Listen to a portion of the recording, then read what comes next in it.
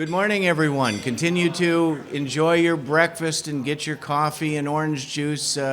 We are ready to begin with our program today.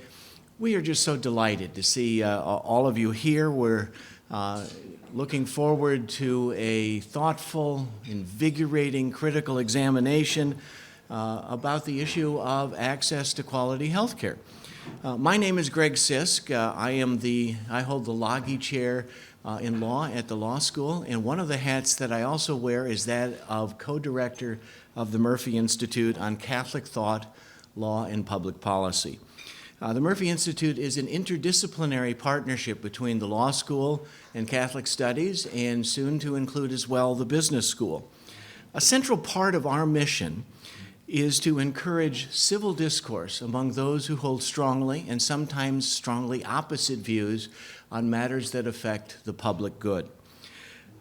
We are fortunate today to also collaborate with the St. Thomas Journal of Law and Public Policy, which shares our mission of raising awareness and providing an expert forum on timely issues of public policy. And today's proceedings will be published in a future issue of the Journal of Law and Public Policy. From the perspective of Catholic tradition, health care has been a central part of our teaching and service from the very beginning.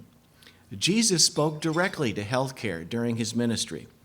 In the familiar story of the Good Samaritan, Jesus emphasized that the true neighbor to the person who had been robbed, beaten, and left for dead alongside the road was not the religious leader or the wealthy man who passed him by. Rather, the neighbor was one of the often despised Samaritans who cared for him and paid from his own pocket to ensure that the injured man was restored to health. When Jesus spoke of the kingdom of God, he said that on the day of judgment, he will describe the righteous who will be admitted to paradise. He will not describe them in terms of their worldly wealth, nor what school they went to, nor their professional achievements. He will not speak of what country they were from or what political views they held. Instead, he will say this: "For I was hungry, and you gave me food. I was thirsty, and you gave me drink. I was a stranger, and you made me welcome. Lacking clothes, and you clothed me. Sick, and you visited me. In prison, and you came to see me." Then the upright will say to him in reply, "Lord, when did we see you hungry and feed you, or thirsty and give you drink?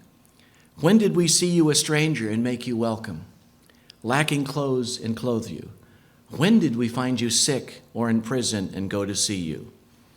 And the king will answer, "In truth I tell you, insofar as you did this to one of these least of these brothers of mine, you did it to me."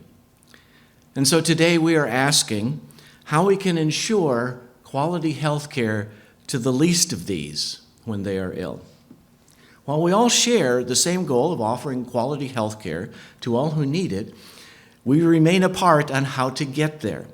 And today we will explore those differences and perhaps find some common ground.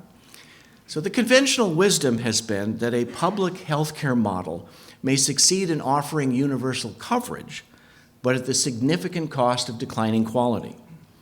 Likewise, a largely private model may achieve remarkable quality and innovation in health care, but leave too many unable to afford it. For today's discussion, that of course is only the starting point. Is the conventional wisdom correct on either count? Are there alternative models that can combine the best of both? Are there ways to think outside the box? Are there aspects of this healthcare problem that most of us have not thought about? And we are fortunate to have so many experts in healthcare and public policy and those who are providing healthcare to address these issues today. And so with that, I want to introduce Olivea Boyer, who is the Symposium editor of the St. Thomas Journal of Law and Public Policy.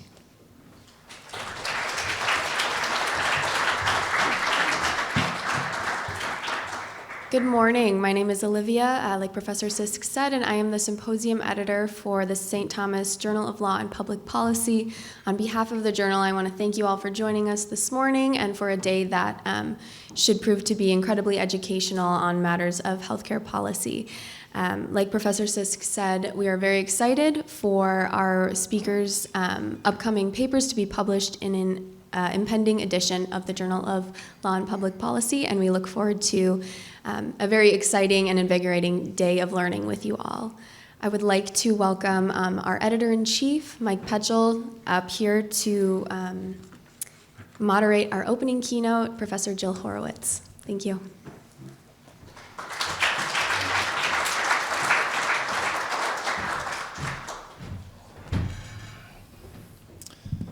Good morning, everybody. As Olivea had indicated, I'm the Journal of Law and Public Policy's Editor-in-Chief. My name is Mike Petschel. And before we begin today, I had the pleasure of picking up some of our speakers at the airport. And one speaker in particular, Professor Silver, mentioned something, but unbeknownst to him, I have a proclivity for rabbit holes. And so it kept me up until 2 a.m. this morning. Doing research, and I'd just like to kind of kick this off by putting the scope of this issue into some real terms. In 2022, the U.S. healthcare industry employed 20.5 million workers. It's the second largest employment sector in our country, comprising 12.5% of our workforce. The healthcare spending in that same year amounted to $4.5 trillion, or 17.3% of our GDP.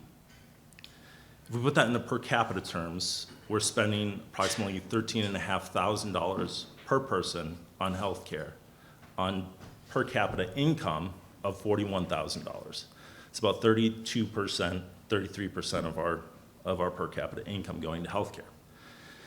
If we compare that on a global scale to other developed countries, taking 38 Organization for Economic Cooperation and Development countries, the average across all OECD countries is 9.2% of GDP, almost half of what we currently spend in terms of our GDP.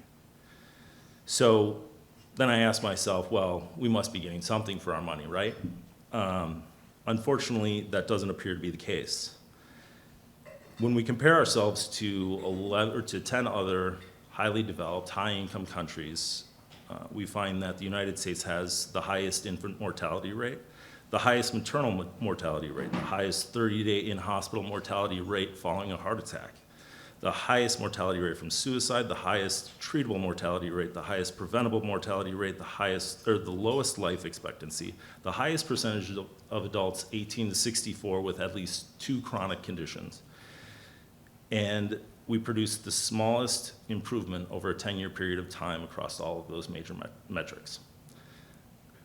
I find it difficult to describe the U.S. healthcare system as anything other than broken, but fortunately today we have 12 people who are going to tell us how to fix it. So no pressure,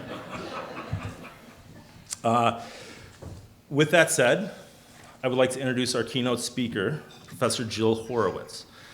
She's the David Sanders Professor in Law and Medicine at UCLA School of Law and Professor at UCLA Luskin School of Public Affairs.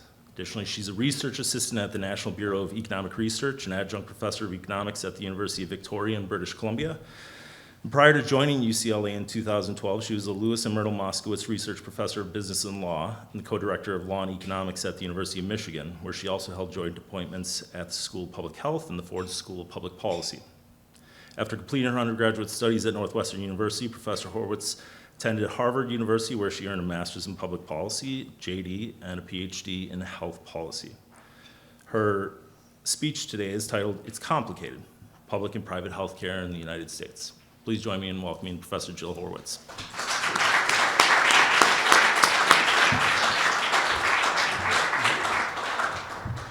Thank you, Professor Sisk, Professor Monsignor Schlag, the Murphy Institute Editor-in-Chief Petschel, and the other student editors on the Journal of Law and Public Policy. It's a pleasure to visit your beautiful campus for the first time and this spectacular site. I was invited to speak on a huge topic, and more like huge topics, plural, universal and quality health care, public and private. I'm going to take the challenge seriously, and I'm going to touch on many of these topics very briefly, and then zero in on a couple of topics under the private heading.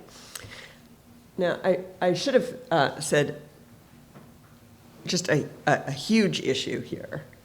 Since this is an ethics center, I'm going to start with what I take Pope Francis's message about universality as to be relatively uncontroversial.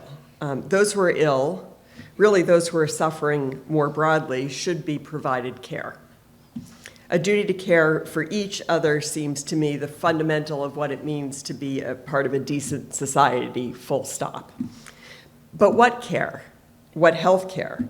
Does this mean all medical care possible? What experts define to be medically necessary, which is often a quite cramped definition?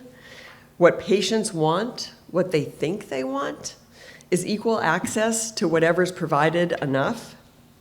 And I wonder if we should even bother aspiring to the WHO's definition. Health is a state of complete physical, mental, and social well-being, and not merely the absence of disease or infirmity. So if any of you out there have ever felt like that for a moment in your lives, I'd like to know what your trick is, because I sure would like a moment of feeling completely well in these regards, and I don't think I ever have. I don't have the secret. I'm going to leave it to the terrific contributors, starting with Professor Blake this morning, to answer some of these questions. U.S. policy wonks tend to think about universality in terms of insurance, not primarily about receipt of care. And we do have pretty close to universality with respect to very, very basic health care. With respect to insurance, we've made a lot of progress. Since the passage of the Affordable Care Act, the United States has seen a historic decline in the number of people who are persistently uninsured. The Trump administration reversed some of that progress, but we're kind of back up to coverage. And yet, spells of uninsurance remain unconscionably high. About 25% of people who were between 18 and 64 are uninsured at some point over a 2-year period. That's 1 in 4 people, and that is not acceptable. I'm going to assume that we want all sick people to have access to what they need and that they have adequate insurance such that the country is left with adequate resources to provide valuable goods like education, and people have enough money individually to live a secure and meaningful life. I recommend reading this new book in which we see some eminent mainstream economists embrace free universal care. I never thought I'd see that day. The rub, they advocate for basic free care and the ability to buy extra. In defense of Liren and Amy's embrace of a system that allows people to buy extra, I'll note that no high-income country bans a private market for extra. They define extra differently. Only Cuba and North Korea are the countries that don't allow any purchase outside of the supplemental system, and I don't think that's company that we want to be in. In fact, 2/3 of Canadians have some form of private insurance, and about 30% of total expenditures are from the private sector, out-of-pocket, employer-based insurance, private insurance, right? So the systems are not the kind of you get everything you want for free anywhere in high-income countries. In any event, universal systems have a lot of the same troubles that we have, right? The easy part is probably getting the universal coverage. The hard part is the details and making it sufficient. Right? Are we a private or public system? Right? In the rest of the world and in the imagination of many Americans, we're a private system. But let's keep some facts in mind. The elated national health spending accounts, which Mike talked about, that were released in 2022, say we spend about $4.5 trillion on healthcare, and depending on how you count, up to about 48% of total healthcare spending comes from the government. That's a very odd private system. So there's an enormous government role no matter what we do, even if we don't transition to a public payer system.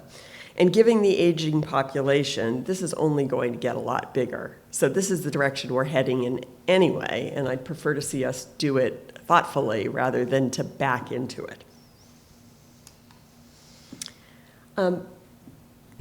That's touching on all the big issues, and I'm going to let the other panels dig deeper into some of these issues.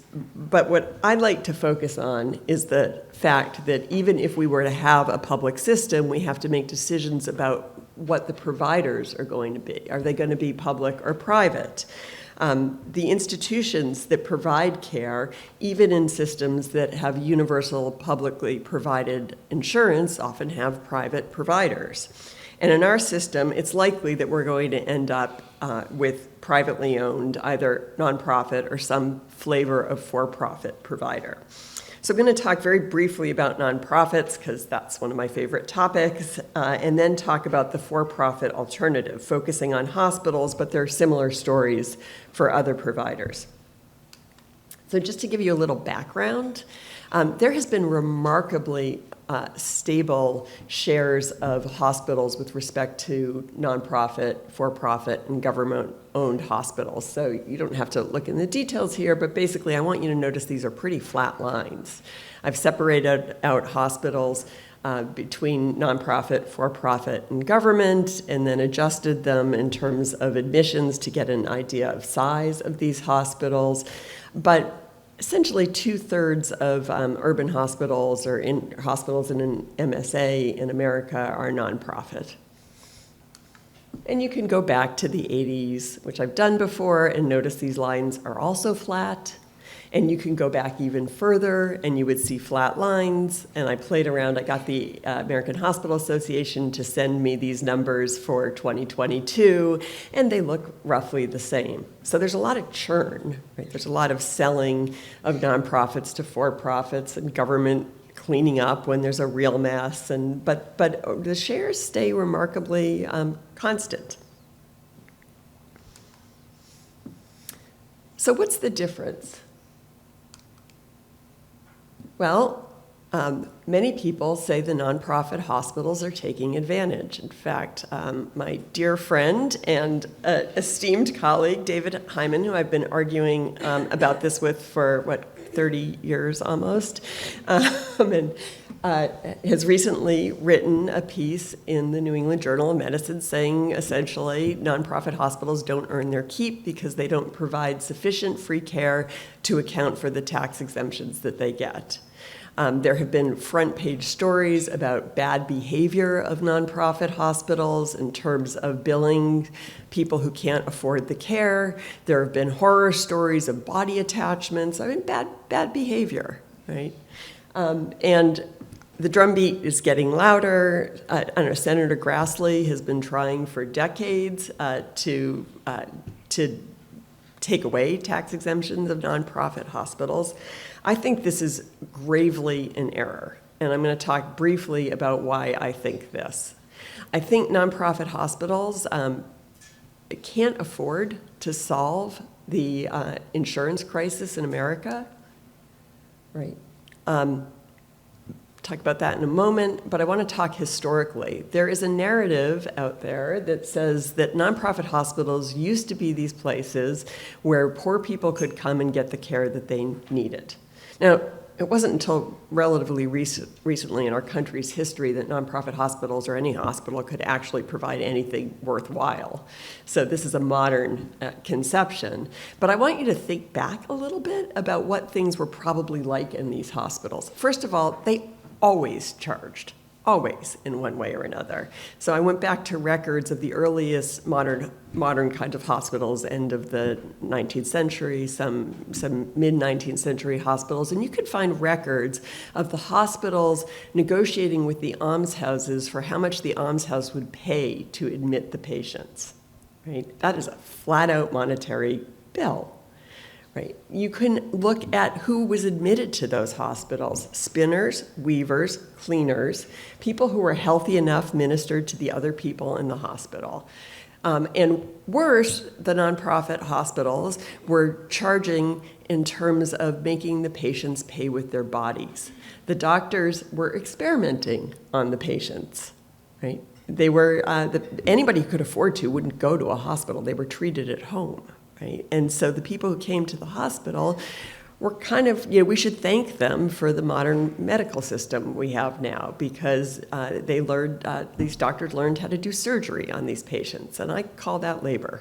In terms of the almshouses, they didn't really turn into nonprofit hospitals, they turned into nursing homes. But an almshouse was also not a place where a poor person could go and live for free and be treated with dignity. Right? They were rented out to local farms for labor. And the people who were in the insane asylum part of the almshouses, actually I found records of one of them charging for the locals to come and look through the windows for entertainment. And finally they shut the whole thing down because it was just too crowded. Right? So the charging has gone on forever. This charging by nonprofit hospitals is not new.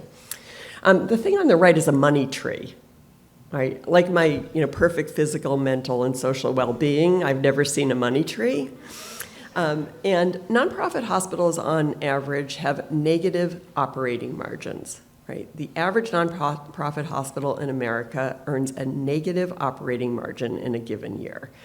I don't understand how these hospitals can possibly provide the free care that is being demanded of them. And if you look at the top, so take the top about 10th decile of profitability of hospitals, the for-profits earn super competitive profits. The nonprofit hospitals earn about 4.5%, and that is a competitive profit rate. Right? That is a competitive industry, 4.5%, and that's pretty shocking given that these hospitals are all oligopolists in some way. All right, so that's my dig at David. That's over. He can get me back. I've written about this recently, and it's been a part of my research for years, and my view on this is that nonprofit hospitals are not insurers, and they're not banks, and they can't solve our country's spending on health care. What they can do is provide services, and in short, what I find is that nonprofit hospitals, compared to comparable for-profits, provide fewer profitable services, more unprofitable services that are disproportionately needed by uninsured and poor people, and they're slower to follow the money than for-profits. And this is roughly true over decades and decades, and for virtually every service that hospitals provide. So I've separated services into relatively profitable, unprofitable, and changing profitability. So I'll give you a couple quick examples, and then I'm going to move on and talk about the for-profits. Okay, so here is a chart of cardiac surgery. So you can look at the cardiac surgery because it's the area that's often called the revenue center of a hospital. These are incredibly profitable services. And these are regression results. These are comparing apples to apples. So if you compare nonprofit hospitals to comparable for-profits, to comparable government-owned hospitals, urban ones in metropolitan statistical areas, so broad definition of urban, what you find is the for-profits are much more likely to even have open heart surgery, a cath lab, to do all kinds of interventions that are very profitable and often over-provided, and by the way, extremely expensive to provide, right? Medicare spends an awful lot of money putting stents in people that don't need them. So I worry just as much about the over-provision of profitable services as I worry about the under-provision of unprofitable services. So this is one part of the story. Psych emergency services, you find the opposite result, right? The government hospitals are most likely to have psych emergency services, inpatient psych services, to have provided HIV treatment during the 1990s during the crisis. The nonprofit hospitals are second most likely. The for-profit hospitals are least likely. Right? And this is a pretty consistent result. In fact, it's gotten stronger in my most recent research. I did this work again and recently published on it. Doesn't quite nail down the story. What you'd really want is to look at services for which profitability changed over time, and I've got a couple examples. I think it's true that, so this is actually a chart from expanding on what I did in my dissertation a long time ago. I will never produce anything this beautiful again. Right? Can you guess when the profitability of home health changed? Right. There is nothing medically indicated to suggest that the for-profits should have gotten that much into the business and that they should have gotten it out of it so quickly. Right. They dumped their home health when it became clear that the post-acute services came under capitated payments in the 90s. Right. I did this for a more recent change. Emergency departments. So you'd think every hospital would have an emergency department. Not true. Even the provision of emergency departments or having an emergency department changed. Right? The for-profits were less likely to have them when having an emergency department was incredibly draining on the costs of the hospital, not only because emergency services were expensive to produce, but because the people who come to the emergency room tend to be people who are sick, underinsured, have multiple comorbidities, and you don't want them in your hospital if you're trying to make money. Right. Over time, hospitals figured out this game, and they were able to get special reimbursements. They were able to do related off-site emergency rooms, and it became pretty profitable recently to operate certain kinds of emergency rooms. And you see the for-profits getting into the business. That's the bottom line there. So I worry about this a whole lot more than I worry about nonprofits becoming insurance companies and solving our national problem. I've said this recently. Partly I was inspired to write this in response to David's article in New England Journal. This appeared in JAMA, and what I explain here is a little bit of this work, but also say we need to be thinking about the alternatives. Right. I'm enough of an economist to understand that you can't have the perfect. You have to think about what's likely to happen if you were to do things like tax nonprofit hospitals. I think a lot of them would say, forget it, right? I'm going to turn myself into a for-profit. And for years, I was worried about seeing more of this kind of stuff, what I just showed you, that they would convert and they would end up looking a lot more like the for-profits. And by the way, it's not just, ownership doesn't just matter for the hospital itself. Ownership has spillover effects that I think might even be bigger. In markets with higher for-profit penetration, so more for-profit admissions, nonprofit hospitals and government hospitals are much more likely to behave like the for-profits. So if you have a market of all nonprofits and government hospitals, they behave more or less like I showed you on the charts. But if there are more for-profits around in those markets, there's more of the for-profit behavior among everybody in the market. That's how competition works, right? And that is a whole lot more expensive, in my view, than the tax exemption. Okay, for-profits. So here's the old story, right? Hospitals used to, there used to be for-profits. Some of them were privately owned. Some of them were publicly owned. They had shareholders. Their goals were to bring in profits. I mean, we don't see them maximizing profits, right? They're not, selling ordinary widgets. They are maximizing profits. They would not behave like I showed you. They would try to get rid of all the unprofitable services. They, of course, they don't do that. I mean, people aren't complete monsters, right? And they're not allowed to. We have regulation that prevents them for doing some of this. We see something new going on now, though. In the past 15 years, we've seen a real ramp up in private equity and for-profits. So I think what I've shown you is going to get a whole lot worse in terms of service provision. And I have a few examples of this.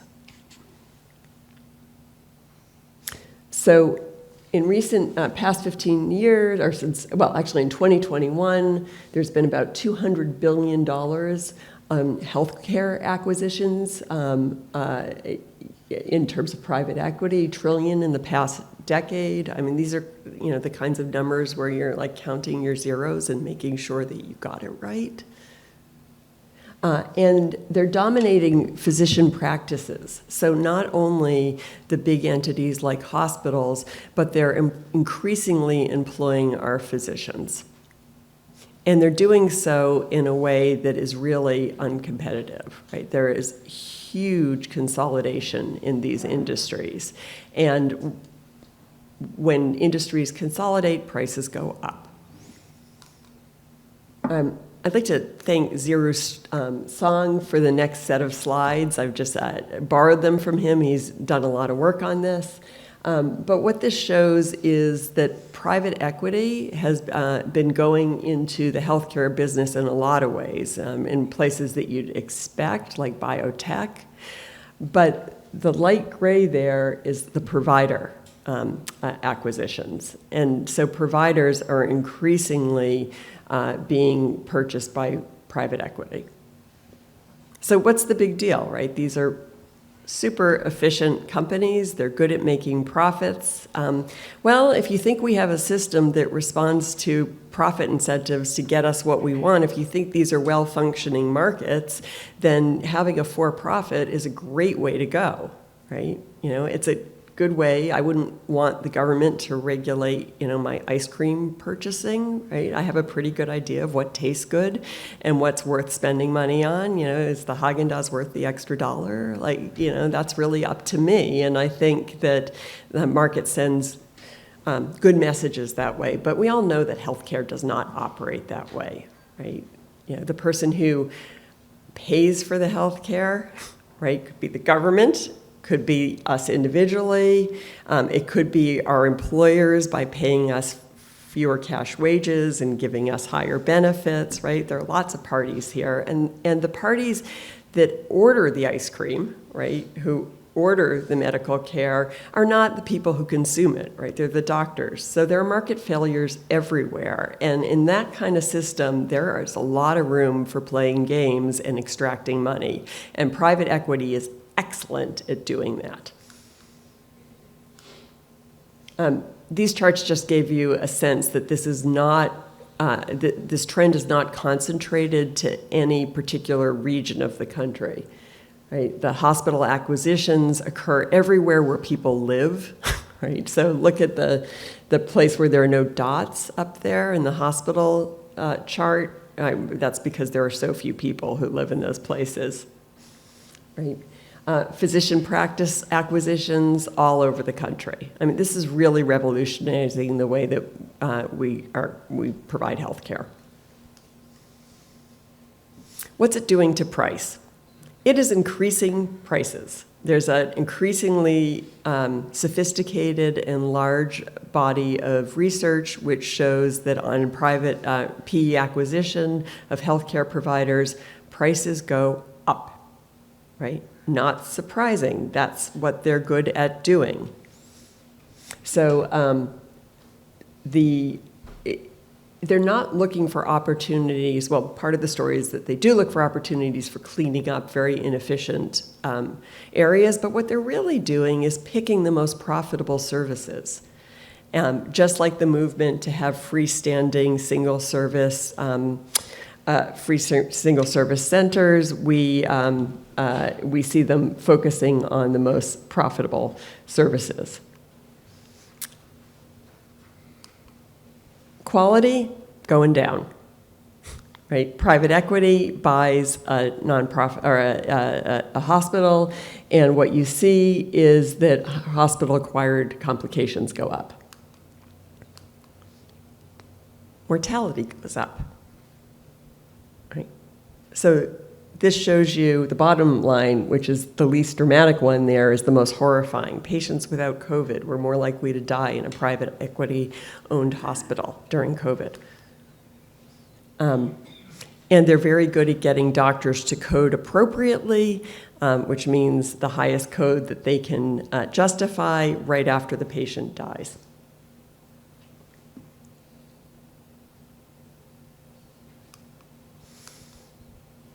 Where do the profits go?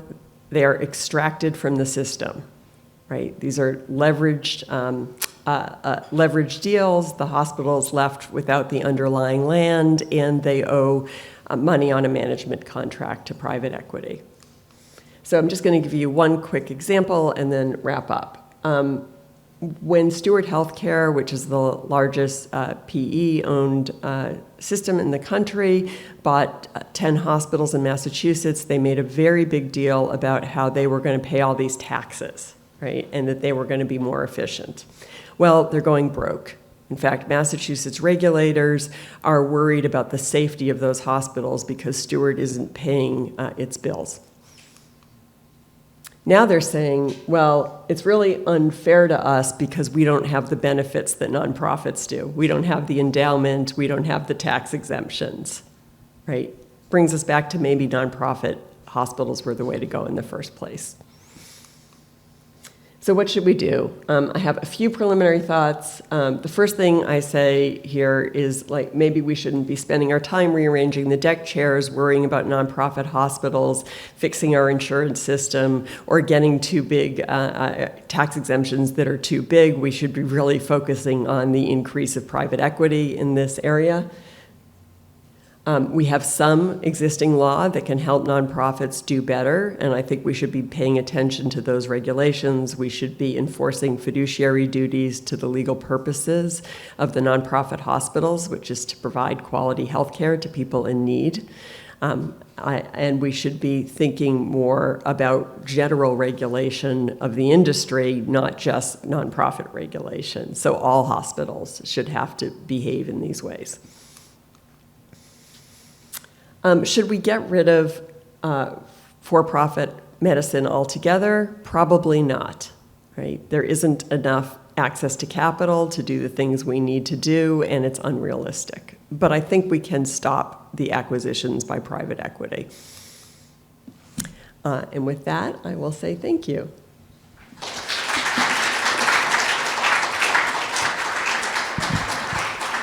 We'd like to open up to any questions that anybody may have. Professor Sisk?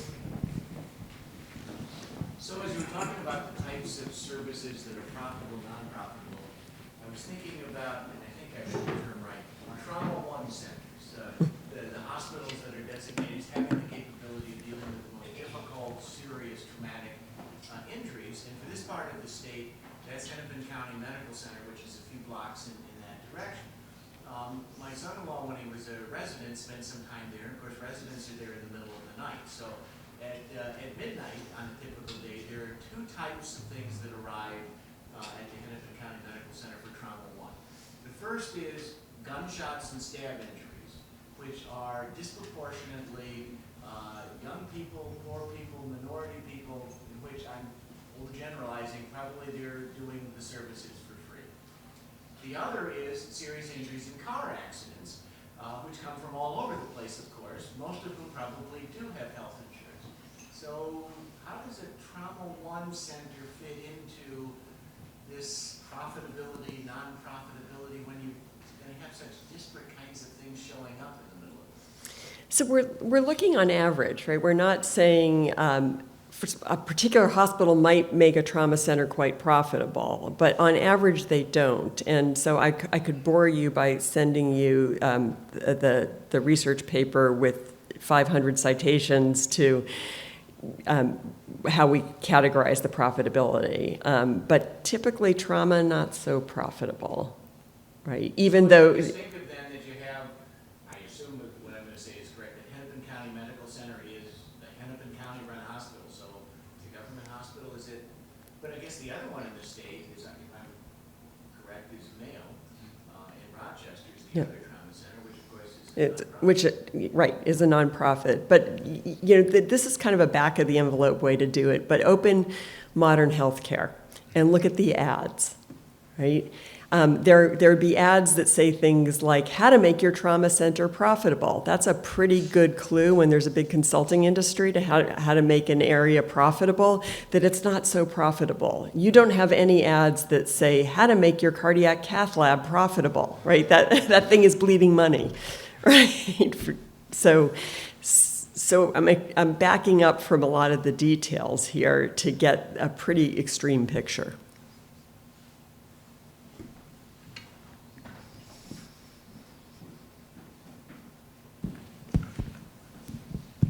Well, thank you so much, Jill, for this beautiful presentation. An effect we're seeing in Europe these days is that what I would call the hard work, the supply effective care is taken over by public providers, and the other side is taken over by private or for-profit providers. There's the famous example also in Germany, that Germany and Austria, well, they probably have many similarities, but the cath lab frequency in Germany is twice as high as in Austria. And you don't have a good medical example except for the case that, or except for the fact that cath interventions were incentivized in Germany big time. So the worry is about cherry picking. So how could you get a handle on for-profit organizations that are kind of cherry-picking interventions for profit? What can you do? Who should be called for? The regulator, the legislator?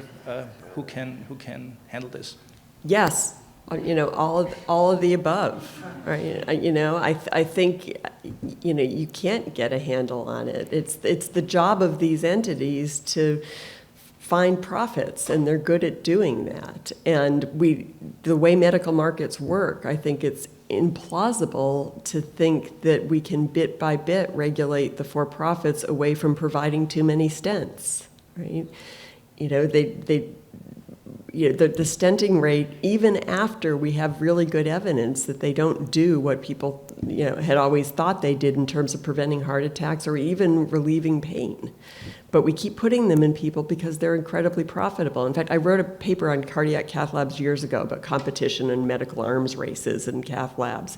And when the doctor stepped out, I talked to the techs, and the techs in the room kind of whispered to me and said, the thoracic surgeons aren't getting those patients anymore. There's competition in the hospital between the invasive cardiologists and the thoracic surgeons. And what a lot of those people needed was open heart surgery. They needed bypass surgery, but they were getting stents instead, right? And so I don't see, other than putting institutions that give you the right incentives in place, and frankly finding people who are not interested in maximizing profits for their own sake. And that's an ethical question. And I leave that to the center to tell me how you do that.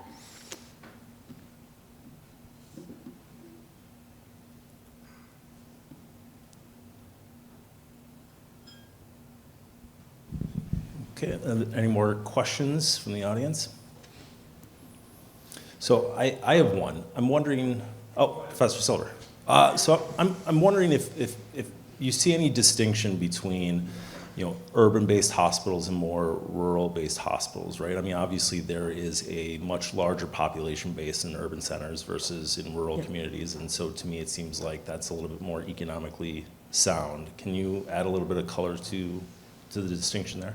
Yeah, so I've done all this work in rural settings as well, and you find exactly the same patterns. What's different in the rural setting is the more rural you go, first, the fewer for-profits there are. The for-profit hospitals tend to be urban or close to urban areas.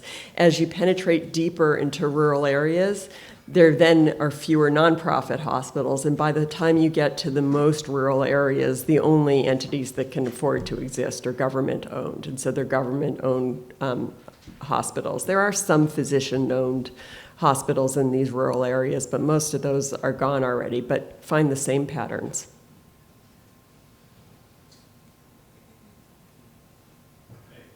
I'm going to ask a question even though I don't want you to stay up all night the way Michael is thinking about it. Does your skepticism about the profit motive extend to businesses operating outside the healthcare sector? And if not, why not?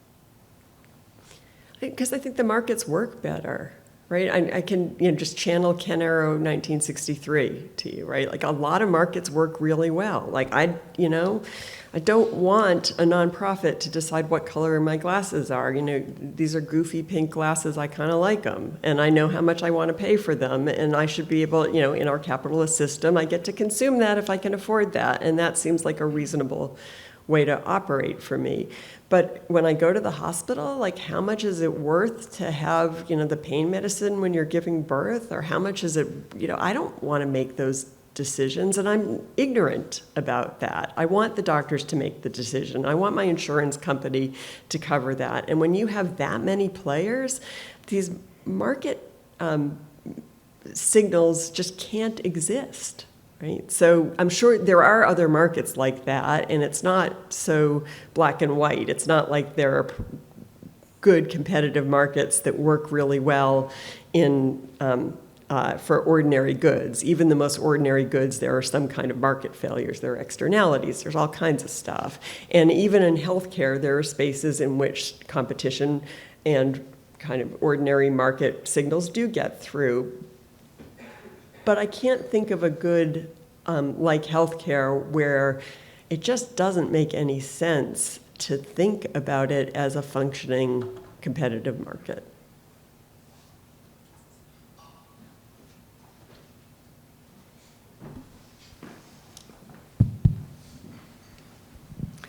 Hi, thank you so much, Jill. So I grew up in Austria, and I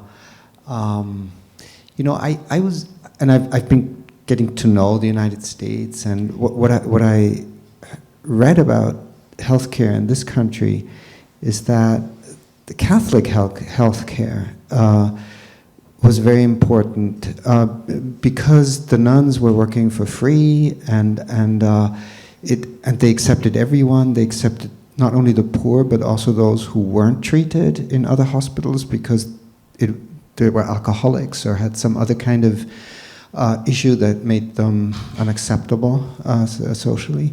So I wonder, isn't a part of the malaise that system has collapsed or seems to have collapsed? So the Catholic healthcare systems are a really interesting example and do have a different history. A lot of that has changed, but I wouldn't have gotten the results that I got if the Catholic hospitals really behaved all that differently from the nonprofit hospitals. The nonprofit status mattered enough. But I will tell you anecdotally that I think things really have changed in the Catholic hospital systems, in part because those nuns were so good at what they did. So here's a little anecdote. I spent a summer when I was getting my master's working on Wall Street doing financing for healthcare and higher ed, and I never saw those investment bankers get to work so much and prepare so well as when we were going to see a nun. I don't know if it's because they, like, the managing director had gone to Catholic school and he was scared, or what it was, but there was no pulling the wool over the nuns' eyes. And I met several times when I lived in Michigan with a nun who ran a system, and she was just very sad that that generation was not being replaced, because they really did a terrific job. But did they accept everybody? No, not in the modern era. They couldn't. You have to stay at no margin, no mission.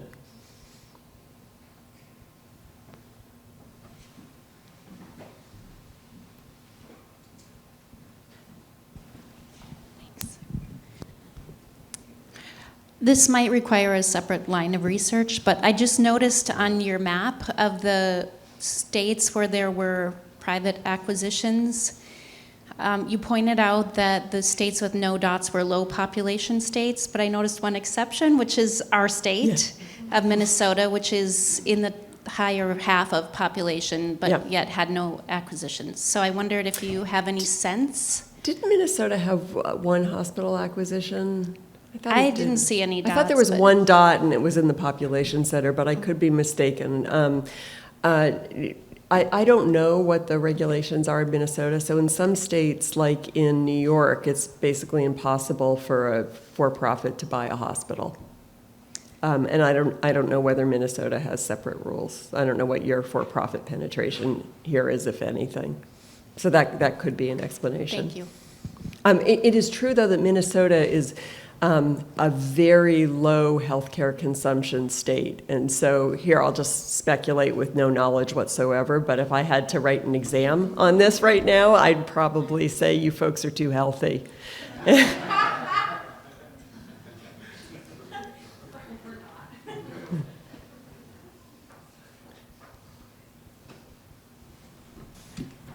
Okay, well, if that's it for questions, thank you, Professor Horwitz.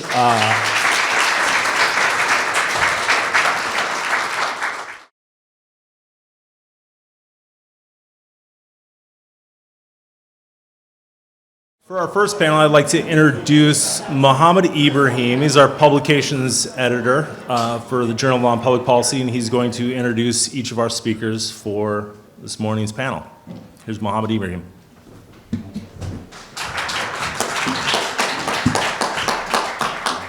Good morning, everybody, and thank you so much for spending your day with us today. So our first panel is about universal access to healthcare in America. And our first speaker is the Associate Dean Valarie Blake from West Virginia College of Law. And the topic is on universal healthcare from a disability perspective. Now, a little bit about Professor Blake. Before joining West Virginia College of Law faculty in fall of 2015, she was a visiting professor at Duquesne School of Law, and prior to that, she served as an ethics senior research associate at the American Medical Association. And that's where she engaged in research and policymaking efforts related to the AMA's Code of Ethics. She also worked at the Cleveland Clinic as the Advanced Bioethics Fellow, providing bedside ethics consultation, research teaching, and service in the areas of law, ethics, and professionalism. Professor Blake's scholarly research is on the intersections between healthcare, delivery, and ethics. She is particularly interested in how increasing state and federal regulation of healthcare, financing, and delivery will impact chronic disease, health insurance, and professionalism in medicine. Please help me welcome Professor Blake.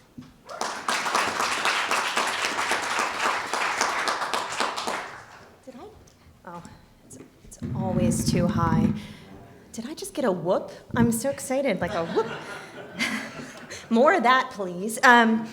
It's lovely to be here. I'm so thankful for the invitation, particularly a thanks to Professors Berg and Professor Sisk and Michelle and all who have organized today's event, and to our wonderful students who have helped and will be doing more work going forward with the symposium. I was so excited when I heard about this topic. I think when you're a health law professor, it's easy to get caught in the kind of daily grind of all of the technical crises in our fields. And it's not often that we sort of get to step back and be a little bit aspirational, maybe. And so today, I'm going to try to be a little bit aspirational when I talk about and think about this topic, which I have a slide for, and we'll see what happens. Here we go. Okay. Okay, so I'm going to be thinking about universal healthcare from the lens of a particular stakeholder, and that's people with disabilities. And as we think about that, I want to recognize something about that class of people. So there's one legal definition for what disability is. You can find it in the Americans with Disabilities Act and the Rehabilitation Act 504. But it's not really a monolithic group in terms of the experience of this class of people.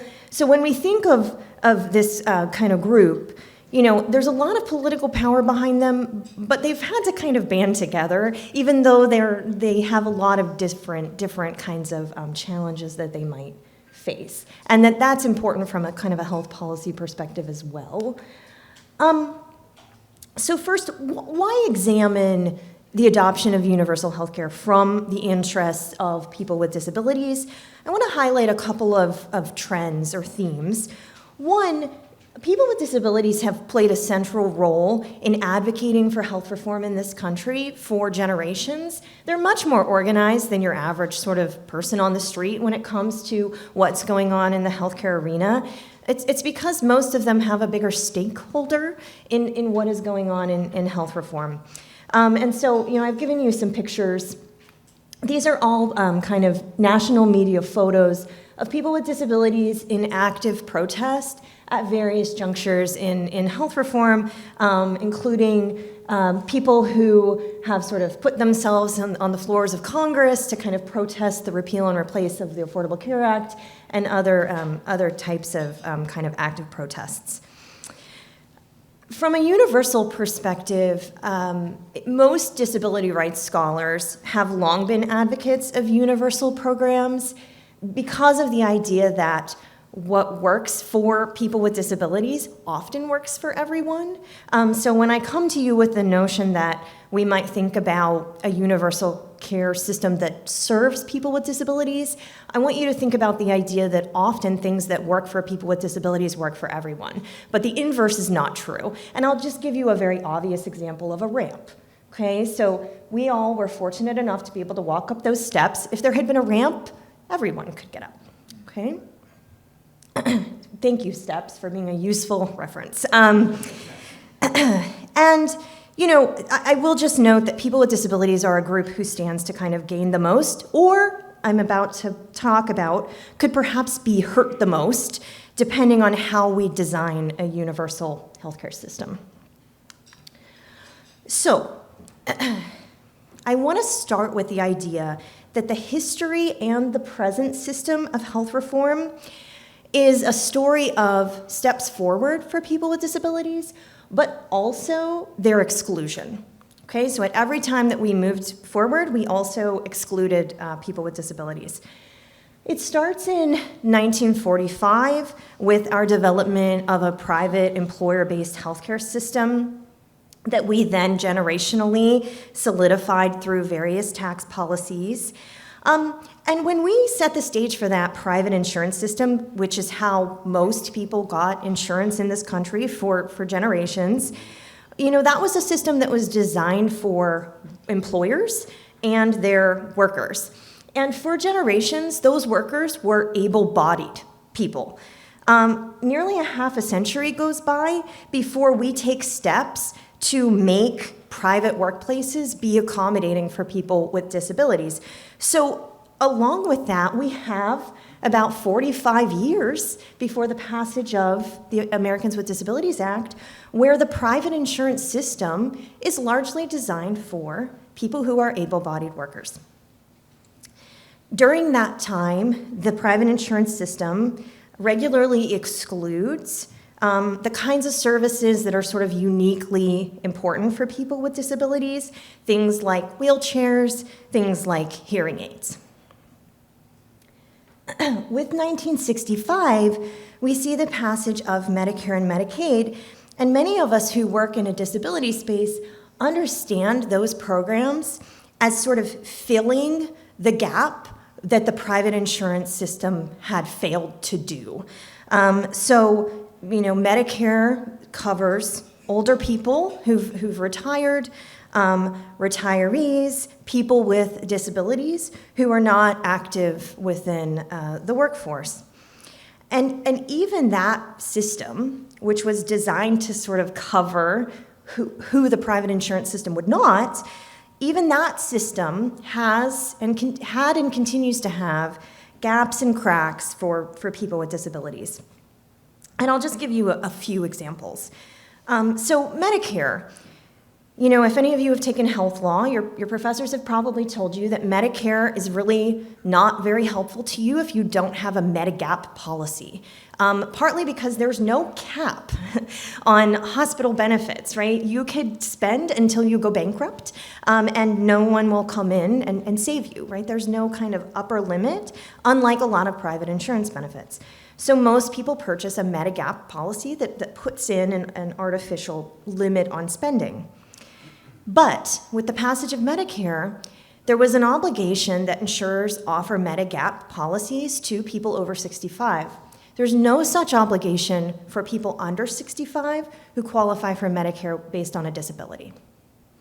And there are still states today where there are no insurers offering those Medigap policies and no law requiring that they do so.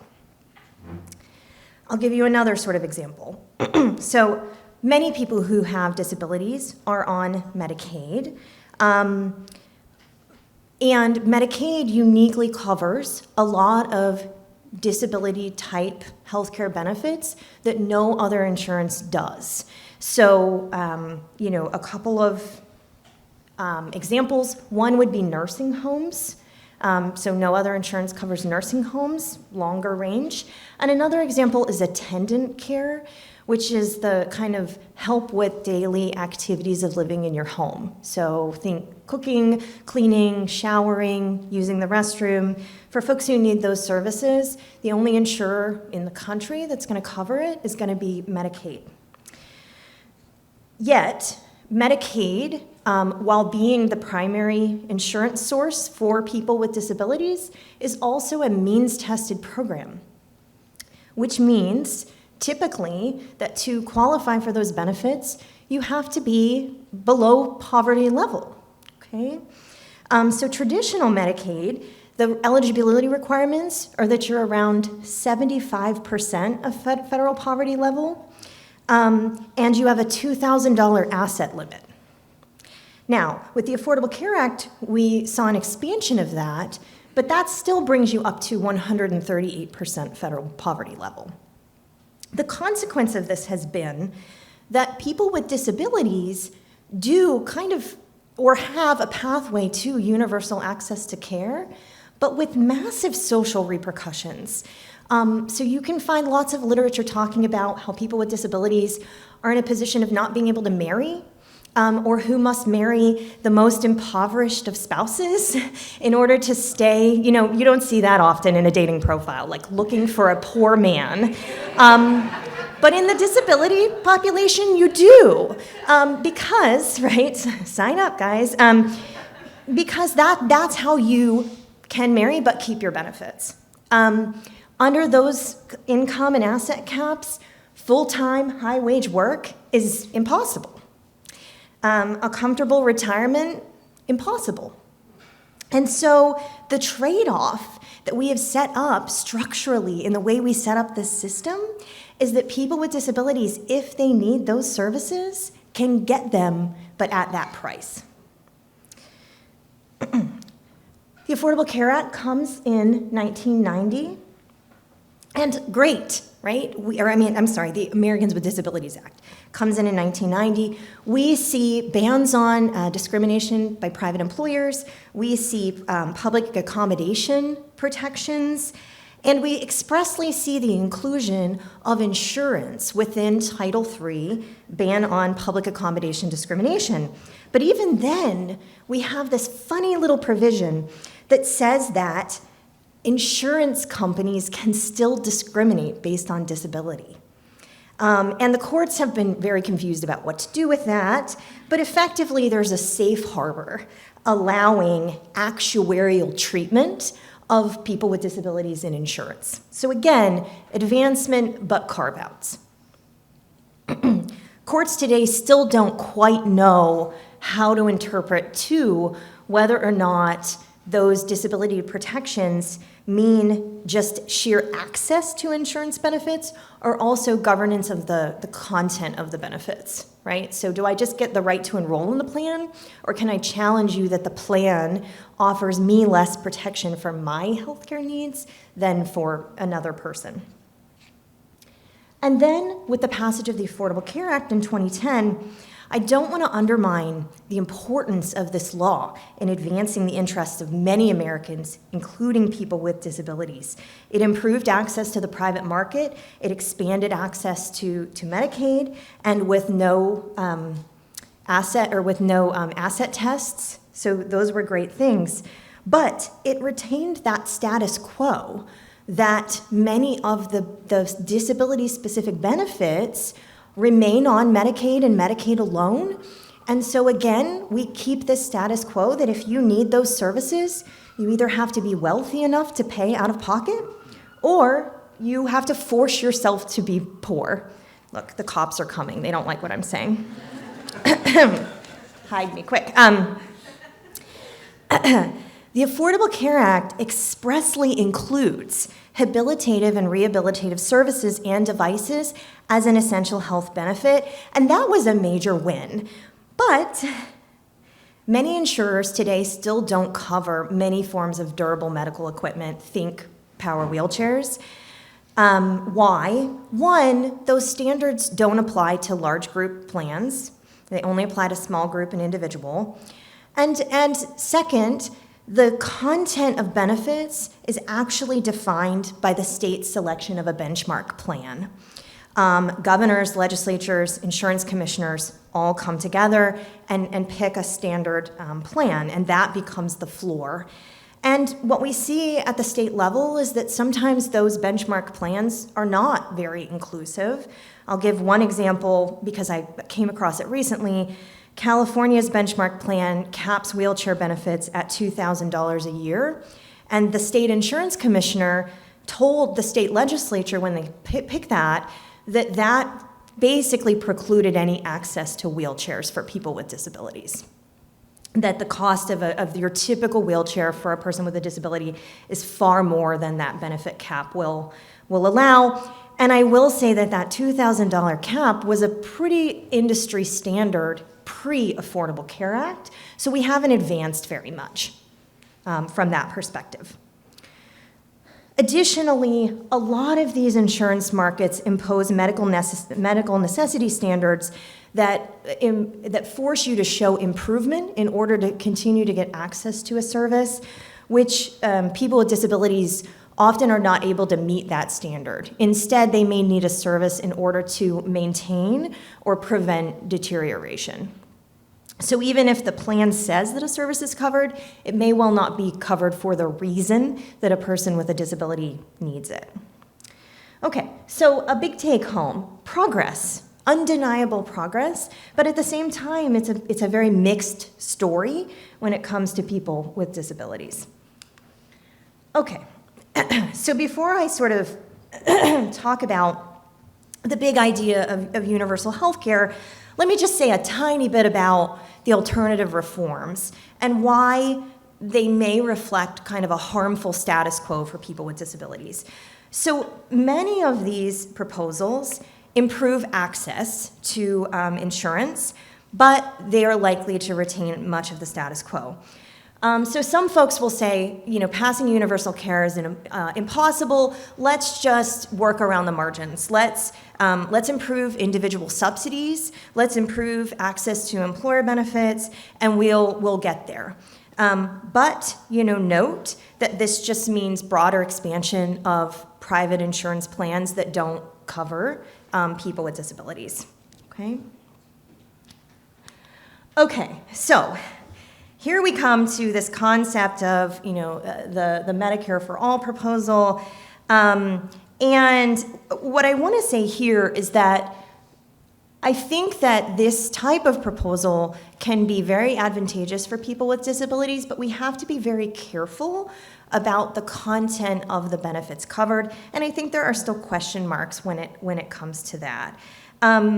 Okay, so I'm going to talk a little bit about the current Medicare for All proposals, the bills that are in Congress, and I'm going to put a plug out that Bernie Sanders' plan actually was not as good. The person who did a lot of the work to make the current bill so inclusive for people with disabilities was actually Pramila Jayapal. So let's just move her to the front of the photo. She worked with a lot of disability rights groups and came up with something that's pretty darn inclusive.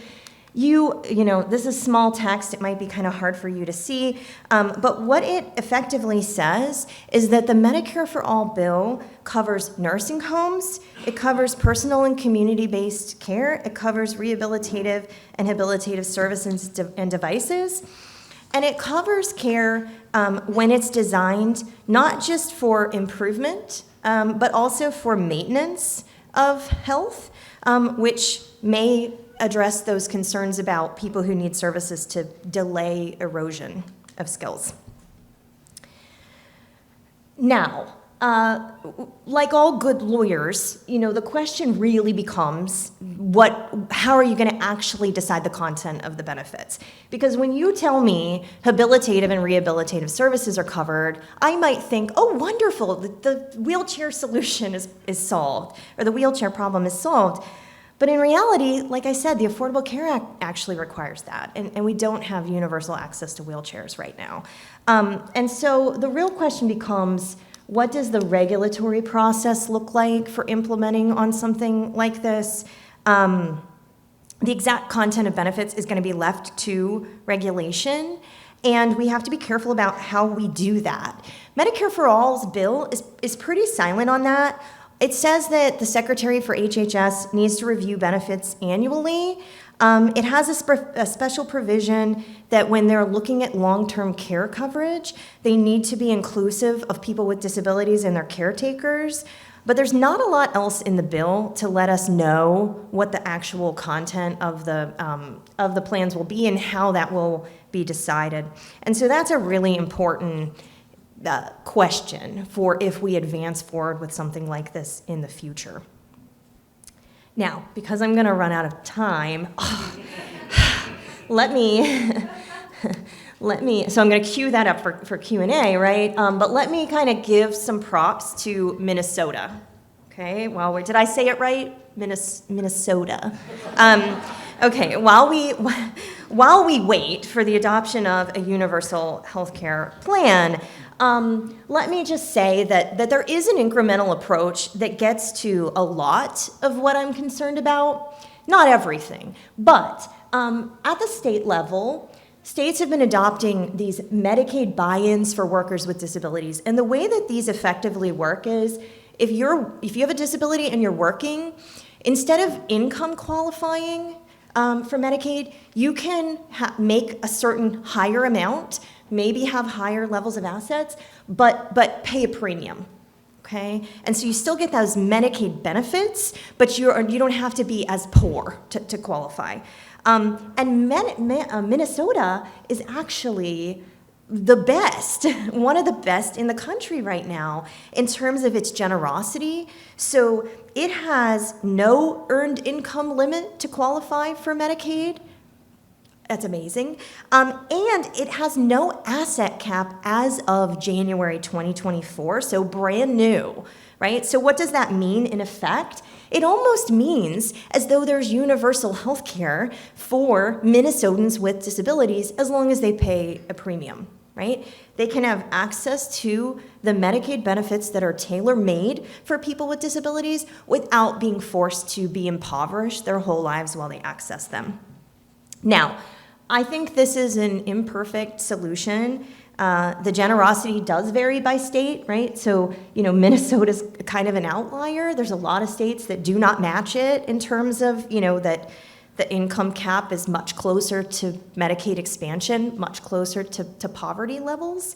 And so, we will have to see whether Minnesota can kind of lead and bring other states forward with that level of generosity. Okay, and that's it for me. Thank you.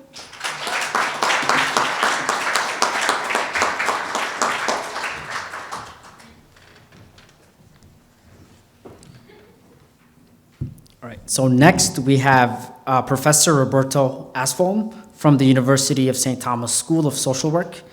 Professor Aspholm is an assistant professor of social work in the Morrison Family College of Health at the University of St. Thomas, where he teaches courses in social work policy and social welfare history. Professor Aspholm's research explores how societal structures and institutions create inequities and disaffection in vulnerable populations, giving rise to social problems like street gangs and gun violence. He is the author of the book Views from the Streets: The Transformation of Gangs and Violence on Chicago's South Side, which was published by the Columbia University Press in 2020, and his work has appeared in other scholarly and popular outlets such as Social Service Review and Jacobin Magazine. Please help me welcome Professor Aspholm, who will give a talk on the case for a single-payer healthcare.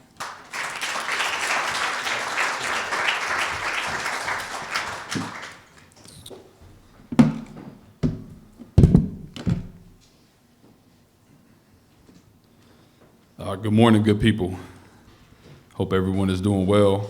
Valarie set me up nicely here, saying she was going to be somewhat aspirational in her talks. I think I'll be very aspirational in my talks, in my remarks this morning. But also I hope, clear-eyed in an assessment of the challenges that we're confronted with and what we may need to do to move things forward. I'd like to thank Professor Sisk, Michelle Rash, the Murphy Institute, and the students from the St. Thomas Journal of Law and Public Policy for convening this important symposium on one of the most pressing challenges confronting our nation. And I'm honored to represent St. Thomas, the College of Health, and the School of Social Work here today, although the ideas and arguments expressed in my remarks are obviously mine alone. The case for a single-payer system of public health insurance as a necessary pathway to achieving universal quality health care in the United States is, from my vantage point, utterly convincing. Today, more than 1 in 12 Americans, nearly 28 million people, lacks any form of health insurance. One way of thinking about this is that 28 million Americans cannot afford private health insurance. Another way of thinking about it is that private health insurance companies have no interest in serving this massive insuranceless population. Indeed, without public health insurance programs like Medicare for those aged 65 and older, and Medicaid for those in poverty, as many as 130 million more Americans would lack health insurance. Without the healthcare exchanges established by the Affordable Care Act, the number of uninsured would increase by up to an additional 11.6 million. And finally, because the federal government subsidizes private health insurance plans offered through employers by exempting insurance premiums from taxation, it's unclear how many of our nation's employers would be able to maintain those plans, which cover an additional 160 million Americans, without our government's direct assistance. In short, the provision of health insurance for those who are fortunate enough to have some form of coverage is only possible through immense state intervention in the form of both direct public health insurance provision as well as generous public subsidies of private health insurance. Indeed, the exclusion of employer contributions for medical insurance premiums and medical care, that is, the public subsidy for employer-based health insurance, constitutes the single largest expenditure in the entire federal tax code. In fiscal year 2024 alone, this amounts to $224.5 billion. The U.S. government is actively propping up our fragmented, largely privatized for-profit health insurance system. Because of its design, moreover, our healthcare system is by far the most expensive in the entire world.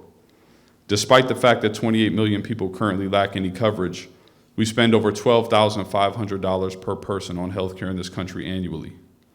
This figure is 50% greater than in Switzerland, the country with the next highest per capita healthcare expenditures at just over $8,000. Canada, for its part, spends half of what the United States does on healthcare per capita, and the United Kingdom spends even less than that. All these countries have substantially better health outcomes on nearly every metric than we do in the US, as Mike's earlier comments alluded to. In short, we pay dramatically more for healthcare in this country for dramatically worse health outcomes. It's clear that the considerable resources and power of our public institutions could be much more effectively deployed through the creation of a different kind of health insurance system. The system designed with the greatest capacity to create universal coverage, improve care, and potentially reduce costs is a single-payer insurance system. Crucially, such a system would not only provide insurance for the 28 million Americans who currently lack coverage, it would also provide a vast range of benefits for those currently enrolled in public and private insurance plans. One benefit is that the coverage under a single-payer system will be more comprehensive than most current healthcare plans. All proposals for single-payer health insurance in the US, including the Medicare for All bills that have been introduced in Congress, include coverage for things like dental, vision, and hearing. And some proposals also include coverage for long-term services and supports, as Valarie addressed in her remarks. These essential services are excluded from many insurance plans today.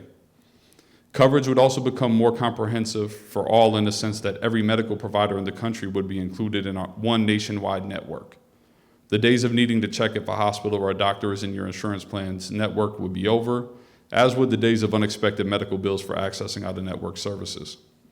Thus, although single-payer health insurance is often framed as a lack of choice by its critics, since every American would be covered under the same healthcare plan, in this much more important regard, people's choices in healthcare services would actually be dramatically expanded. Access and choice would also be expanded in other ways. Even when insurance plans today cover a particular service, medical care of all kinds remains out of reach for millions of people due to prohibitive out-of-pocket costs. Indeed, nearly 1 in 4 insured working-age Americans is underinsured, meaning that their out-of-pocket health care costs exceed an acceptable proportion of their household income. In addition, nearly half of insured working-age adults have delayed or abstained from medical care due to costs, and more than 2 in 5 report problems paying medical bills or are in the process of paying off existing medical debt. In a national study, nearly 60% of those who experienced bankruptcies reported that medical expenses contributed to their bankruptcy, representing hundreds of thousands of cases annually. As has often been pointed out, the US is the only wealthy nation in the world that experiences such medical bankruptcies. In short, access to medical care would be improved for the vast majority of Americans in a single-payer system by making services free at the point of delivery. Access to vital prescription medications would also be improved under a single-payer system. Under our current system, insurance companies lack the leverage to effectively negotiate prices for prescription drugs with pharmaceutical companies, and Medicare, whose sizable market share of insured Americans would provide far greater leverage in doing so, is banned from negotiating drug prices by federal law. The result is that prescription drug prices are nearly 3 times as high in the United States as they are in other wealthy countries. The high costs of medication undermine adherence to prescription regimens, with 9.2 million adults reporting not taking medications as prescribed due to costs within the past year, including skipping doses, taking smaller doses, or delaying purchase of medications. The universal coverage provided by a single-payer system also extends throughout the entire life course, and beneficiaries would not lose coverage at any time or for any reason. In our current system, 1 in 4 non-seniors lose their health coverage temporarily or permanently over the course of a 2-year period, as our previous speaker alluded to. Half of these people lack health insurance 6 months after losing their coverage, and 1 in 5 lack health insurance 2 years later. Reasons for loss of coverage include routine life events, such as changes in income or employment, divorce, or aging out of a parent's private insurance plan, or the public children's health insurance program. A single-payer system would eliminate this dimension of insurance churn entirely. It would also eliminate another form of insurance churn whereby people's employer-based coverage changes from 1 year to the next. The need to research and decide on a new insurance plan would no longer exist, nor would the possibility of losing coverage for your current doctor or favorite medical provider due to an employer's decision to change insurance. Related to this last point, a single-payer healthcare system would eliminate the time and energy that people exert not only in deciding on insurance plans, whenever some such options exist, and selecting providers from ever-changing coverage networks. It would also eliminate the often considerable time and energy that are usurped by the need to scrutinize, negotiate, and pay medical bills.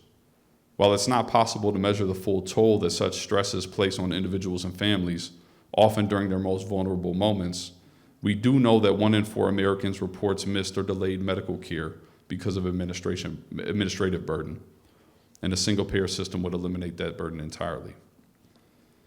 It's worth noting that the transition from our current fragmented public-private system of health insurance to a public single-payer system would not change how health care is delivered. It would only change how that care is paid for and who has access to it. Thus, the common narrative that a single-payer system of health insurance will compromise the quality of health care should be rejected as a false dichotomy. In effect, we're told that we can either have universal access or quality health care. Yet there are many reasons to believe that single-payer health insurance would improve the quality of health care in this country, not diminish it. For one, transitioning to a single-payer system would dramatically reduce the administrative costs associated with our fragmented Byzantine insurance system. These savings would come in the form of both eliminating administrative costs imposed by maintaining vast insurance company bureaucracies, to say nothing of the shareholders, as well as the administrative costs to medical providers in navigating those bureaucracies. These costs amount to hundreds of billions of dollars annually. Indeed, the United States spends nearly 5 times as much on per capita healthcare administration as Canada, with medical providers themselves spending twice as much time. This administrative burden also extends to medical personnel, as physicians in the U.S. spend twice as much time performing administrative tasks as they do in direct clinical face time with patients. Under a single-payer system, a considerable portion of the resources and time currently devoted to the administrative requirements of our insurance system could instead be directed toward the provision of actual medical care. Another way that a single-payer system could improve healthcare is by investing in long-term prevention and wellness. Under our current for-profit health insurance system, insurance companies are disincentivized from providing such care, since the benefits derived from those investments are likely to only manifest after an individual has left their current insurance plan and company. The promotion of long-term health and well-being, in other words, often conflicts with the short-term profit motive that functions as the guiding principle of private insurance companies. Conversely, under a single-payer system, investments that promote long-term wellness could be made without the need to consider how such investments might contradict the maximization of shareholder profits. As in other countries with single-payer systems, the leverage that comes with the federal government being the sole purchaser of health care in the country could also be used to lower prescription drug costs, increasing access to vital medications. A single-payer system might also be set up to pay a lesser or greater proportion of those negotiated costs, further decreasing the cost of prescription drugs for individuals at the time of purchase. Given the myriad benefits of a single-payer health insurance system described to this point, it's worth asking why we don't already have such a system in place here in the U.S. In answering this question, we must recognize that our health insurance system exists in its current form, not because it's the most rational, most humane, most health-promoting, or most efficient system imaginable. Indeed, it is none of these things. We have arrived where we are today based on the organization and exercise of social, economic, and political power by competing interests within our society. The recognition that our current system has been shaped by the pursuit of competing interests can help disabuse us of the reflexive presumption that there's something fundamentally sensible or sound about the system as constituted. Like any actually existing structural or institutional order, the prevailing system exerts a deeply ideological influence on our collective thinking and public discourse on healthcare that generally serves to legitimize existing arrangements as more or less natural and to cast alternatives as partisan or political. I'll provide an example. A few years ago, I read and reviewed the book Deaths of Despair and the Future of Capitalism for the popular magazine Current Affairs. Authored by a pair of award-winning Princeton University economists, Deaths of Despair quickly became a bestseller and has been cited over 1,700 times in the scholarly literature since its publication in 2020. The book's authors set out to explain the stunning decline in life expectancy among middle-aged working-class whites over the last quarter century. And they place our nation's healthcare system in the middle of their analysis. Though a critical reading of the book reveals that the healthcare system is clearly miscast as the leading villain in the story, I nonetheless looked forward to what I assumed would be the author's inevitable call for single-payer health insurance, or perhaps even a system of nationalized healthcare. After all, the authors go so far as to declare at one point that free market competition does not and cannot deliver socially acceptable healthcare. As I wrote in my review, however, the authors argue that America should follow other rich countries in providing universal insurance and in controlling healthcare costs. Yet they fail to debate the merits of nationalized healthcare or a single-payer system, the two options most capable of accomplishing these goals. Instead, they mention these possibilities in passing for the sole purpose of summarily dismissing them.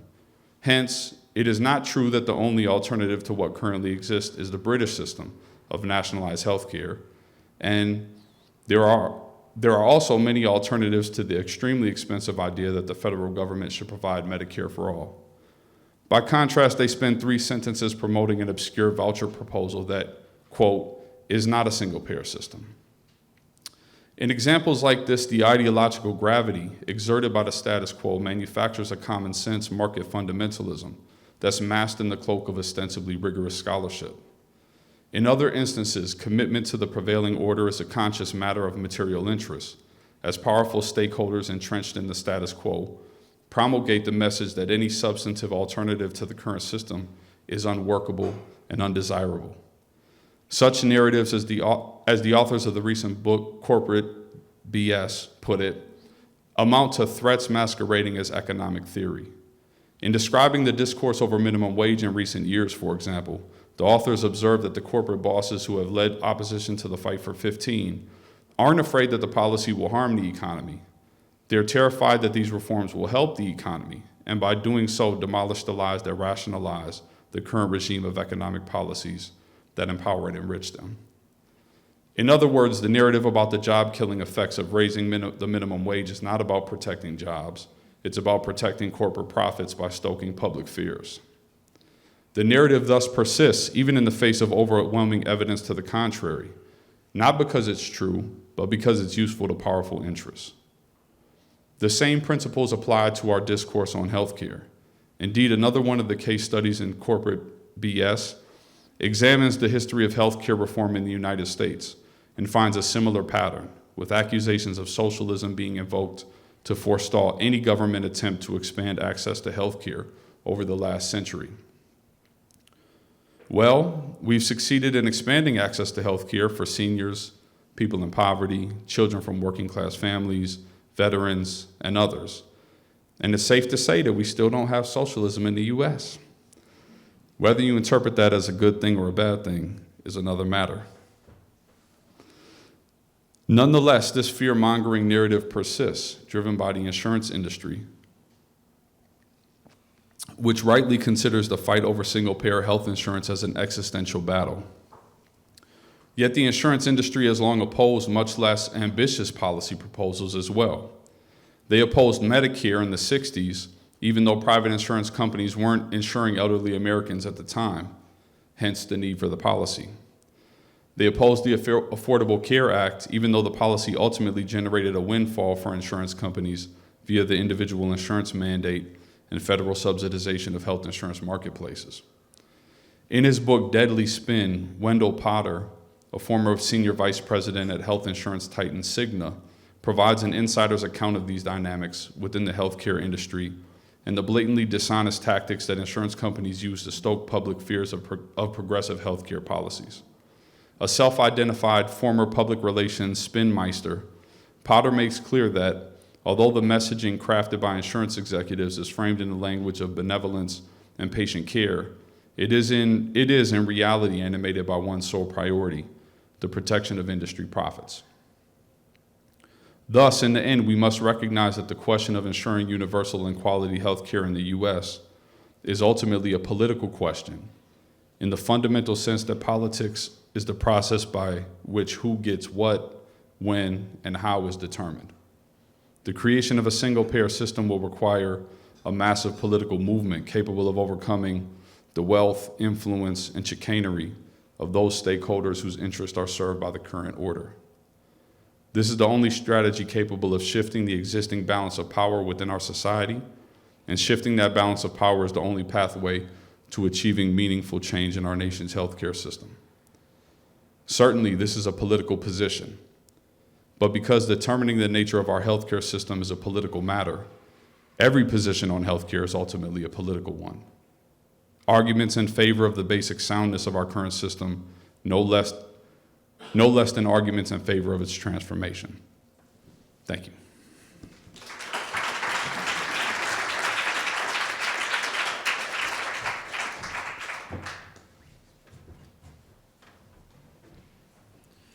Before we transition to Q&A, I'd like to introduce Professor Gabriel Scheffler from the University of Miami School of Law. Professor Scheffler works primarily in the areas of healthcare law and policy, administrative law, and regulatory policy. Prior to joining Miami Law faculty, he was a regulation fellow at the Penn Program on the Regulation at the University of Pennsylvania, as well as the research fellow with the Solomon Center of Health Law and Policy at Yale Law School. Previously, he served as the staff economist at the White House Council of Economic Advisors, where he worked on healthcare and labor market policy. He received his JD from Yale Law School, and giving a talk today on what is the goal of healthcare reform, please help me welcome Professor Gabriel Scheffler.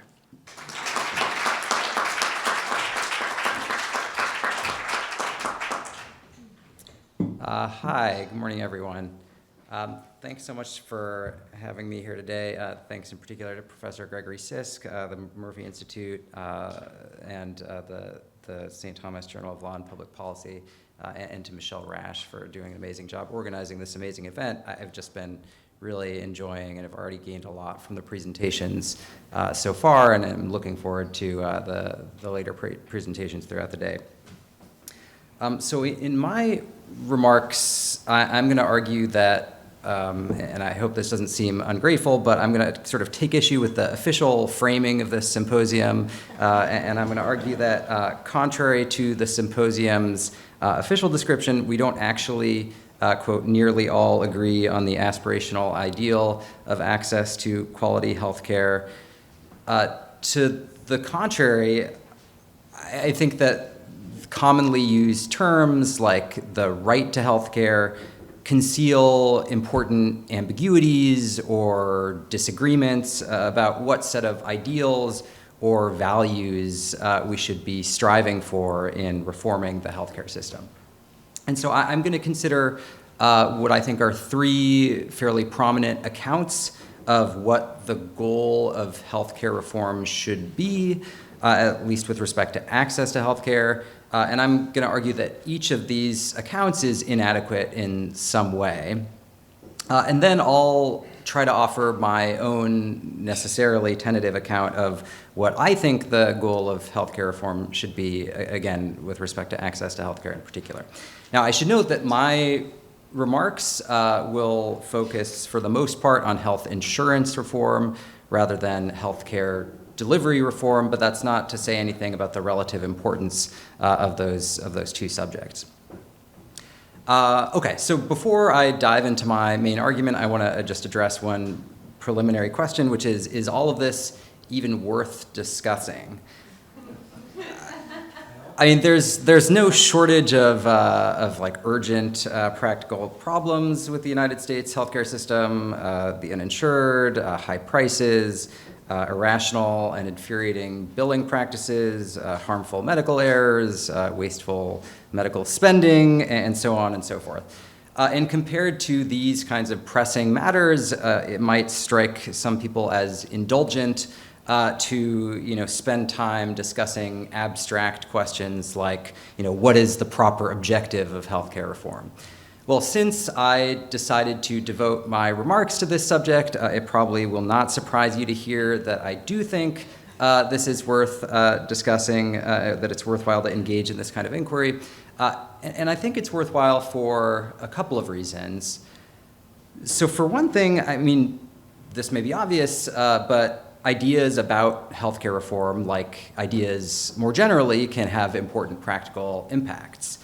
For instance, economists' ideas about how market forces should apply to healthcare contributed to, among other things, the rise of cost sharing, things like deductibles and copays, and influenced a number of aspects of the Patient Protection and Affordable Care Act. Second, in a country where we devote nearly a fifth of our GDP to healthcare spending, I think it's worthwhile just to interrogate the ends to which these resources should be directed, to try to ask the question, what fundamentally should we be doing all of this for? So with those prefatory remarks out of the way, the main claim that I hope to convince you of today is that we don't actually all agree on a single aspirational ideal of access to care when it comes to healthcare reform. Now, this seems clearly to be the case if polling data is to be credited. So according to a January 2023 survey from Gallup, a majority, 57% in the poll, of Americans agree with the statement that is, quote, the responsibility of the federal government to make sure that all Americans have health care coverage. However, a significant minority of Americans, 40% in the survey, responded that that was not the federal government's responsibility. And while I, only assume that these latter respondents would likely express more nuanced views if one were to interview them individually, these rough data indicate that a sizable number of Americans, albeit a minority, view it as acceptable that some Americans lack health insurance coverage. And given the obvious link between insurance coverage and access to care, this polling result also suggests, I think, that a decent fraction of Americans view it as acceptable that some Americans lack access to adequate care. So that is, I think, one clear way in which we do not all agree on a single aspirational ideal of access to care when it comes to healthcare reform. But I think there's also another more nuanced way in which we disagree. That is, even among people who support governmental interventions to expand access to healthcare, a view that tends to be more common on the political left, there's also disagreement about what the appropriate goal of healthcare reform should be. So I'm going to focus primarily on this latter form of disagreement, and will describe and critique three different prominent accounts of the goal of healthcare reform. So first, one commonly cited goal of healthcare reform is that of universal coverage. So basically meaning that there will be no more people in the United States who lack health insurance coverage. So for instance, Harold Pollack, who's a professor at the University of Chicago, wrote a really great piece in Democracy Journal a few years ago, arguing that universal coverage is, quote, the core principle at stake, end quote, in healthcare reform. Pollack writes, quote, a wealthy and humane democracy must provide decent health coverage to everyone, coverage that actually works to prevent and treat serious illness, injury, and disability. And by contrast, he characterizes the debate between proponents of a single payer system and proponents of more kind of incremental reform to the healthcare system as a, quote, fight among friends and allies about how to best to pursue shared goals and values, end quote. Now, I think Pollack is surely right in one sense. I mean, as a descriptive matter, universal coverage has long been the lodestar of Democratic politicians and advocates and policymakers engaged in healthcare reform. That said, I think it's mistaken to describe universal coverage as the core principle at stake. For one thing, this may be nitpicky, but I think universal coverage is not intrinsically necessary to achieve healthcare advocates' objectives. It is instead a contingent practical necessity based on the current structure of our healthcare system.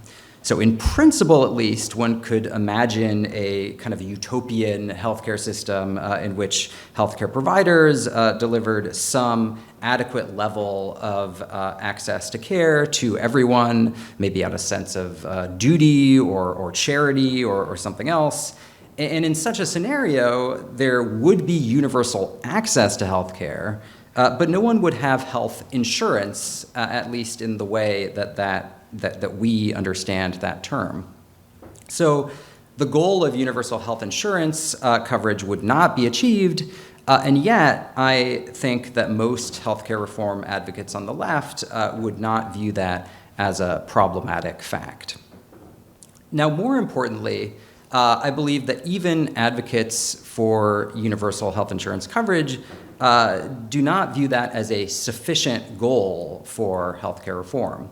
So according to the most recent data that I was able to find from the National Health Interview Survey, the national uninsured rate in the second quarter of 2023 was 7.2%, or around 23.7 million people. Now, that number has likely gone up over the past year as more people have been disenrolled from Medicaid due to the expiration of the pandemic-era continuous coverage requirement. But even if Congress were to suddenly and miraculously pass a new law extending insurance coverage to the remaining 23.7 million uninsured individuals, plus any people who become newly uninsured since the second quarter of 2023, I don't think that many liberal healthcare advocates would simply be, fully satisfied and declare victory. That is, I think because there are other important barriers to accessing healthcare besides a lack of health insurance coverage. So for instance, even people who have health insurance may fail to get the healthcare that they need due to things like copays or deductibles or coinsurance, or the inadequate supply of or unequally distributed supply of healthcare providers. So it seems to me that the universal coverage is not actually the core principle at stake in healthcare reform. It is rather a necessary but not sufficient contingent practical objective on the way to achieving some other larger goal. Okay. A second much discussed goal of healthcare reform is to create a single payer system, or what has been referred to in recent years as Medicare for all. Now, there are various different arguments that have been offered in favor of and against single payer systems. Some focus on economic costs and economic benefits. Some focus on political feasibility. But as I've argued in previous work, I think there's also a distinct normative value underlying Medicare for all. In brief, I think that those who support Medicare for all do so at least in part because, on the grounds that it would ensure more equal access to health care than a private system. And yet, while this may be true to some extent, I think it's a mistake to fixate too much on the public or private nature of the healthcare financing system. So for one thing, just as a pragmatic matter, I think it's just too late to turn back the clock and have a purely public health insurance system. Again, just to focus on the financing side, not the delivery side, 153 million Americans today receive private health insurance through their employer. And although this insurance is far from perfect, history suggests that people are generally quite opposed to efforts to take away their existing health insurance coverage and replace it with something else. Moreover, it's worth pointing out that even our so-called public health insurance programs have private elements. So just take Medicare, the public program from which Medicare for All takes its name. Well, today, Medicare Advantage comprises over 50% of Medicare enrollment, meaning that the majority of Medicare enrollees are actually enrolled in private plans. And even the Department for Veterans Affairs, which most closely approaches the UK's system of socialized medicine, where the government employs it not just provides the insurance coverage, but it also employs the providers. Even the VA operates the Veterans Choice Program, which pays for services from private providers when travel or wait times are deemed excessive. So as Sherry Gleed and Jean Lambrew have written, quote, "The U.S. is not alone in this respect. Many other wealthy nations incorporate both public and private insurance to varying extents and in various configurations within their healthcare systems." Now, more fundamentally, I think being operated by the government is neither a sufficient condition for a healthcare financing system to be egalitarian, nor is it a necessary one. So public programs can have deeply inegalitarian elements, and the government can force private companies to behave in more egalitarian ways. So, for instance, traditional Medicare, which is Medicare Parts A and B, imposes significant cost-sharing obligations, and as Professor Blake pointed out, does not cap out-of-pocket spending, so potentially leaving beneficiaries on the hook for thousands of dollars of costs if they don't have some form of private supplemental coverage. Meanwhile, the private plans that are offered on the Affordable Care Act exchanges must meet a number of requirements imposed by federal law designed to make these plans more comprehensive, and the federal government offers cost-sharing reductions and subsidies to make them more affordable to low-income people in particular. So again, private plans can be regulated in egalitarian ways, public plans can be structured in inegalitarian ways. So in sum, while I think there is a distinct normative case for Medicare for All based on several features of that plan that would ensure more equal access to healthcare, I don't think that it's either necessary or sufficient for our system of health insurance to be a public one in order for it to be egalitarian. So just setting aside economic and political considerations, I don't think that a single-payer system should be the goal either.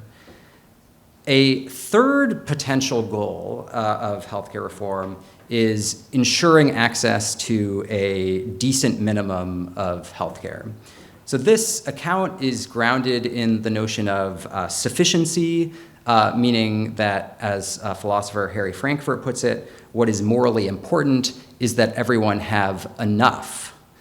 As applied to healthcare, the idea is that people should have access to some fixed set of healthcare benefits, but that inequality in access to care is not per se objectionable. Now, over the years, a number of philosophers or even economists and policymakers have endorsed some variant of this view. For instance, in a recent book titled We've Got You Covered, which Professor Horwitz alluded to, the economists Liran Einav and Amy Finkelstein come down strongly in favor of this account. They argue that there exists in the United States an implicit social contract to provide access to essential health care regardless of resources, and they advocate that the goal of health insurance reform should be, quote, adequacy, not equality. And they also caution more egalitarian-minded healthcare reform proponents, and here they seem to be speaking directly to the Medicare for All proponents, that their efforts are misguided. But Einav and Finkelstein's account does not strike me as adequate or complete either. And this is because I think they're mistaken in discounting equality as an appropriate goal of healthcare reform. So with my remaining time, I'll just make the very tentative case that the proper aim for healthcare reform, at least, again, when it comes to access to healthcare, is what is sometimes referred to as relational equality. Now, let me just say what this is not. Importantly, I'm not arguing that everyone should receive exactly the same amount of healthcare services, nor am I arguing that everyone should, the government should provide all the healthcare that anyone would conceivably want, nor do I mean that the aim should be that everyone have equal health outcomes. Instead, relational equality, which is sometimes referred to as democratic equality, represents the ideal that people should relate to each other as equals. This ideal concerns not primarily material distribution from the state to its citizens, but rather human relations. Positively, it asserts that people have equal moral worth, as philosopher Elizabeth Anderson puts it. Negatively, it opposes status hierarchies, such as those based on gender or race or class. And advocates of relational equality tend to place a special emphasis on the value of equal democratic citizenship and on equal participation in the political and social spheres. Now, of course, this ideal can't be achieved solely through healthcare reform. For one thing, it implicates other important social goods like education and housing and political equality. But my claim is that healthcare reform should strive to be consistent with the ideal of relational equality, and that this ideal isn't satisfied simply by providing a basic level of access to healthcare. Now, to just try to make this a little bit more concrete, since I know this all sounds very abstract, just consider Medicaid, which Einav and Finkelstein confirm is similar to the kind of basic coverage that they have in mind for everyone. Well, today, Medicaid is the nation's largest public health insurance program. As of September 2023, it covered over 81 million Americans. And for many, Medicaid coverage can be essential and enormously beneficial. There's just a mountain of empirical research linking Medicaid coverage to improved access to healthcare, increased financial security, and even better health outcomes and improved mortality. And at the same time, however, Medicaid enrollees who are disproportionately low income and people of color are regularly subjected to special indignities. Because Medicaid reimbursement rates are lower than those of Medicare or private insurance, Medicaid enrollees sometimes have access to lower quality facilities or must wait longer to see healthcare providers. Because Medicaid is administered jointly by the federal government and the states, its benefit and eligibility rules vary dramatically from one state to the next. And because of Medicaid's history as a means-tested program, initially meant for the deserving poor, enrollees may be subject to burdensome paperwork requirements. And interviews with Medicaid enrollees suggest that these forms of disparate treatment adversely affect not only their health, but also their self-esteem. So to quote one Medicaid beneficiary interviewed by political scientist Jamila Michener in her book Fragmented Democracy, for her, quote, Medicaid meant the scary downtown clinic where only the most indigent beneficiaries ventured. It meant being treated in ridiculous ways by healthcare practitioners who surely would not do the same to white people from nicer neighborhoods. And another Medicaid beneficiary enrolled by Michener put it as follows: they treat us like we're stupid animals. I feel like I'm nothing because when you're in Medicaid, they do whatever. Now, I know I'm out of time, but I'll just make the point. I say this not just to pick on Medicaid, which, as I've said, provides essential and really important benefits, but rather to make the point that even for people who have access to a basic level of health care, inequalities in access, driven in this case by differences in health insurance coverage, can reinforce status hierarchies and undermine the value of relational equality. And other scholars, including Professor Valarie Blake, have done important work exploring the effects of inequality in access to healthcare on self-respect, on social hierarchies, and stigma. And given these effects, I think the proper goal of healthcare reform should be not to ensure access to a basic level of care, but rather to place people on a more equal footing with one another. And that includes, but is not limited to, ensuring adequate access to a decent minimum. So apologies for going over, but I'll end there. I look forward to the rest of the remarks today.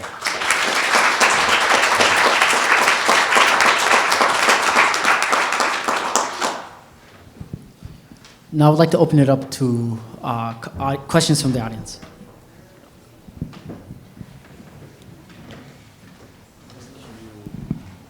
Thank you. My question is very much tied into how our last speaker ended, and it is the inequities within the system based off of race, specifically as it relates to black and brown people. Earlier today, we heard Mike illustrate a bunch of statistics on how our system has failed, right? And as pertaining to those statistics, right? Those statistics are even worse when you look at the demographic makeup of those statistics, specifically Black and brown people, right? From giving birth and the mortality rate related to that to life expectancy, right? I guess I want to just open up with an open-ended question in terms of like, how is the systems or the proposals you are providing today going to, I guess, impact or change those inequities that we have seen? I guess I want to really touch on, I would say, the delivery, like health delivery reform. Thank you.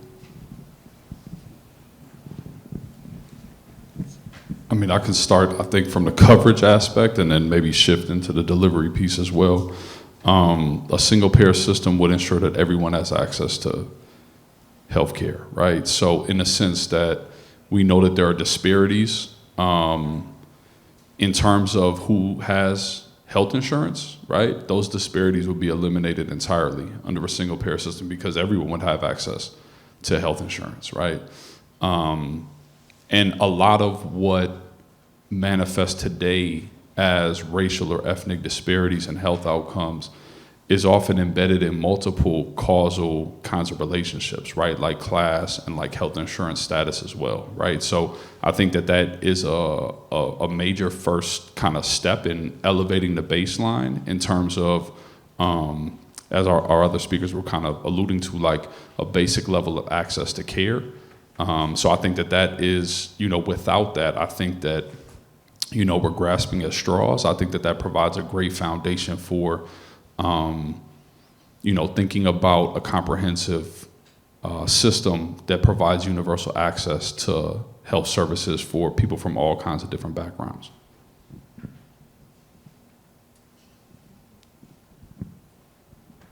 I mean, that's a great question. I think you can take something of what I said in my presentation and apply it to different populations. And so from the perspective of racial minorities, the current system also fails that population, does now and has historically. People of color have been locked out of the employer-sponsored benefits. They tend to not have access to those benefits. They are disproportionately insured by Medicaid. And one of the things that I think we health scholars say too much is we say, well, people are disproportionately covered. People who are on Medicaid are disproportionately Black, disproportionately poor, disproportionately people with disabilities, without acknowledging that the system sort of structurally creates some of that. So, why are people on Medicaid poor? Well, Medicaid requires you to be poor to be on it, right? Why are people with disabilities disproportionately on Medicaid? Well, that's the only system that covers a lot of the services that people with disabilities have. And so, this is not to pick on Medicaid because, again, it is a critical system. It is a lifeline for so many people. But we have created a system of different tracks. And as long as we have those different tracks and they have different meaning, then these inequities will continue. I just wanted to maybe inject a slight note of optimism or a more kind of, because I feel like we've understandably spent a long time sort of discussing the problems with the healthcare system, but I just will say that there are recent reforms that have helped to address or at least improve both economic disparities and racial disparities in access to care, including the Affordable Care Act and in particular the Medicaid expansion. And there are more recent kind of changes or tweaks to that framework, including the temporarily increased subsidies on the ACA exchanges, as well as a provision designed to let people stay on Medicaid after they've given birth for up to 12 months. And so all of those provisions are, small, they range from big incremental changes to much, smaller incremental changes, but they all are ones that are designed to get at this problem, though there's obviously, lots more that needs to be done. The vast majority of people in this room have JDs or are well on their way to obtaining a JD, and we certainly like to flatter ourselves about how rigorous law school is and that we've survived law school. Well, folks, we got nothing on medical school and the rigors of medical school, which of course are then followed by years of being a resident at low pay, long hours in the least enjoyable part of the practice. And yet we are facing a problem today of numbers of physicians, numbers of nurses. Providing universal health care will not solve a problem if there are no healthcare providers or limited healthcare providers to supply that. And here's where I get to a question, which I think is relevant to this afternoon's panels as well. There are those who say that the fear of future government interventions and moving towards more government-run programs create disincentives for people to take on the rigors of going to medical school and becoming a physician. So how would you see incentives, disincentives playing a role in ensuring we have enough healthcare providers?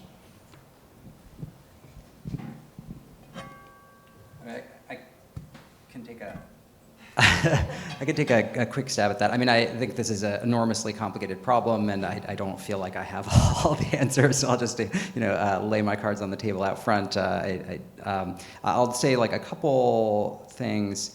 One is that, as like a number of people have made this argument, that it's not clear whether the problem is just an inadequate supply of healthcare providers or a kind of unequally distributed supply of providers or a sort of maldistributed supply of providers in terms of specialties. I mean, people have been kind of decrying for a long time the lack of primary care doctors in particular and the kind of oversupply of certain specialists. And one obvious response to that, if we really care about that, is to just pay primary care doctors more to increase their payment and to try to incentivize people to go into primary care more. I mean, there are other things we could do, like allowing nurse practitioners to practice, to the full extent of their competency. So I think there are a number of things. In terms of like the fear of government regulation in particular being a deterrent to going into medicine, this is purely anecdotal. My wife's a physician, and I have a lot of friends who are physicians. I haven't heard that to be the case, but I do think there's a kind of growing frustration with like the administrative burdens of being a healthcare provider, in particular practicing primary care. There's just like a ton of, you spend a lot of time doing paperwork. And I know there's something that Professor Alison Hoffman is writing about, and I don't have like a great answer to that. I mean, I think it is a big problem, but I don't know what the right solution is there. I think just in addition to echoing some of Gabriel's comments, I think that one possibility and one thing that we need to consider in thinking about this issue is how might the public subsidize medical school, right, for folks, especially for folks that are going into under kind of areas of medicine that we really need more people in, right, like general practice. So I think under a single payer system, for example, right, that can be written into the policy, right? And that's part of some of the proposals for Medicare for All, for example, is to how do we ensure that we have adequate, medical personnel to meet the need, especially in the sense that there will be, potentially 25, 30 some odd million additional Americans with kind of access to routine medical care if we have a single payer universal system. So I think that that's something that folks are taking seriously as well. And I think that that's kind of, as Valarie was alluding to earlier, right? Like the devil's going to be in the details of, what we include as the different dimensions of any kind of policy reform.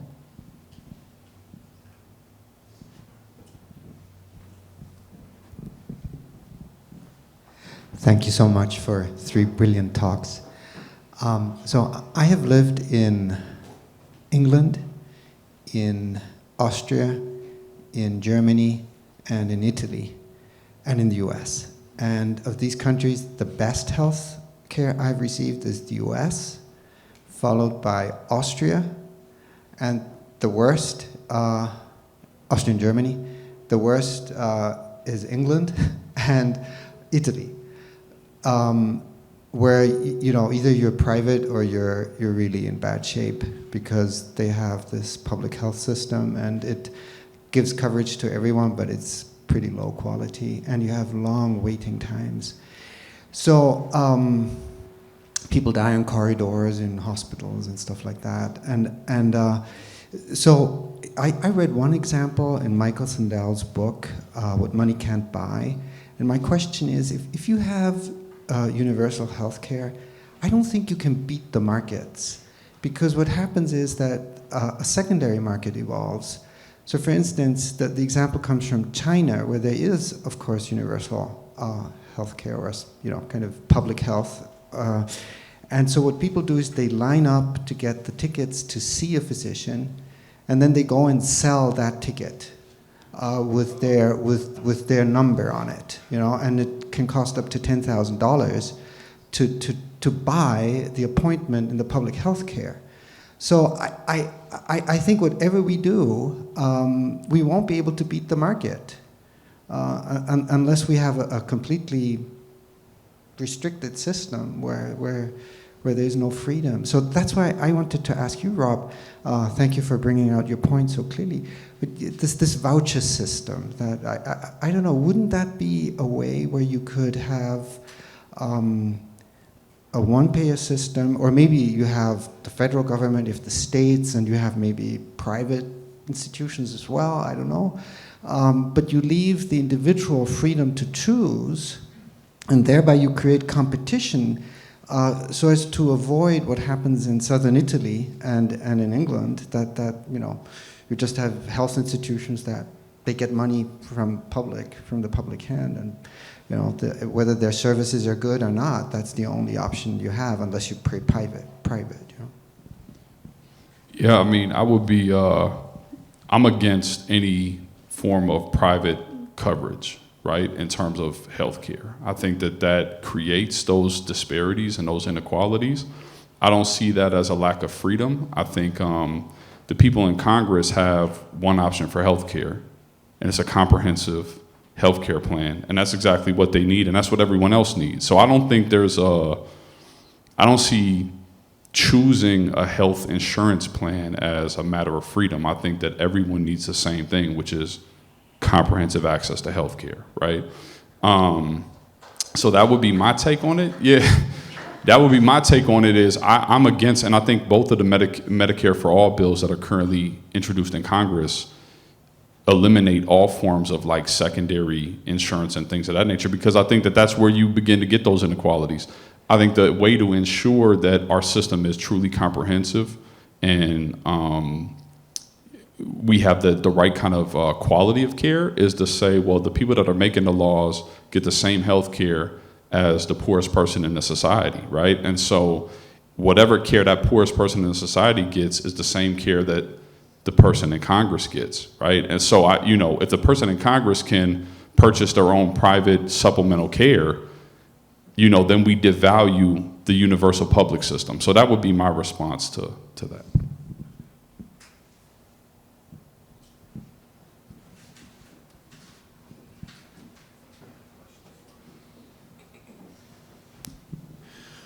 Professor Blake, towards the end of your talk, you spoke about some of the ambiguities in the language and how regulators are going to play a big part right now.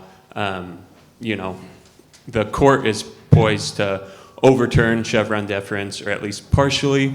So then any changes that come from Congress are going to have to be more specific, or at least more specific about giving the regulatory authority to make the decisions, which just means there's going to have to be more consensus in an area where there's no consensus. Realistically, what can happen? What would be one or two things that you think, maybe in a disability context could happen and would be the most important things to come to a consensus on? But then generally for the panel too, how is Chevron deference affect that, This is the stuff that keeps me up at night, right? We'll see. I don't know what is going to happen to our dear friend Chevron. I think you are right that, the Affordable Care Act is 900 some pages. And then, of course, we have had how many high-profile legal challenges to it? We've had, probably millions of pages of regulation interpreting those statutory, that statutory language. So I don't know, right? I do think that probably the safest approach, if a Congress had an appetite to do this at all, is to put as many points of clarity, as much definition into a statute as possible, but the Affordable Care Act, some of the drafting in it, exposed it to a certain amount of legal challenge that was not helpful, right? And caused a lot of uncertainty in markets and a lot of uncertainty for people.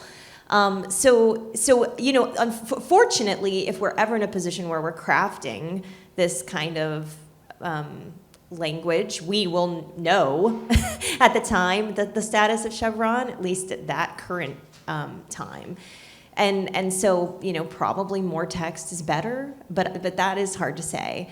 I will say, to your point about what we do specifically for people with disabilities, one thing is that in order, this is both helpful and a challenge, I think in order to get backing, real backing, behind any major health reform, you have to be inclusive. And, people with disabilities have been a major active stakeholder. And so if we don't include them, if we don't look at their particular needs, I think that creates a political backfiring, because, and I'll do a comparison to, I've written a little bit about efforts to do single payer at the state level, where there has been a loss of political momentum when those plans didn't include certain reproductive rights, because the champions on the left of that plan were also the champions of reproductive services. And so if the plan didn't cover both of those things simultaneously, it has been defeated. And I think we could see similar kinds of political movements where people with disabilities and their advocates would say, well, we're not going to champion your bill if it doesn't include some of these services, or if it puts them into a more kind of uncertain private market without some regulation of that. Right? Anyone want to add to that? Yeah, I can just talk just sort of generally about Chevron and sort of its the sort of uncertainty surrounding what the court's going to do. Yes. Well, forgive me, David, but I mean, do people generally know what Chevron deference is? So just generally, it's the idea that courts should defer to reasonable agency constructions of statutes that they administer. It was decided by the Supreme Court in a 1984 decision, and the current Supreme Court seems on the verge of either rolling it back or changing it drastically somehow, but no one really knows what they're going to do. I think there's just tremendous uncertainty, both surrounding what the court's going to do and what its impacts will be. I mean, some people have argued, I think Kristen Hickman at Minnesota has made the case that some version of Chevron is inevitable. So there are just too many statutes that agencies administer for courts to realistically, interpret all of these statutes de novo. They're going to have to give some level of deference to agency interpretations. But I don't know. And I think even aside from Chevron, the more recent sort of supercharged version of the major questions doctrine that's arisen has given Congress incentives to try to, write deference to agencies more clearly into statute, and has also created interesting incentives for agencies to try to frame what they're doing as not involving a major question. So there was this interesting example of this where the EPA, it rolled out this new version of a power plant regulation, and instead of calling it the Clean Power Plan or having some other catchy name, they gave it this super long, complicated, convoluted name to sort of frame it as just ordinary binary, traditional approach, and that they were doing nothing new. So that's all to say. I don't know. I think this is just one other area where there's a lot of uncertainty.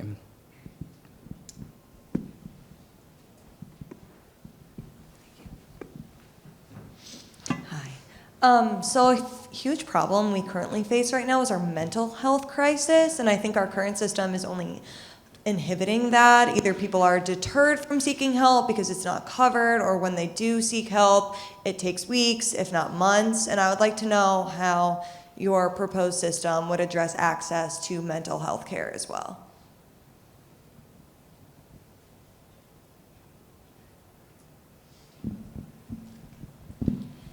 Yeah, I think access to mental health services, I'm a social worker, so that's pretty important to me. I'm not a clinician, I was a community practitioner. But I think that that's an integral piece of any universal single-payer system, right? Is in addition to mental health services, right? Substance abuse, treatment, and things of that nature. I think that's that question is also, in a sense, goes, on one level, it's very related to a single-payer system, just in the sense that oftentimes licensed mental health professionals, the only way that a person can get access to those services is by having insurance, and often by paying a copay, right? Many people don't have insurance. 28 million people don't have insurance. A lot of the people that do have insurance can't afford a copay, right? And so when we think about access just at a basic level, right? Like creating a single payer system would eliminate that issue of people lacking insurance. And the way that most systems are the design of most systems or proposals are set up is that people wouldn't have to pay the copay, right? That they would have access to those services free at the point of service delivery. I lived and worked for a long time in Chicago, and a friend of mine did a big study on the Southwest side, which is a largely Latino section of the city. And they did it, the study was around, they surveyed thousands of households, and they asked them about their interest in mental health services as well as the barriers to accessing those services. And there was one tremendous interest in the services, and the barriers all involved, practical, structural, material things like I don't have insurance, I don't have, money to pay a copay if I do have insurance. There are no providers in my community, right? I don't have transportation, things of that nature. And one of the things that they also looked at in the study was the number of licensed mental health professionals per capita in different areas of Chicagoland, right? And the most upwardly mobile communities, right, that are often also the whitest communities, have the most licensed mental health professionals per capita, right? And the poorest communities, which are often communities of color, have the least number of licensed mental health professionals per capita, right? But the incentive structure creates that disparity as well, right? Because where can people actually deliver services is where they can get paid to deliver services, which are in those upwardly mobile communities, right? So I think, a single payer health system creates the possibility for people, mental health professionals to actually practice, right? In communities that currently are being dramatically underserved. And so I see that as a very important kind of foundational step in accessing those services, especially for vulnerable and marginalized and dispossessed populations. Your question makes my stomach hurt, right? I'm like, oh God, do I want lunch? No. Because let me tell you about another project that I'm working on, right? And what you're getting at is I don't think that the financing fully solves this problem. I think it's a piece of it. I do think that if we restructure financing, we might see more equity. But, let me give you an example of a challenge. So in West Virginia, where I teach, they're currently under a 5-year agreement with the Department of Justice, and there's 4 to 5 other states that are currently being investigated by the Department of Justice because their children on Medicaid, who are on Medicaid because their families are poor or who are foster youth, those states are being alleged to predominantly provide mental health and substance use services through institutionalization, often through for-profit entities. And this is not a question of these states being nefarious and wanting to sort of lock up children who have mental health disorders. It's a question of there not being enough service providers to be able to provide the services in the home and within the community. And I don't want to understate, when I say these kids are being institutionalized, I mean they are being taken out of their homes, out of their schools, and sometimes put for years into kind of carceral type institutions solely because they need mental health and substance use treatments. They have access to insurance. Every single one of them has Medicaid. But this is how Medicaid has been forced to kind of navigate those care demands. I think what your question partly flags is it is not just about insurance rates, it is about provider level, it's about reimbursement rates, that there are a lot of other challenges that we have to tackle, and this conference gets to the tip of the iceberg.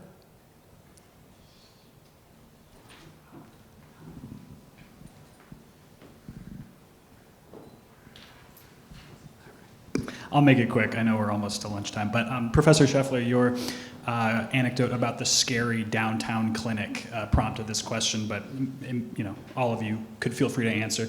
But in Minnesota, we recently passed free school lunches, and anecdotally,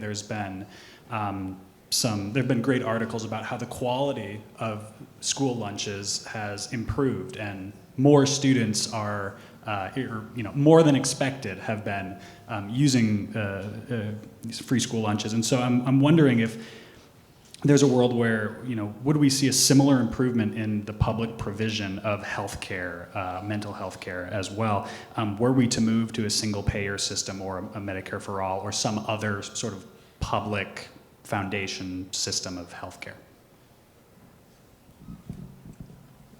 Well, I'm gonna dodge your question. I'll just be sort of explicit. I think that's a big question to tackle, and I don't think I have the best answers for it. But I will say, like, one thing, a couple things that your questions point to. I mean, one is that I do think there's a very strong case for trying to raise reimbursement rates in Medicaid so that people who have Medicaid actually get a more equal level of access to care. Also, I mean, I was just thinking in response to your anecdote about school lunches, there's so much that affects health outcomes that's outside the purview of the healthcare system. Like, we've been really sort of, listing all these depressing facts about the healthcare system, but if we care a lot about, improving health outcomes, improving mortality, there's a case that arguably, the most effective way to do that is through means other than reforming the healthcare system. It's through, better education and housing and eliminating poverty, and all of those things have a bigger sort of impact on outcomes than healthcare reform itself does, though it's important.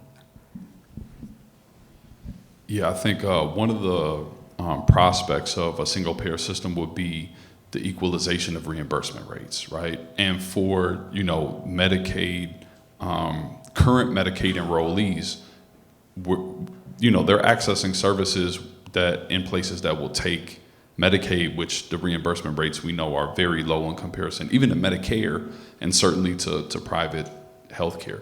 So the facilities that are currently serving disproportionately Medicaid patients and people that are uninsured, right, like our county hospital here in downtown Minneapolis, would see a dramatic rate, elevation, right, of their revenues based on those, on an increase in the reimbursement rates for those facilities. So we would begin to see some equalization, right, in terms of, providers, right, and in terms of reimbursement rates, and then in terms of, the resources in those different kinds of facilities.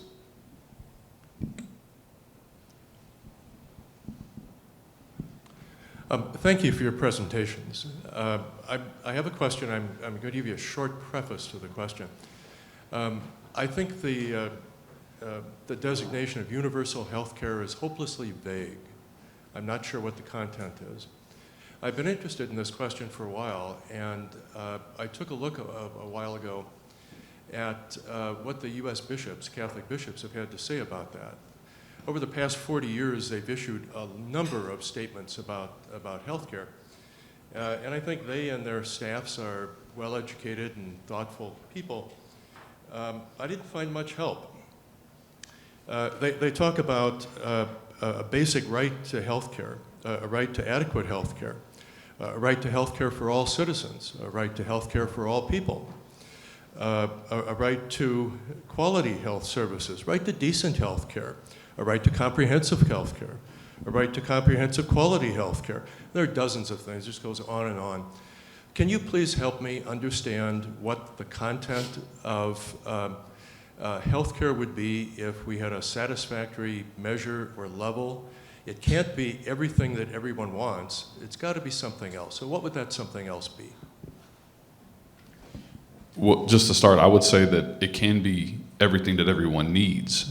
I think that is clearly the goal. I would hope that's the goal of anyone, right, in terms of thinking about what kind of healthcare system we want in our country. I think to your question about kind of what is universal and things of that nature, I think one conundrum that we're confronted with is the fact that we treat healthcare as a commodity in this country, right? And anytime something is commodified, by definition, there's not universal access because there'll always be someone that can't afford whatever the buy-in kind of level is, right? And so, when I think about universal access to care, I think about how do we decommodify healthcare in terms of what people who are in need of accessing healthcare have to navigate in terms of the point of service delivery.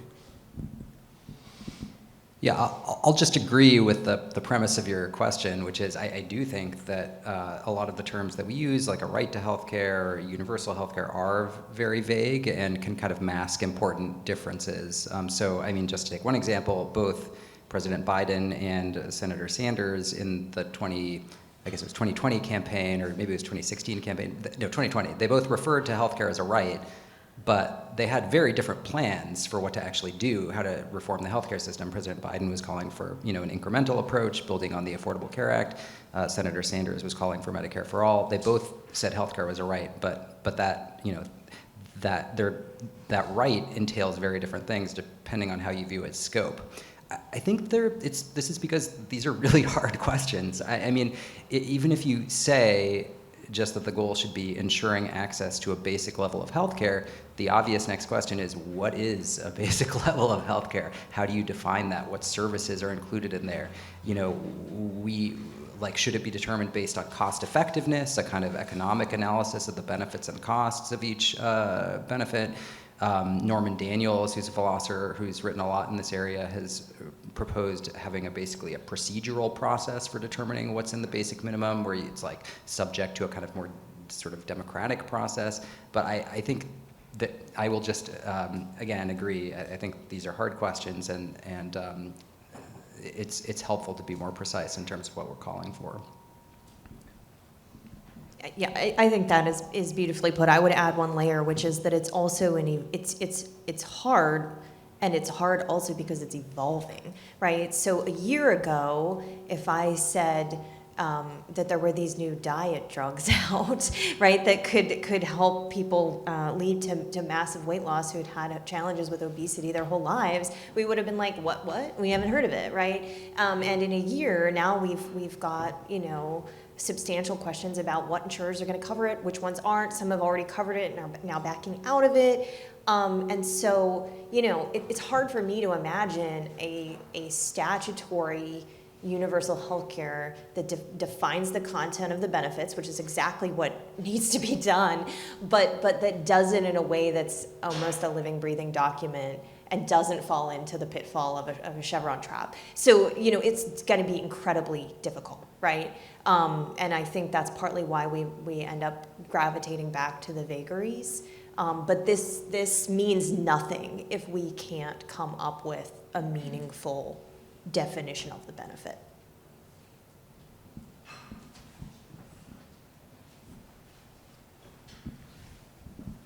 Please give our panelists a warm round of applause.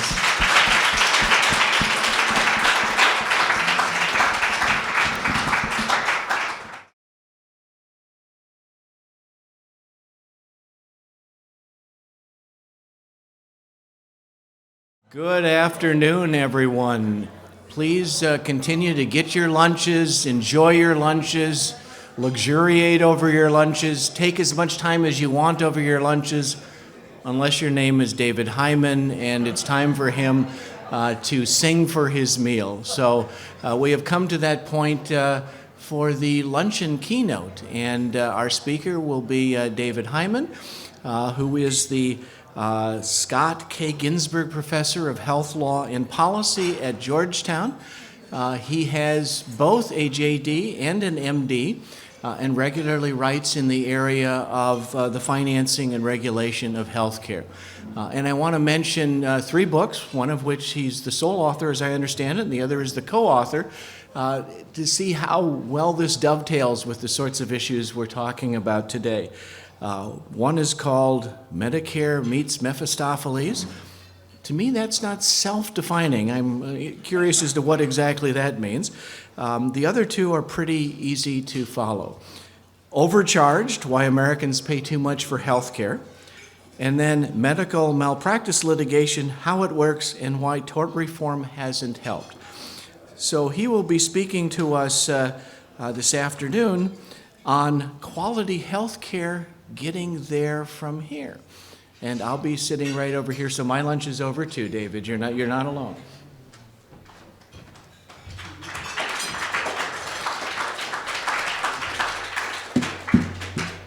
Well, wait till you hear what I have to say before you applaud.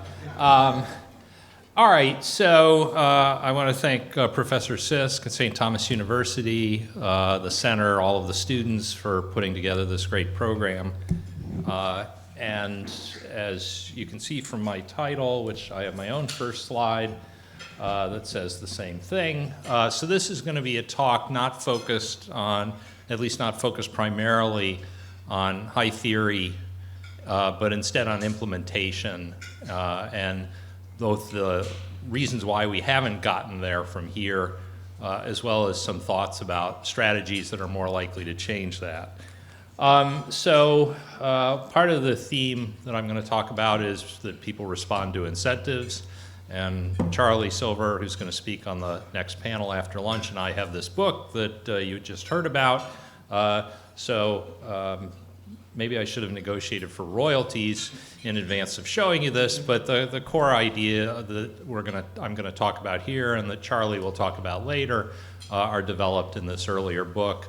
And one of the things that we discovered is that there's pretty broad agreement on the nature of the problems with the American healthcare system, both the financing and the delivery systems. You've heard about both of those already today.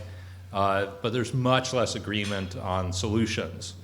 And I think part of the reasons for that is people have different theories about what it is they're trying to accomplish, as well as different theories about what, if anything, we owe one another, and the level at which those obligations should run, federal, state, local, or whatever.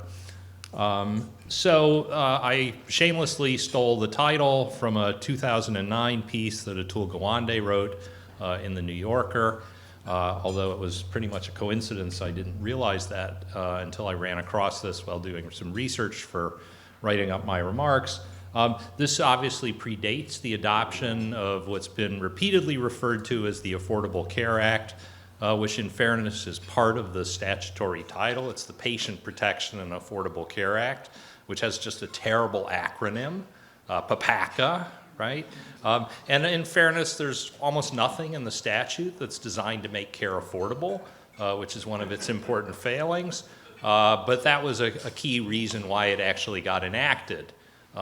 Because expanding coverage turns out to be the dessert that we're all very interested in consuming, and actually saying who's going to get less of what they're currently getting and who's going to have to pay for other people to get it is the spinach that American health policy, at least enacted through legislation, is not nearly as good at. But I'm going to start my remarks not by talking about healthcare, but by talking about garbage.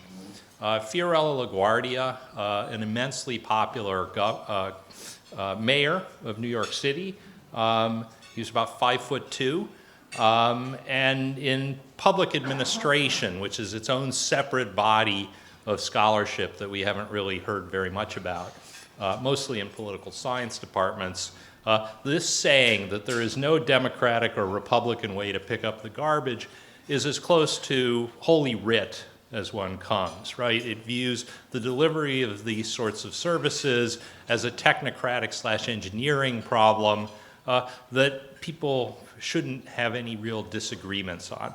This strikes me, not just for garbage, but let's focus on garbage for the moment, as profoundly wrong, right? It's just stupid if you look at sort of observed behavior. So in picking up the garbage, the democratic way is that unionized public employees with a really good pension plan, driving city-owned trucks, come and pick up your garbage.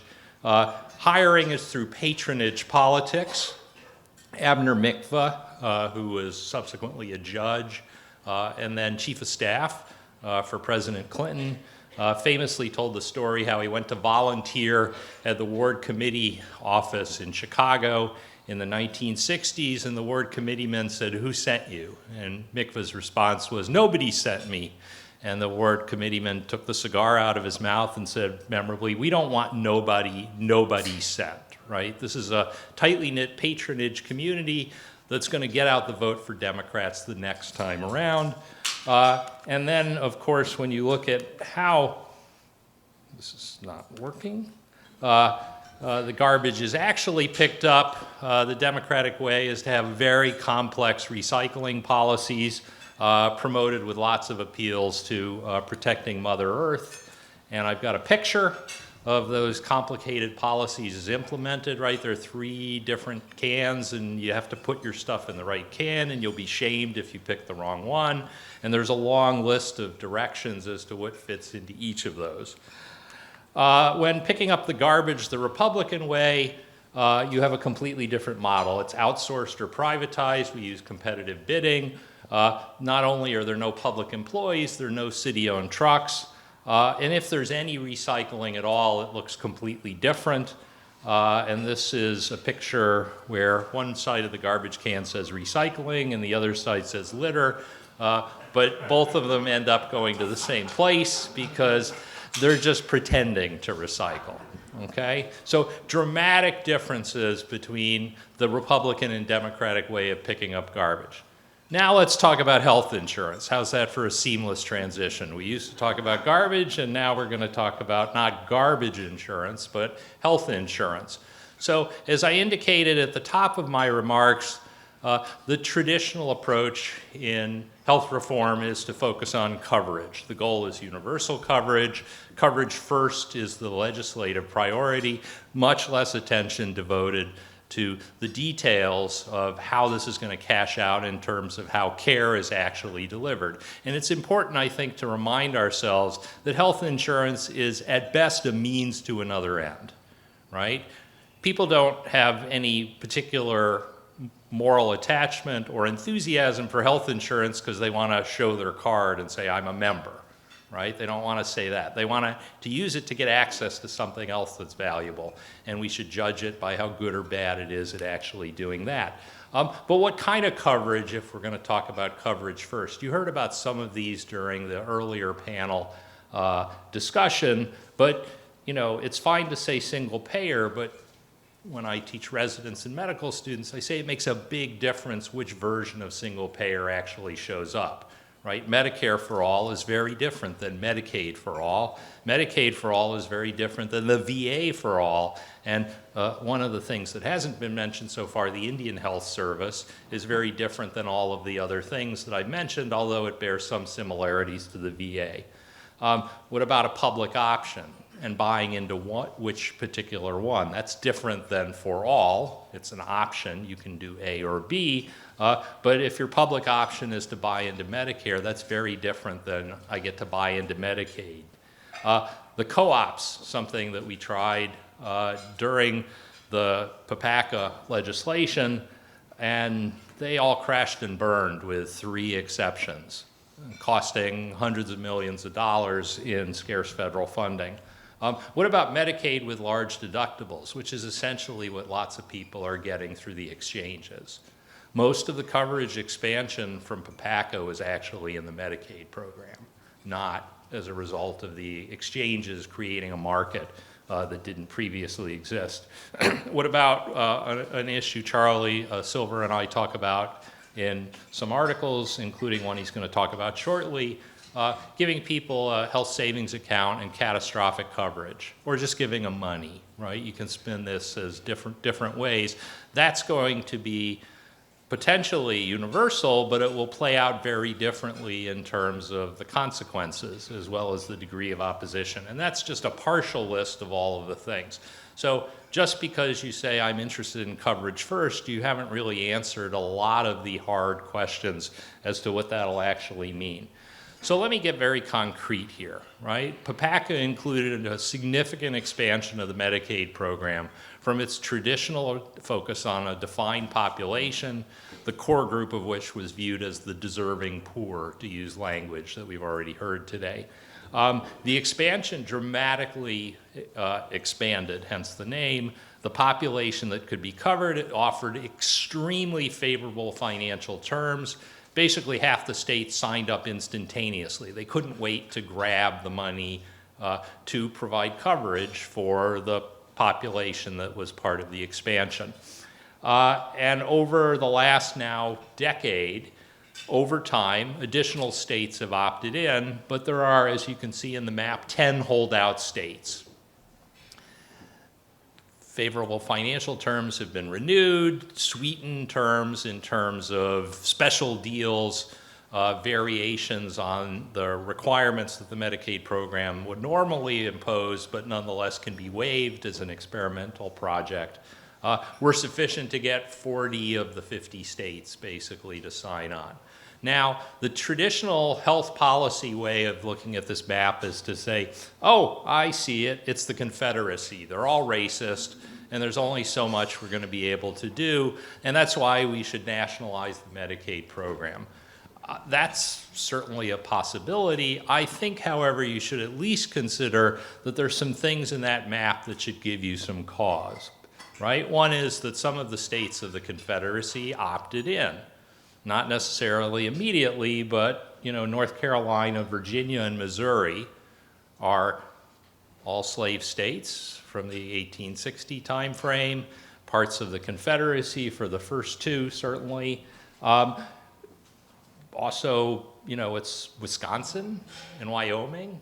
Those are outlier states, right? They weren't part of the Confederacy, but they haven't opted in. You should at least entertain the possibility that this has more to do with politics and some aspects of different models that states are pursuing. Some states are high tax and high benefit states. Other states are low tax and low benefit states. If you want to get opt-in, you should think at least about the possibility of offering something other than the traditional Medicaid model, meeting these states where they are, ask them what are the constraints, what can we do, and then decide that not just the significant variation we already see in Medicaid, but further variation might be useful. There's huge variation in the way different states implement Medicaid. The saying in my field is, if you've seen one Medicaid program, you've seen one Medicaid program. There's lots of differences in how the individual states approach it. Hammering on these states, I think, is not going to be the thing that will get them to opt in. And there's a sizable population of disadvantaged minorities in these states that are not getting coverage because the state's not willing to accept the terms the federal government insists on.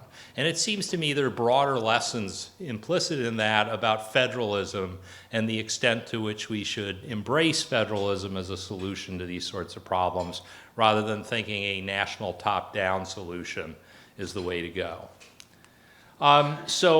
And this is, I like to use cartoons, so the 3 little pigs, one of whom is in favor, this sort of harkens to the broader themes of today's conference. One of them wants privatized healthcare, one of them wants single payer, and the compromise is to build it out of twigs, which doesn't make anybody very happy, right? Plus it makes it easier to fall down.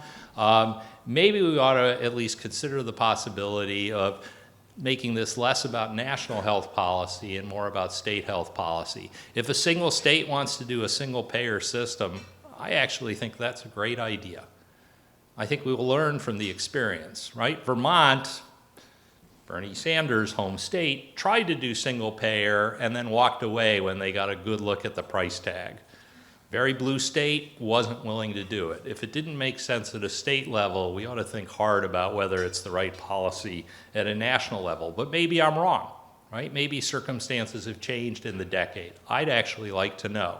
And so I think allowing for a lot more variation, not just in the Medicaid programs, but in the way state policy works is part of it. So I've talked so far at some length about the insurance side of the market. Let's switch gears and talk about the delivery side of the market. The thesis of the book, as well as a lot of my scholarship, is that we get the healthcare system we have because of the incentives we've created, okay? And some of those incentives were done for very good reasons, and some of them are accidents of history, and some of them are the results of lobbying. And all of those are part of the grand mix of social policy that we have to deal with. But at the federal level, it's mostly about money. And when I teach healthcare regulation, I tell my students that at the federal level, health policy is payment policy, and payment policy is the way in which we make health policy. At the state level, there are more levers, right? The states can directly regulate the providers of services through licensure, through scope of practice, through certificate of need, and so on and so on. So there are more levers with which to directly affect the providers of healthcare services, but the problem of regulatory capture is often worse, right? We have state regulation of nursing homes, and it's not a particularly pretty picture in terms of the quality of care that's provided.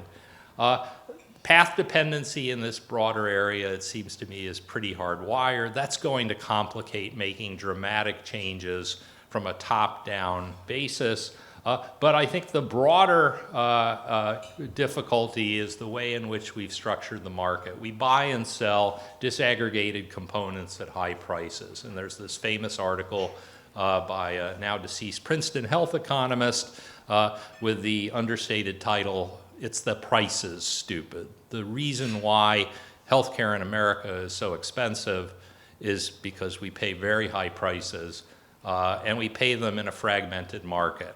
And that is very much in the interests of individual providers. It's far less in the interests of patients. And it creates all sorts of problems with monitoring as well as the incentives that we've structured through our payment policy and through regulation. So that's all the bad news. The good news is if you don't like the outcomes that you're getting, don't talk about morality so much, change the incentives, right? Structure the incentives in a way that causes healthcare providers of all sorts to deliver the goods and services that you want. And so Jill took a poke at me earlier, and I'll take a poke at her. If we know what we want nonprofits to do, we should pay them for doing it. We shouldn't just give them a subsidy tied to their entity status. If we don't know, there might be an argument for a subsidy, or if we think we can't monitor it effectively, there might be a similar argument. But the thesis of Jill's research, as well as my own, is there are actually things we can measure, and once we've decided we want them, we should just structure the incentives so they do it. But we've embedded all sorts of dysfunctional incentives in our payment policy.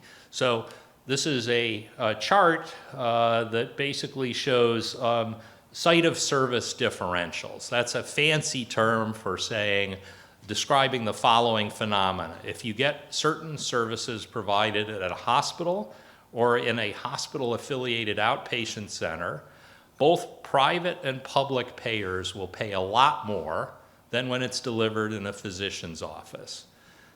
exact same service, often done by the exact same people, but the zip code and the street address of where it's provided can drive, as you can see, as much as a threefold difference for these different services. And this is for Neulasto, which is a drug that's used for treating nausea in chemotherapy patients. And it basically shows the same thing. The bar at the top shows Medicare at least has figured out, gee, we should only pay one price for this particular thing. There are other things where Medicare has site of service differentials as well, but for this particular drug, they just have a standardized payment system. But if you see on the second line is physician offices, and the third is hospital outpatient department. Huge variation in the amounts that are paid, and dramatically more if it gets delivered in a hospital outpatient department. That's an incentive. That incentive encourages hospitals to acquire physician groups and to make hospitals the source of lots more treatment than would happen in a market where there was neutral payment incentives. People have understood this problem for more than 25 years, and we somehow seem incapable of fixing it. Maybe there's benefit to getting particular treatments in a hospital, but for a lot of these things, it's a very hard argument to make. It's just a peculiarity of the payment policies that we've set up, and once they're in effect, lobbying tends to keep them in place. So the American Hospital Association gins up all sorts of bad arguments for why it's necessary to overpay hospitals. If people were spending their own money, they would decide, is it really worth going to a hospital as opposed to my doctor's office? And some of them will sort themselves one way or another, but we don't run things that way. We just observe where people go, and then we write a bigger check if they go to a hospital outpatient department. That's kind of silly, right? And it's an obvious problem, but it's been very difficult to fix. And a lot of the reason why we see the private market doing this is they do shadow pricing of whatever's happening in the public market. Not for this drug, but for the other things. So again, cartoons, in large parts of the health, the caption is, well, it's not a cure, it does mean a guaranteed income for me. I know lots of doctors, they are hardworking, conscientious people. Nobody goes to medical school to be in the bottom half of their class or to do a bad job. There's some really bad doctors out there. I spend a lot of my time studying them. But they're fun. They're not really, right? They're awful people who are doing awful things. And our system has proven itself to be actually pretty bad at getting rid of those people, which is another set of problems, which I'll return to. But the reality is our payment systems are insensitive to the outcomes that are delivered, with very limited exceptions. It's like if you went to the car mechanic and you paid him the same whether he fixed the problem or not. In fact, you'd pay him more if he didn't fix the problem because you had to go back and have him try another time. That's a problem. Now, there are complexities and reasons why we don't see guarantees and warranties in healthcare, but nonetheless, the open-ended, we don't care what your results are, we'll pay you the same or sometimes more for delivering a shoddy product. And this is a particular problem with hospital-acquired infections, right? Patients who get a hospital-acquired infection run up the bill a lot more. That creates an incentive for hospitals to be less conscientious at reducing the rate of infections because they get paid more if a higher percentage of their patients get a hospital-acquired infection. And you can tell a similar story about any number of things. Intermountain Healthcare, about 2 decades ago, decided to prioritize reducing premature births. And they were fabulously successful at it. The problem was they were making a huge amount of money off of intensive care hospitalizations for premature babies, and that socially beneficial initiative cost them $5 million per year off of their bottom line. Now, Intermountain Healthcare was willing to do that, but not everybody is. That's an indication that our incentives are screwed up. So I've given you lots of negativity, like the first set of speakers that we heard from. So let me sound some slightly more positive notes. I think there are positive notes on pricing transparency and agitation for pricing transparency. This picture actually was, I walked through Union Station in DC on my way to work, and there's rotating billboards of stuff that show up, and this is demand real prices in healthcare. This is a bottom-up, patient-driven proposal, and there should be a short video. A troubling new trend is coming to a business near you. Prices are hidden, and consumers are left guessing what they're on the hook for paying. When they ask for a price, we give them an estimate. Then we build them whatever we want. It's called the hospital pricing method, long implemented by hospitals and insurance companies to create unprecedented wealth. Yeah, we don't do prices. We'll send you a bill. More businesses are adopting the hospital pricing method, and if you've been to a hospital, you know what that means. Estimated pricing with huge surprise bills later. Overcharges, price gouging, and ultimately turmoil and crisis at home. Estimates. How much is the ice cream? Prices? No, we don't have those anymore. We have estimates. Estimates are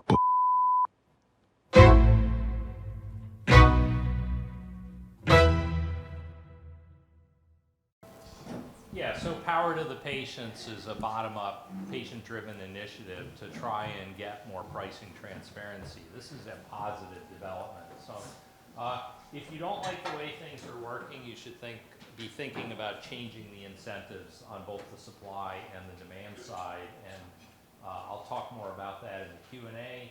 But you should expect both market failure and government failure. The quote here, can people in the back read it, by the way? Yes? No? Okay. So I won't read it to you because I hate it when people read their PowerPoint slides. You know, the reality is there's lots of market failures in healthcare, but there's also government failure, and that complicates thinking about how we should move forward. So how should we get there from here? And let me just spend the last couple of minutes talking about that.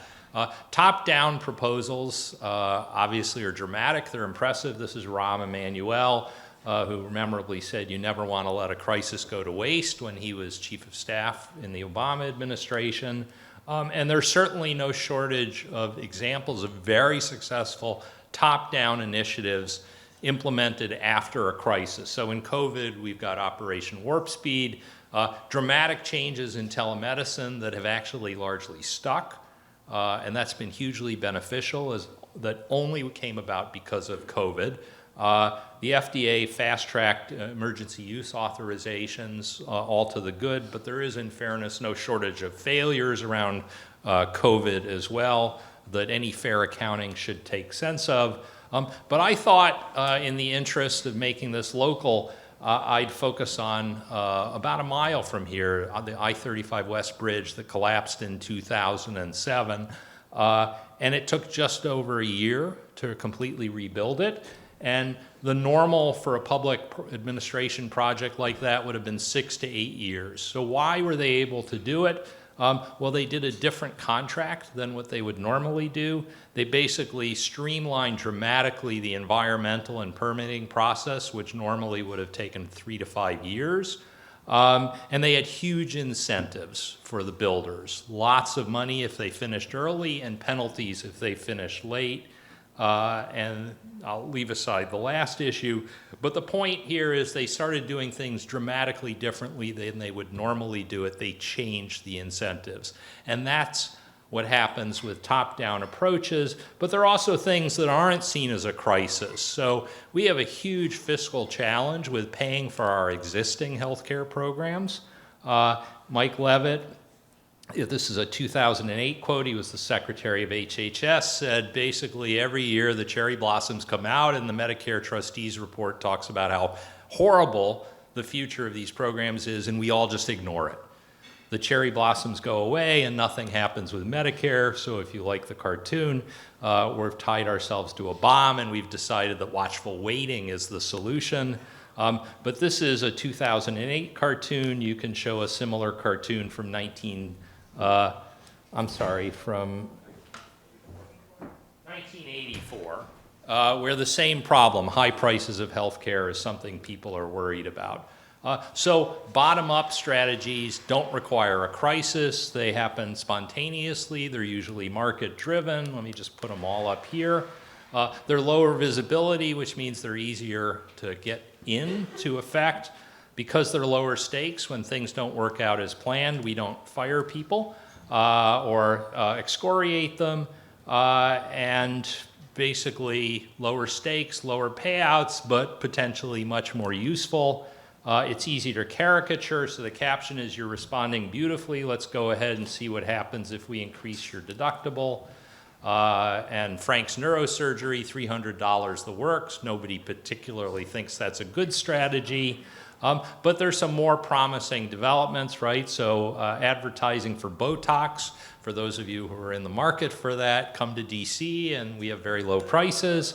If you go to Austin, the grocery store is offering wellness clinics. And the Surgery Center of Oklahoma has fixed pricing for all sorts of things. So I only have one more slide and then I will wrap it up.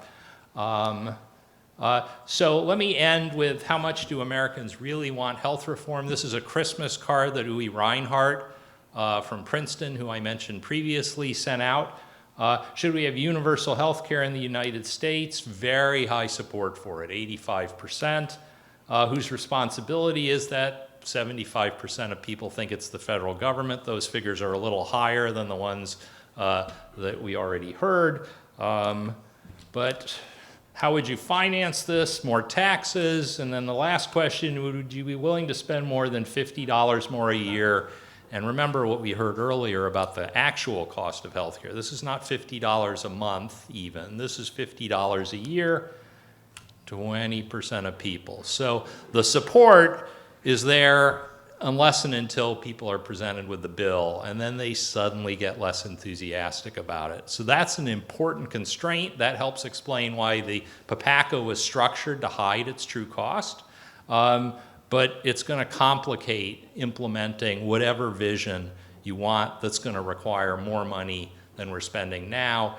We ought to be spending the money we're spending in a much smarter way, and I think today's discussion should help inform you on that. So the path forward, it seems to me, depends on what you expect going in. Thank you very much for your time.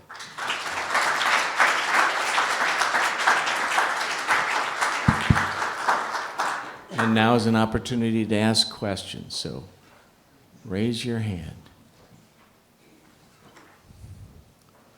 Yes.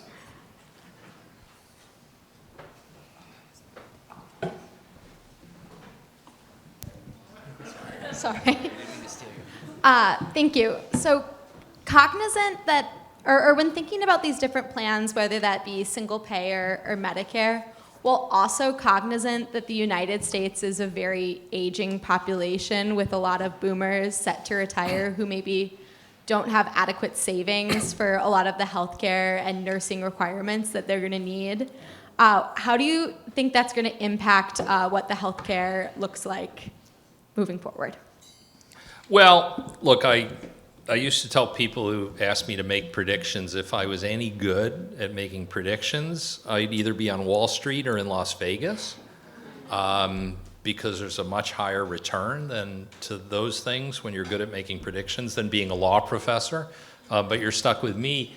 I think it puts additional pressures on spending the money we're already spending in better ways and actually thinking about making the system cheaper than it currently is, right? Spending on healthcare crowds out spending on all sorts of other things.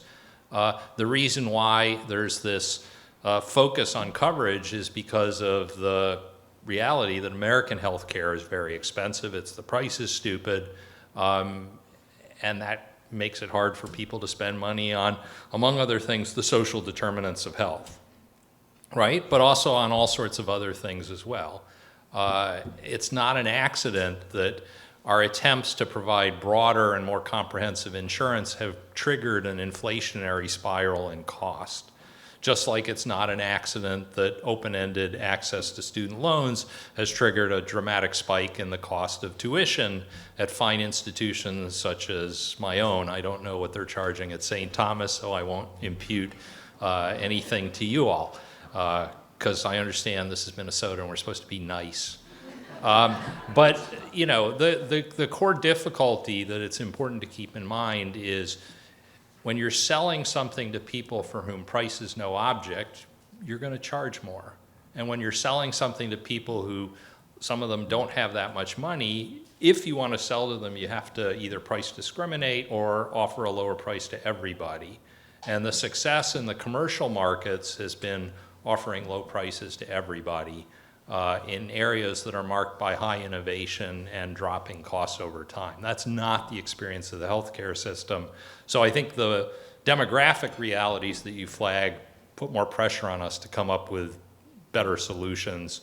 And I think a bottom-up, state-based approach has a lot more promise to come up with a durable solution. Some states will get it wrong. Some states will hopefully get it more right, and then the people who guessed wrong can copy them or not if they're willing to pay the price of having a less efficient healthcare system.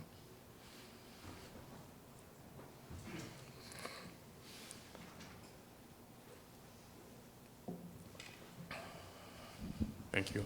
So you shared the statistic about the number of people that would be paying or willing to pay $50 more a year in taxes. Mm-hmm. Do you have any data or know how much wages would go up? Because obviously your employer is not paying for your employee-sponsored plan, giving them freedom to pay you more, which then if you're making more, I'd be willing to pay more in taxes because I'm making more in the long run. So I think the total compensation that's being paid to workers currently obviously reflects for some of them, but not all of them, the cost of the employer's contribution to the cost of all of the benefits, including but not limited to health care. So just to be clear, I didn't say we should ban employment-based health insurance. You should be very cautious before you disrupt a plan that's providing coverage to, I don't know, 150 million Americans. They will not be happy with you if you pass that law, okay? But to the extent, let me come at it a different way. If you look at trends in salary for employees, it's quite clear that the healthcare system has swallowed up the wage increases that they would otherwise have seen, okay? So if we can moderate healthcare spending, or heaven forbid, cut the absolute level of healthcare spending, I would expect employers to make more money and for them to pay out more of it to their employees as wages. How much is shifted backwards versus kept by the employers?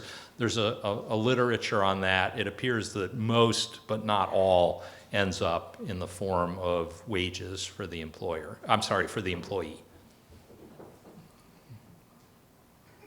But I should also just add, right, apart from historical reasons, there's not a compelling reason to tie health insurance to employment, and there's some real cost to doing that. In a time, my father worked for the same employer for most of his working career, and I suspect you can tell a similar story for many of your parents or grandparents.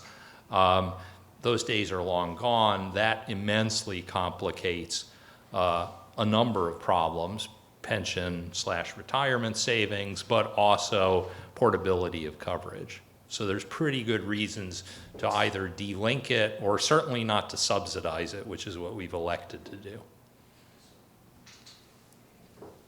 I saw 3 hands, and so those will be our last 3 questions. So, Louis? Yeah, Louis Brown with Catholic U Law School and Christ Medicus Foundation. Do you see a pretty direct correlation between wage stagnation and the healthcare benefits? Yes. We got 3 questions. And what am I going to add, right?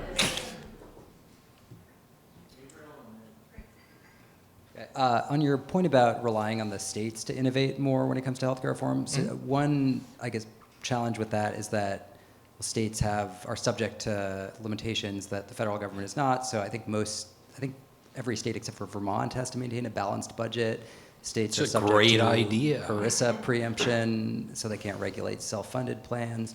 So do we need to do something to give states more autonomy to be able to experiment more with reforms, or do you think they can do enough as it is?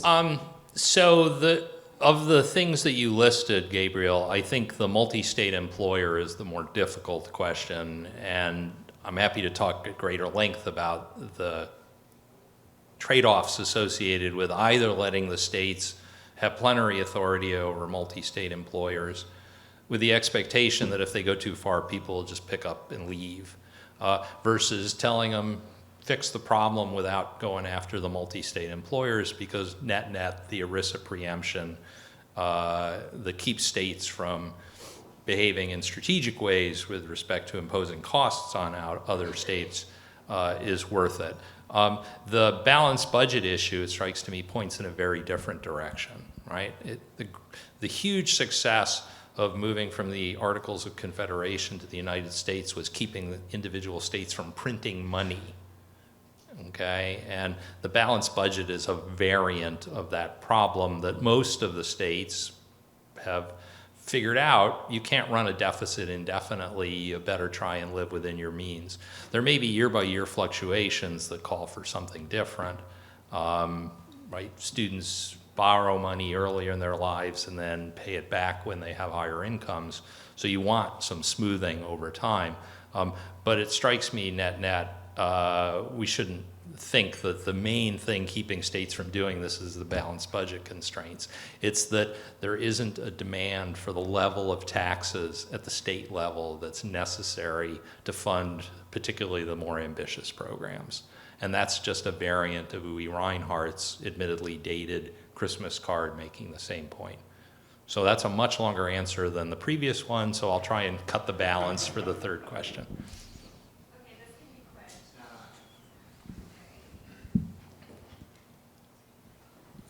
Okay. Do you think there are any ethics and compliance issues with an incentive-based system? For example, people cutting corners to avoid penalties or to get bonuses, and how do you think we could avoid those issues? Sure, there are ethics and compliance issues, but you shouldn't assume that the current system doesn't have incentives as well. Every system creates incentives. The issue is, what have you crafted them to do, and to what extent are you monitoring for compliance, and are the sanctions set at an appropriate level, right? When we did the passage of the Prospective Payment Act, which was moving hospitals from a cost-based reimbursement system to a flat level payment, if you listen to people within the healthcare industry, the sky was going to fall because you would create huge incentives to discharge patients quicker and sicker. Well, you can set up your system to try and deal with that, but remember, it's compared to what, right? The old system was incredibly inflationary. The new system creates some problems, but it doesn't have the same inflationary pressures. It creates incentives for gaming, right? Upcoding and things like that. There is no perfect system for compensating people. Those of you who are practicing lawyers will recognize this problem in figuring out how to pay professionals as well as non-professionals.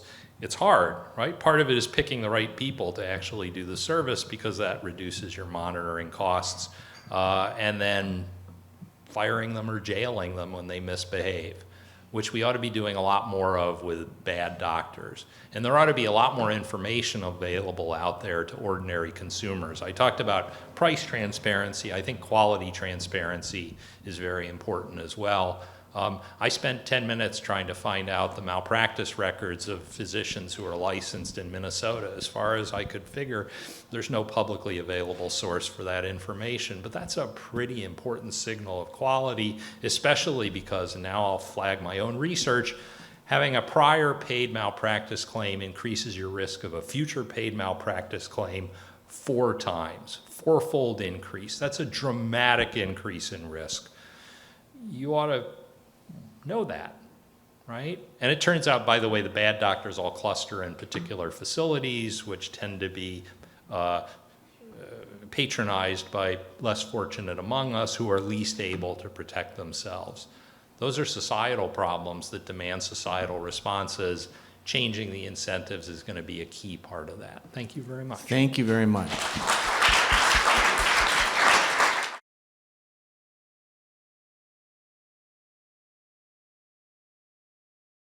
So we will begin with our second panel, Quality Healthcare Under Private Systems.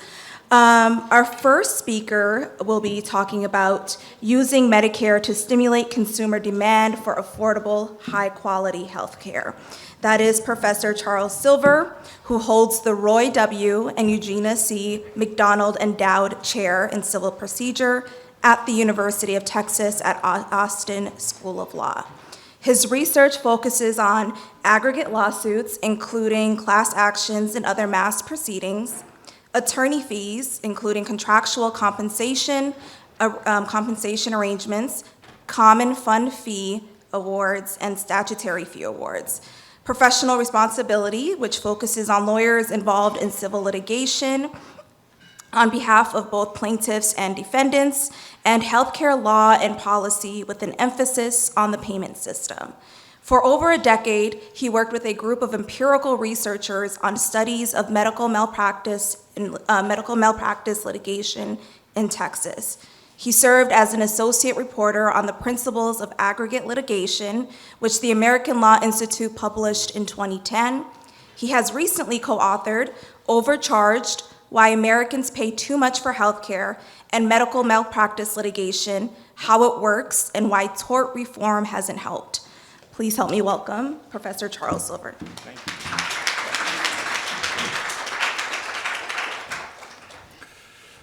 Well, thank you very much. I'm thankful to Greg for inviting me here. We go back a long way. Both of us were early in our career studying attorney's fees. Back then, we both had good knees. Now, Greg has 2 fake knees and I have 1, which means he's winning, actually, because I have this theory, which is that when you die, you shouldn't have any remaining working body parts. And he's 1 knee ahead of me already, so way to go. I also want to apologize to Michael, who seems to be somewhere. There you are.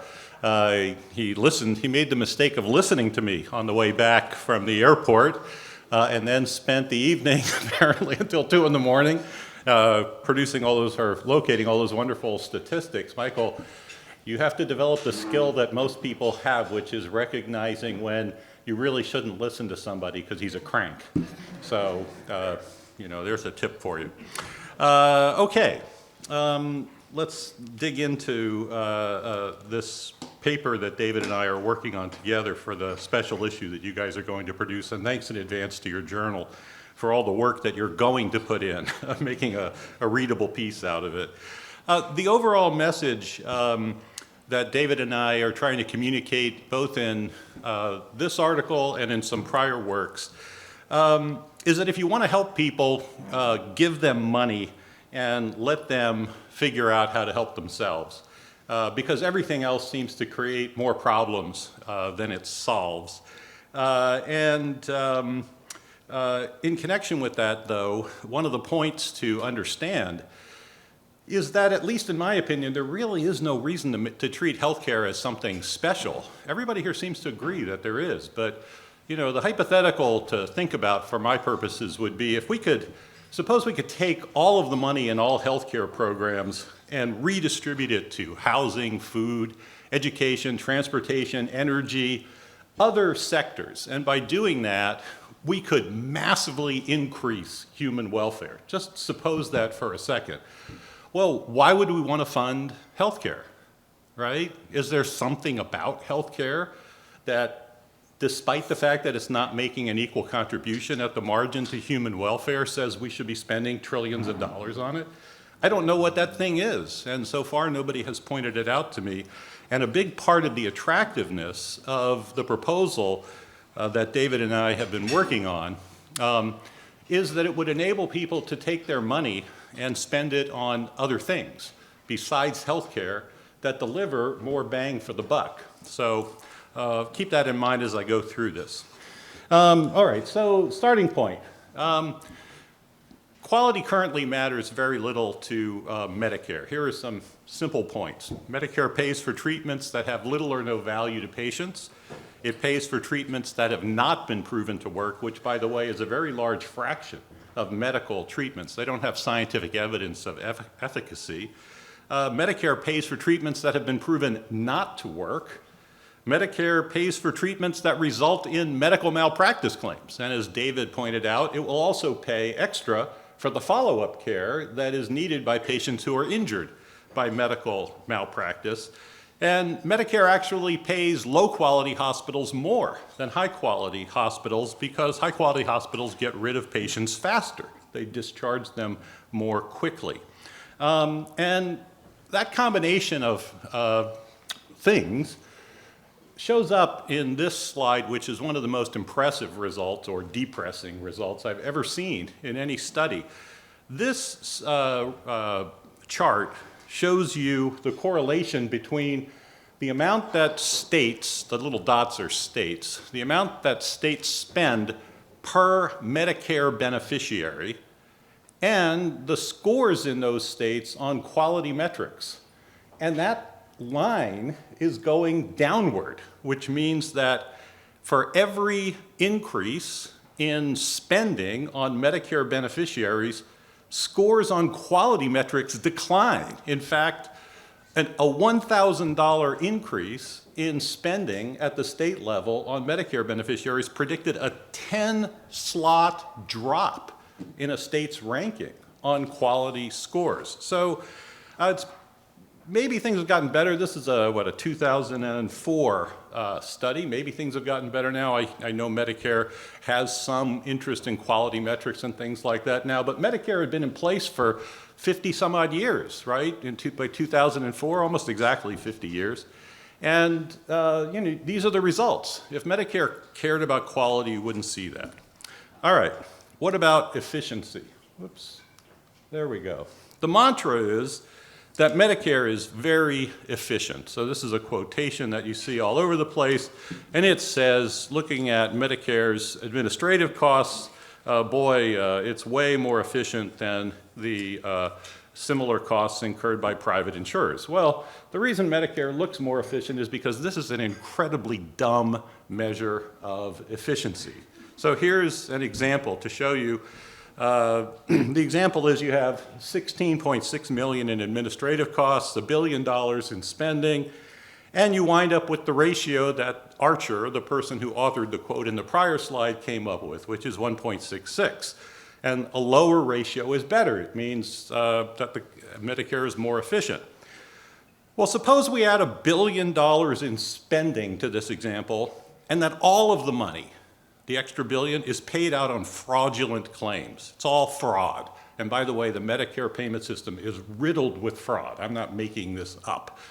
Suppose we add an extra billion of fraud. Now what happens to the measure? Well, you can see if we add $1 billion, Medicare looks more efficient. The ratio is now 0.83. It's lower, which on this scale is a more efficient result. So Medicare seems to become more efficient the more we add fraudulent claims using this measure, which is just crazy. The opposite is also crazy, right? If we suppose that in the initial example, half the money, or sorry, what did I use here, 300,000 or 300 million? Suppose in the initial example where they're spending $1 billion, 300 million is paid out on fraudulent claims, and they figure out how to save all that money for free. What does the ratio look like now? Well, there's the math for you. Now, Medicare's efficiency score on this scale is 2.4%. Well, that's higher than 1.66, the number that Archer used in that original quotation. So now look at this, we've saved $300 million by eliminating fraudulent claims, but the system looks less efficient than before. Do I have to say more to convince you that this is just a nutty measure of efficiency that none of you, I hope, will ever use? What's a better measure of efficiency?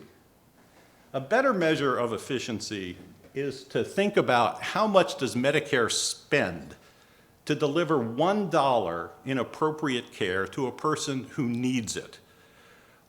Using that measure, you take the administrative expenses and all the money that flows through Medicare that isn't tied to the delivery of care to a person who needs it, and you put all that into the numerator. And then in the denominator, you have the dollars that go for appropriate care. Well, there's an example. 1.66 in administrative expenses, 300 million on fraudulent claims, 700 million on valid claims.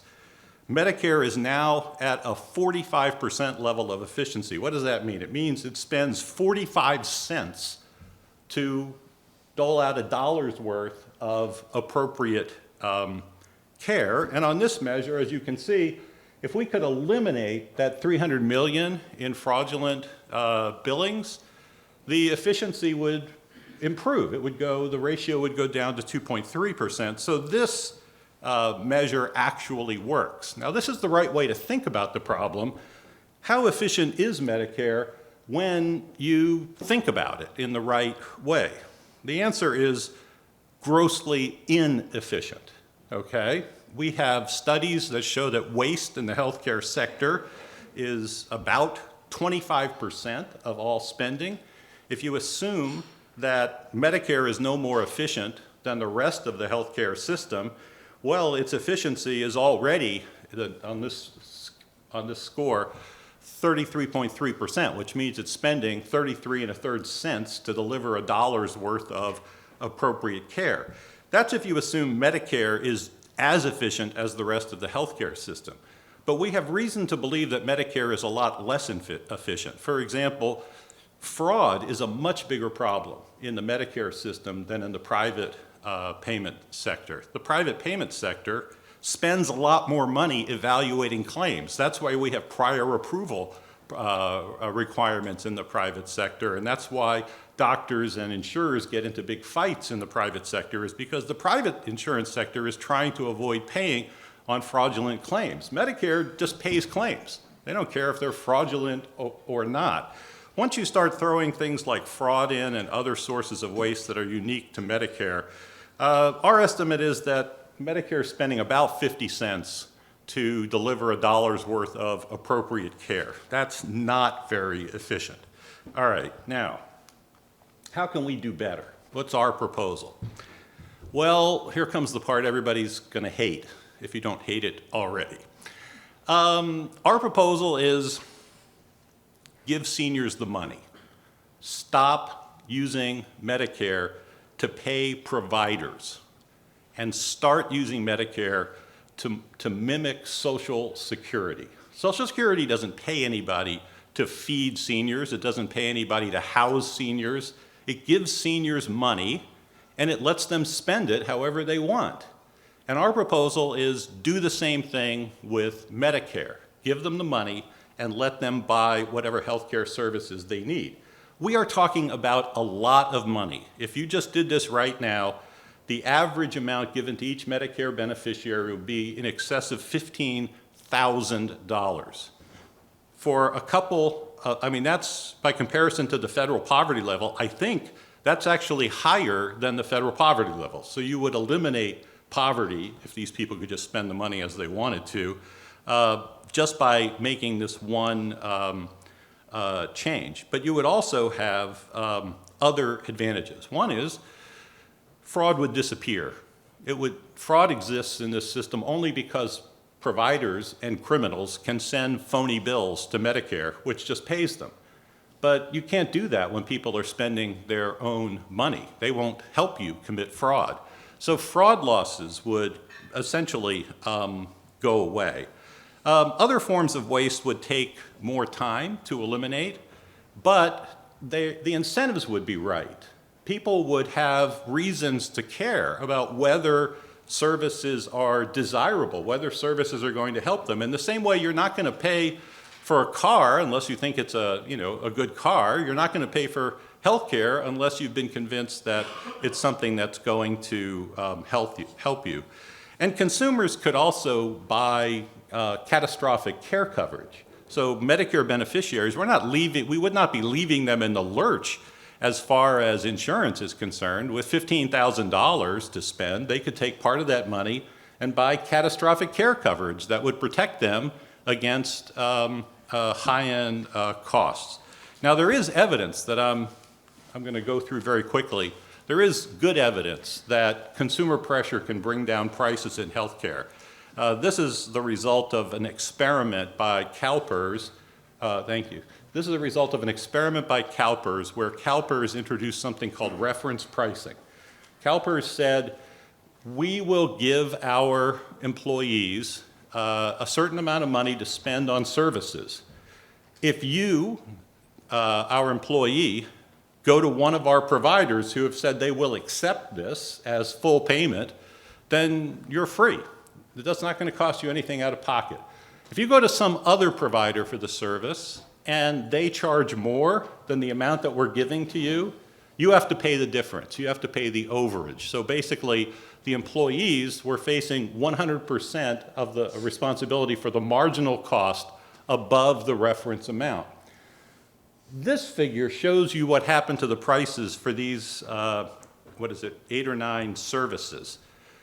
After they introduced the reference pricing program, there were very, very significant reductions in the prices for all of these services. And there was another change as well. After CalPERS introduced this program, other high-cost providers approached CalPERS and said, we want in on this. We are willing to reduce our prices so that we can have access to your employees, because your employees are going elsewhere for their services now. So they were reacting in the same way that other businesses react. When there's competition, you have to either offer something better or something cheaper, and they did. There are other advantages to this idea of creating an army of 66 million bargain-hungry senior citizens armed with collectively over $1 trillion in money to spend on healthcare. One of them is governmental price setting gone immediately. The market would set the prices. Another is prior approval requirements would disappear because people don't need permission to spend their own money. You only have those kinds of things when you have third-party payment arrangements.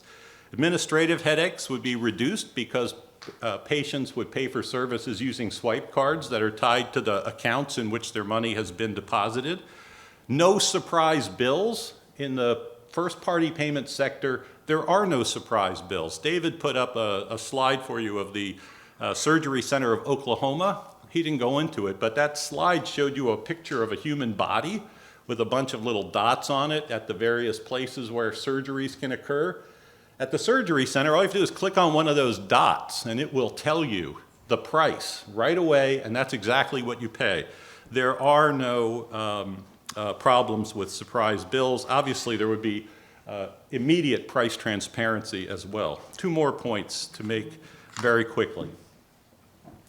This program, this change, I believe, would have a dramatic effect on the availability of healthcare services to the poor. Why is that? Well, let me give you an example to think about. The example involves the Stanford University Hospital, which opened in 2019. Stanford University Hospital cost $2 billion plus to build. That was greater than $5.9 million per bed. Here's the posted price for heart surgery at Stanford University Hospital, $1.67 million. If you have valve replacement surgery at that hospital and you don't have insurance, that's what they're going to charge you, $1.67 million. Now, obviously, that price is not supportable other than in a third-party payer world where insurers and public agencies are willing to shell out that kind of money. What would the charges be in a first-party payer world where a lot of people don't have that kind of money to spend? Well, here's an example. This is from India, where Dr. Devi Shetty has created a chain of hospitals that are specialty hospitals. These are Walmarts of hospitals, but they're not really Walmarts because Walmart's like a general department store. These are focused factories. One of these might have, 1,000 beds, but all they do is cardiac surgeries. And another might have 1,000 beds, and all it does is kidney procedures. These are very focused factories. Well, in India, Dr. Shetty builds his hospitals much more cheaply. $37,000 a bed, which is 99% less than the cost of building the Stanford University Hospital. And what's the price for heart surgery in India? Well, $3,500 to $7,500, also 99% less. You guys are thinking, oh man, it must be terrible. Healthcare must be horrible, low quality stuff. No, the studies show that Dr. Shetty's hospitals produce results that compare with the best American hospitals. The best ones, not the average ones, the best ones. So that's the question I leave you with. What's the future of healthcare supposed to look like? Are we going to go around still building lots of Stanford University hospitals that are wellness and centers for, fancy, ultra-rich people? Is that how we're going to do it? Or are we going to start building less expensive hospitals that produce good results that poor people can actually afford to use? If we give senior citizens control of $1 trillion worth of spending, some fraction of them are going to say, I'd rather have the bargain basement hospital and keep some of my money than go to the fancy hospital that I can't afford. And I think that would be a major reallocation in favor of the poor. Thank you very much.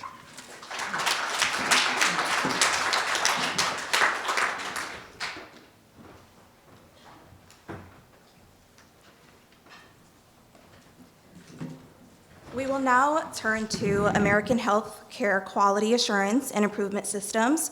Mr. Daniel McLaughlin will be leading that, and he is the Senior Executive Fellow in the Opus College of Business at the University of St. Thomas.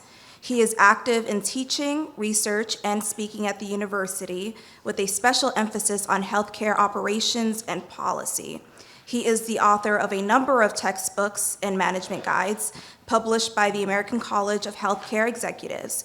He also provides consulting services to healthcare and governmental organizations. He holds a degree in electrical engineering and a master's degree in healthcare administration from the University of Minnesota. Please help me welcome him up.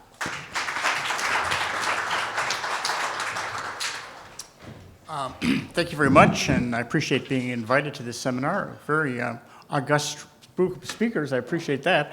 One other little thing I want to add about my resume a little bit there is, because it's important what I'm going to say here, is I was also a hospital administrator. So for 30 years I was at Hennepin County Medical Center and the CEO. So I did a lot of work in the clinical area, and so I'm kind of a hands-on person on that area too. And then I had the opportunity to work on the Clinton health plan. I was at the White House for 6 months, so I kind of got into the nitty-gritty of that too. So I've been kind of transformed a bit by those experiences. So I'm going to talk a little bit about healthcare quality, the existing systems we have today for quality in the United States. So first of all, I'm going to talk about what quality is, what it really is defined as, at least in our system, and then about the four key elements: structure, process, outcome, and safety. And then public reporting. There is a lot of data out there that I'm going to try to show you some of the places you can look and find out about the quality of your own healthcare. And then what improvements? That's one of the things I teach at here at St. Thomas in our operations management class. And I have a lot of physicians and nurses and people in those classes. And so we work hard on quality improvement. So let me just talk a little bit about the history of quality. So if you go way back into the 1800s or even before that, what was quality? Well, it was a kind of, I call it, I've got a guy. So in other words, if you need a new table, you'd say to your friends, who makes really good tables? And you'd say, I got this guy, he makes the great tables.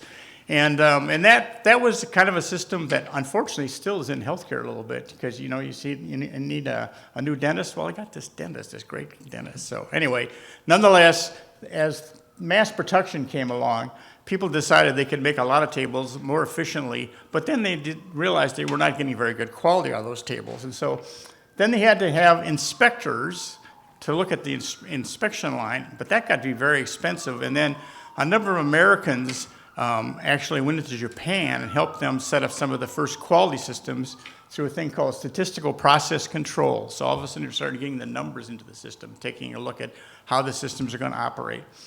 And then that emerged into the Toyota production system. You'd think that automobiles would not be part of healthcare, but in fact, they were the first ones to develop the systems that are now called Lean and Six Sigma. They're two different ways to do process improvement. And that became a way to make things much higher quality. As we all know, other than perhaps Boeing these days, but certainly for a lot of manufactured goods, the Lean Six Sigma systems have worked. And now on top of that, we're adding in all the data with big databases and artificial intelligence. And so that's the new change in the system right now. But all of those things have been worked to make quality better in the United States. My view on quality really has these elements. Let's see if I got, oops, wrong. Here we go. If you're going to lead quality in an organization, you really need a couple different things. The first thing is you need technical excellence. I've seen quality systems that are clinical quality systems try to be run by people like me who are not clinicians. They don't work nearly as well as when you have a doctor leading it. And we have inside the College of Business, we have an accreditation system too, which is a quality system. That works much better if it's led by a professor than if it's led by a staff member. And so quality systems tend to be the best when they're led by professionals. The next thing you really need is you need leadership skills and people skills. How do you work people together in that? Because the dynamics of having quality systems is always tricky because particularly professionals have got a lot of opinions, got to come down to that.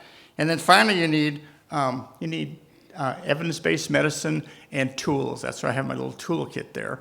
And so when I teach my classes in quality and operations improvement, we spend a lot of time working on the toolkit. Now the model that has been historically done in healthcare was developed about 40, 50 years ago at Harvard by a professor named Donabedian, and that's the system that we've really kind of gotten. It's got really three major pieces, which are structure, process, and outcome. And when I've been doing some work on our own College of Business quality systems and our accreditation, and I'm looking at it, it's the same thing, structure, process, and outcomes. And I bet you if I dug around in the law schools and saw what the quality systems were in there, I'd see the same things, structure, process, and outcomes. So let me talk about those pieces a little bit. So the structure pieces, and here's a lovely picture of my hospital, Hennepin County Medical Center. But the main issues that right now are in the structure area is really workforce. Do you have the right number of people to do your job? And that is actually a very critical issue in healthcare right now because we're just workforce shortages, particularly at the lower end of the employment scale. And also as you get into long-term care, it's almost critical in long-term care about not having enough staff to staff things. And then are the people the right people? Do you have people that are credentialed at the right areas? I got into some trouble with some of our accrediting organizations when I was CEO of Hennepin County Medical Center because the inspectors came in from these organizations and said, hey, you've got some physicians that are not credentialed correctly, and all of a sudden they can't practice medicine. So that was kind of a mess. And when you have big, complicated systems, you really need to have people looking at making sure that the right people have the right licenses, the right credentials. And healthcare is so complicated, it's a very tricky business. Then there's the building part, and the Joint Commission, that's a JCACHO, Joint Commission Accreditation of Healthcare Organizations, is kind of the big group that does that. So they'll come by a hospital every 3, 4, 5 years, depending on the cycle, take a look at, are they meeting all the building codes? Are the fire extinguishers right? Do all the systems work well in the building so that they're legal and can exit patients and all the things you need to do there?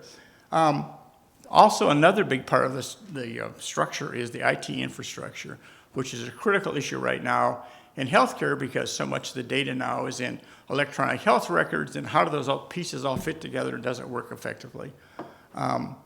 Access to care, I think, is another one that never used to be an issue, at least certainly wasn't in Hennepin County Medical Center because we built all the kind of clinics right now. But when I talk to my friends there right now, it's access to care. It's not being able to get an appointment. And I bet you're starting to bump into that throughout the whole system right now. So that is a structural issue. What are we going to do about that so everybody can actually, if you just want to see your doctor and all of a sudden you're out 3 months, wait a minute, that's wrong.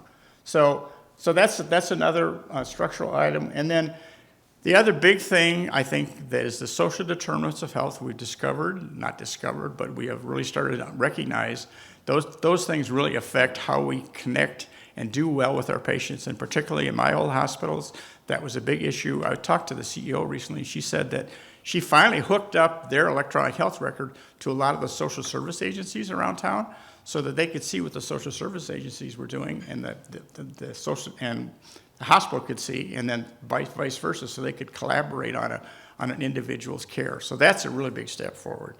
In the process area, so in the process of care, you've really got two different kinds of care. You've got standard care, which is kind of the way you treat people all the time, and then you've also got custom care. And what you really want to do is you want to make sure, particularly for the standard care, that you're using the best of what's called evidence-based medicine. And I'll talk about that a little bit more in a minute here. And then you're also using protocols or patient care guidelines. If you can do all that stuff, you're probably going to assure yourself a pretty good quality outcome. The other thing that you're always looking at in these standard protocols are how many lab services you're using, x-rays, all the kind of resources that go along with it. So people that are in healthcare systems that are in charge of looking at quality look at all those different measures. So here's a kind of little diagram about how this works, and this is an example of a cardiology clinic, I think at Duke. And so what you really have with those little square boxes are the standard care, which is a nurse practitioner perhaps is delivering. So you have a cardiac patient that's under care of a cardiologist, comes back, the nurse practitioner does standard protocols. However, if she sees that it needs to be seen by a physician, you see the little arrow that goes over there, then you have custom care. Then the physician says, oh, you have this little complication, it's not exactly needed, not really done by the protocol, let me take a look and make some changes to it. So you have a mix of standard care, which is protocols, which are very evidence-based medicine, and then you have custom care, that's the judgment of the cardiologist, which is because of all the things they've learned over the years, they make those kind of judgments. And so you can have a nice mix of those two, and systems that try to do just one or the other are going to be bad systems. What you really need is a system that's got the two of them mixed together, and that mixing them together is the art of this. So here's just an example I wanted to show you. This is a real protocol for hypertension, and so you can kind of go to any healthcare system right now, and you can look at these. This is American Cardiology Society put this one together. And there's a lot of debate inside the medical societies about what these protocols ought to look like. But I will say that they're pretty actively done. And they're published both by the medical societies, but also some federal agencies. The Agency for Healthcare Research also does publications of protocols. My daughter's an EMT, and she was showing me the other day all the protocols that they use in the ambulances about what's going on. And I tell you, the technology in ambulances these days is pretty exciting. The stuff they do in ambulances they used to do just in the ER.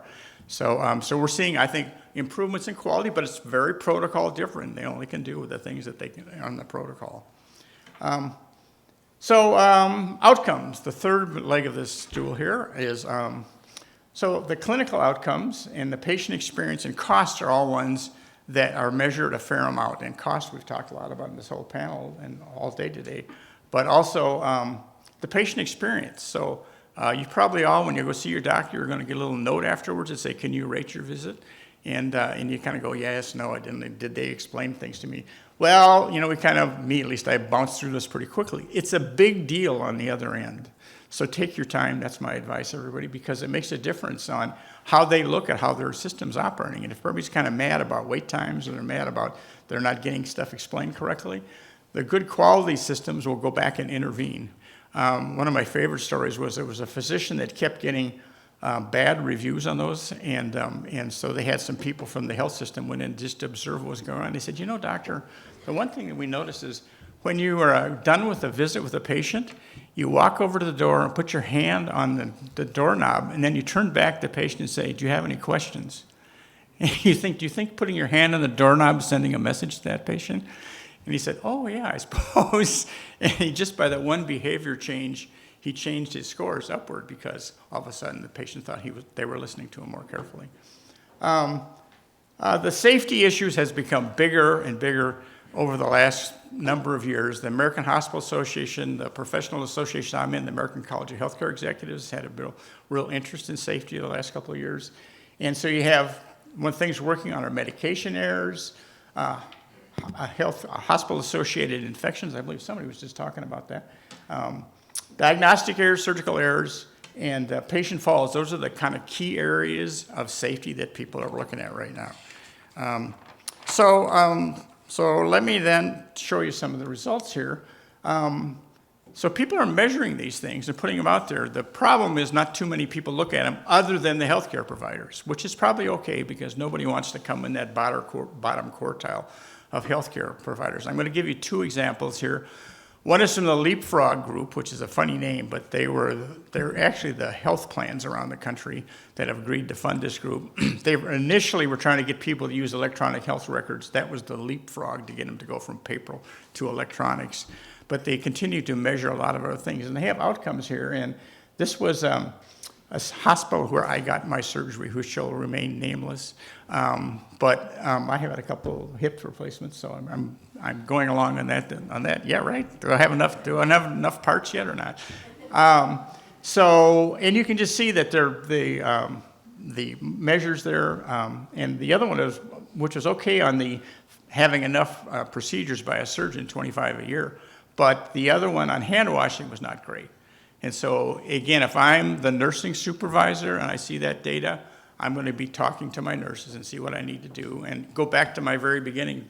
Do you have all the leadership qualities you need to actually implement that? So here's another one. Oops, keep pressing the wrong button. This is a little scary, actually. I'm going to encourage you, if you don't remember anything from today, other than this guy from St. Thomas who's saying, make sure you take a look, if you have somebody that needs to go to a nursing home, please take a look at Medicare Compare for nursing homes. That's a publicly available thing. Nursing homes have to all report it. I just took in my address, I live over in Uptown, and asked for nursing homes within 3 miles of my house, which is not that many. And you can see, if you can kind of look across there, you've got 3 different homes, A, B, and C. You can see the number of beds across the bottom 2, or the first 2 are small, medium, and large. But when you look at the ratings, the higher the stars, the better. There are quite a difference there. And so before anybody engages in taking their loved one and putting him to a nursing home, please, please, please go look at Medicare Compare, because that gives you real data about how those things operate. And there's quite a bit of difference in that part of the world. All right. So let me just talk quickly about improvement here. I'm just going to move to a couple things here. Let's go to evidence-based medicine. So I guess I've talked about that. So evidence-based medicine is to create those guidelines and then implement them. And the challenge of implementation in big systems is tricky because you have to have various people doing the implementation. It is easier in a big system like Align or Health Partners because you've got people that do it. When you have small practices, then you worry more about, is the evidence-based medicine going to be there? Then all of a sudden you're back to, I got a guy, because they may or may not be up to date on the most current stuff. Whereas if you have an Align or Health Partners, then they're going to do a good job. Mayo, for example, for sure does a good job. So value purchasing is really kind of coming along a bit, which is where you're actually paying for outcomes. And I'll go through that a bit. So here are some ways that they pay for outcomes. One is you can take a look at hospitals, and you can have high-performing hospitals get paid more for their care, or maybe if you just get to a target level, or percentage of the patients are recommending you. That's going back to those little forms we all fill out. All of those kind of things, some of the health plans have got built into their formulas about how they pay. The other ones are the negative ones, which is Medicare has a payment disincentive system that if a patient's readmitted within, I think it's 30 days, with the same diagnosis, there's a penalty, so they don't get paid enough in the future. So these systems are starting to get built in there into the systems where the quality outcome does affect the financial outcome of the system. And here's the tools that wonderful people like me teach in my class, and I'm not going to go through them all, but that's the toolkit that I showed you at the very beginning. And so there are a lot of tools that came out of the Lean Six Sigma system, the Toyota production system, that you would think that making automobiles are not the same as healthcare. But in fact, a lot of the same systems can be used. And one of the really fun things I'm teaching my ops course right now, is we have teams doing projects, and we have just wonderful projects that come out of that. One of my favorites was at a Methodist hospital, where they were looking at patients being discharged. So if you ever noticed that sometimes you're waiting around to leave the hospital, you can't get out of the hospital. And so what my student did is she said, why don't we take a look and take the patients that are close to discharge, and we'll have one area called the discharge lounge. And we'll take the patient, move them out of the bed, go in the discharge lounge. They got all the transportation, social workers, everything they need there in the discharge lounge. And then we'll take that hospital bed, or hospital room, free it up, boom, you get a new patient in there right away. Just an amazing, better outcome for the patients, higher quality for the patients, and financially for the hospital, better, because they could have the bed filled with that patient. So there's all those opportunities. I'm doing it right now. I'm excited about my students working on it. I'm sure I'm going to see really great projects coming up here in the next couple of weeks when we start getting around to grading them. So, so that's kind of my spin on things. Oh, just a little throw in there, because I also do the stats part. But we do take a look at the data, and that's the interesting opportunities in the future as we look more at the data. So automation's coming. This is a great one. I love this one. This is a picture of a Japanese robot picking up something. One of the biggest injuries for nurses is picking up patients. And so you can see that. I have great fun with my students about trying to figure out where the robots fit into the system. There's a lot of other fancy AI stuff going on, but robots are easy to imagine. And you'll see more of them in the system helping us through our healthcare needs. So here's what I think. I think we're in pretty good shape. Now, people may disagree with me. I'm kind of from the industry guy here on this panel, I think. But we are doing a lot in the area of quality. And public reporting is a motivator. I see people respond to it. I'm always fascinated in my class when I show them. There's another one that's a good one in Minnesota called Minnesota Community Measurement. And I'm talking to my class, my class, which is my graduate class, which got about third physicians. And I say, this is something to look at, and blah, blah. All of a sudden, I know I've lost the class because the docs are all on their computers looking themselves up because they didn't even realize that they were in that system. and they're going, wait, where'd they get this data? You know, so anyway, so it really makes an opportunity. So, and I think there's good improvements that are going to come along. The automation stuff is really exciting. Probably heard my resume. I was an old electrical engineer way back in the long day. Now it's really exciting to see all this new stuff coming along. So I'm really optimistic about it. So with that, thank you very much.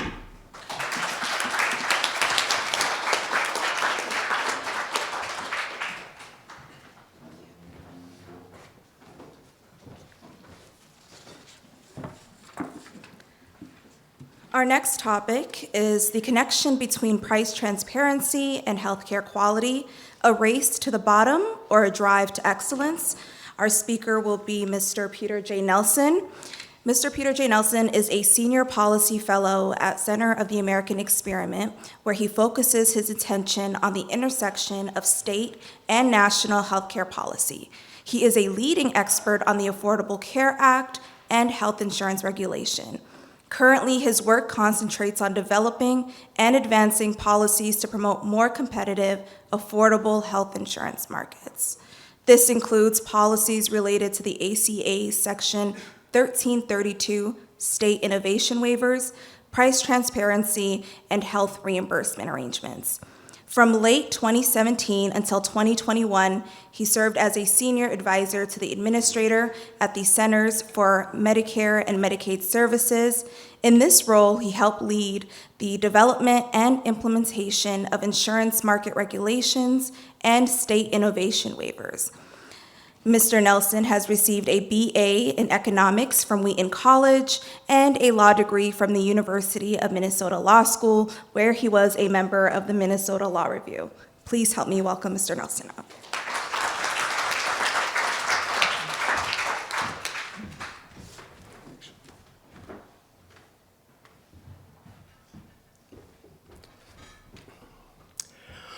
Well, good afternoon, and thank you so much for the invitation to join the symposium. Today, I'm going to focus on how price transparency to healthcare can impact quality. So within today's discussion of public and private health models, a better understanding of how price transparency information should trigger demand for quality information helps explain how private healthcare models can deliver higher healthcare quality. So before diving in, I do want to highlight how pleased I am to be back in a law school setting where ideas are discussed and debated in a way that actually seeks to understand and even respect all sides of an issue. As a local, I've long appreciated St. Thomas Law School's Hot Topics, Cool Talk series and the discussions that makes available to the public. I don't usually discuss my faith in a professional setting, but here I am at a symposium sponsored by a Catholic university. And while I'm not a Catholic, I do share the strong Christian faith that guides the mission and work of this law school.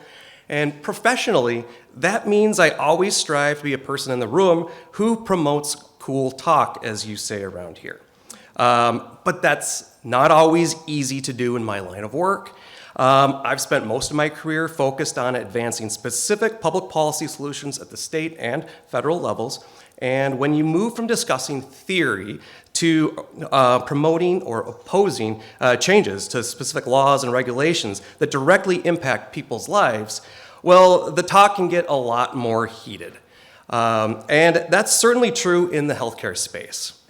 Just a couple of years after I started working on the state level with healthcare policy, America elected President Obama. And the country soon became embroiled in a heated national healthcare debate. And with the passage of the Affordable Care Act, that debate became even more heated. Then in 2017, as you kind of heard in my introduction, I found myself at the center of these national debates after I decided to take a job in the Trump administration, working as a senior advisor to the administrator of the Centers for Medicare and Medicaid Services, better known as CMS. So if you've ever read articles that claim the Trump administration was actively sabotaging Obamacare, that's what I was working on at CMS. Of course, I take strong exception to that characterization. Everything we did at CMS was focused on making the ACA work in the best way possible. Now, that said, not everything we did to improve the ACA stirred controversy, or I should say specifically, not everything we did stirred political controversy. We actually implemented several policies focused on unleashing the information patients need to make better care decisions. Nearly all of these policies earned bipartisan support. In fact, the Biden administration has taken several actions to strengthen several Trump-era rules. Among these policies, new price transparency requirements on hospitals and health plans have drawn the most attention. My discussion today focuses on these price transparency rules.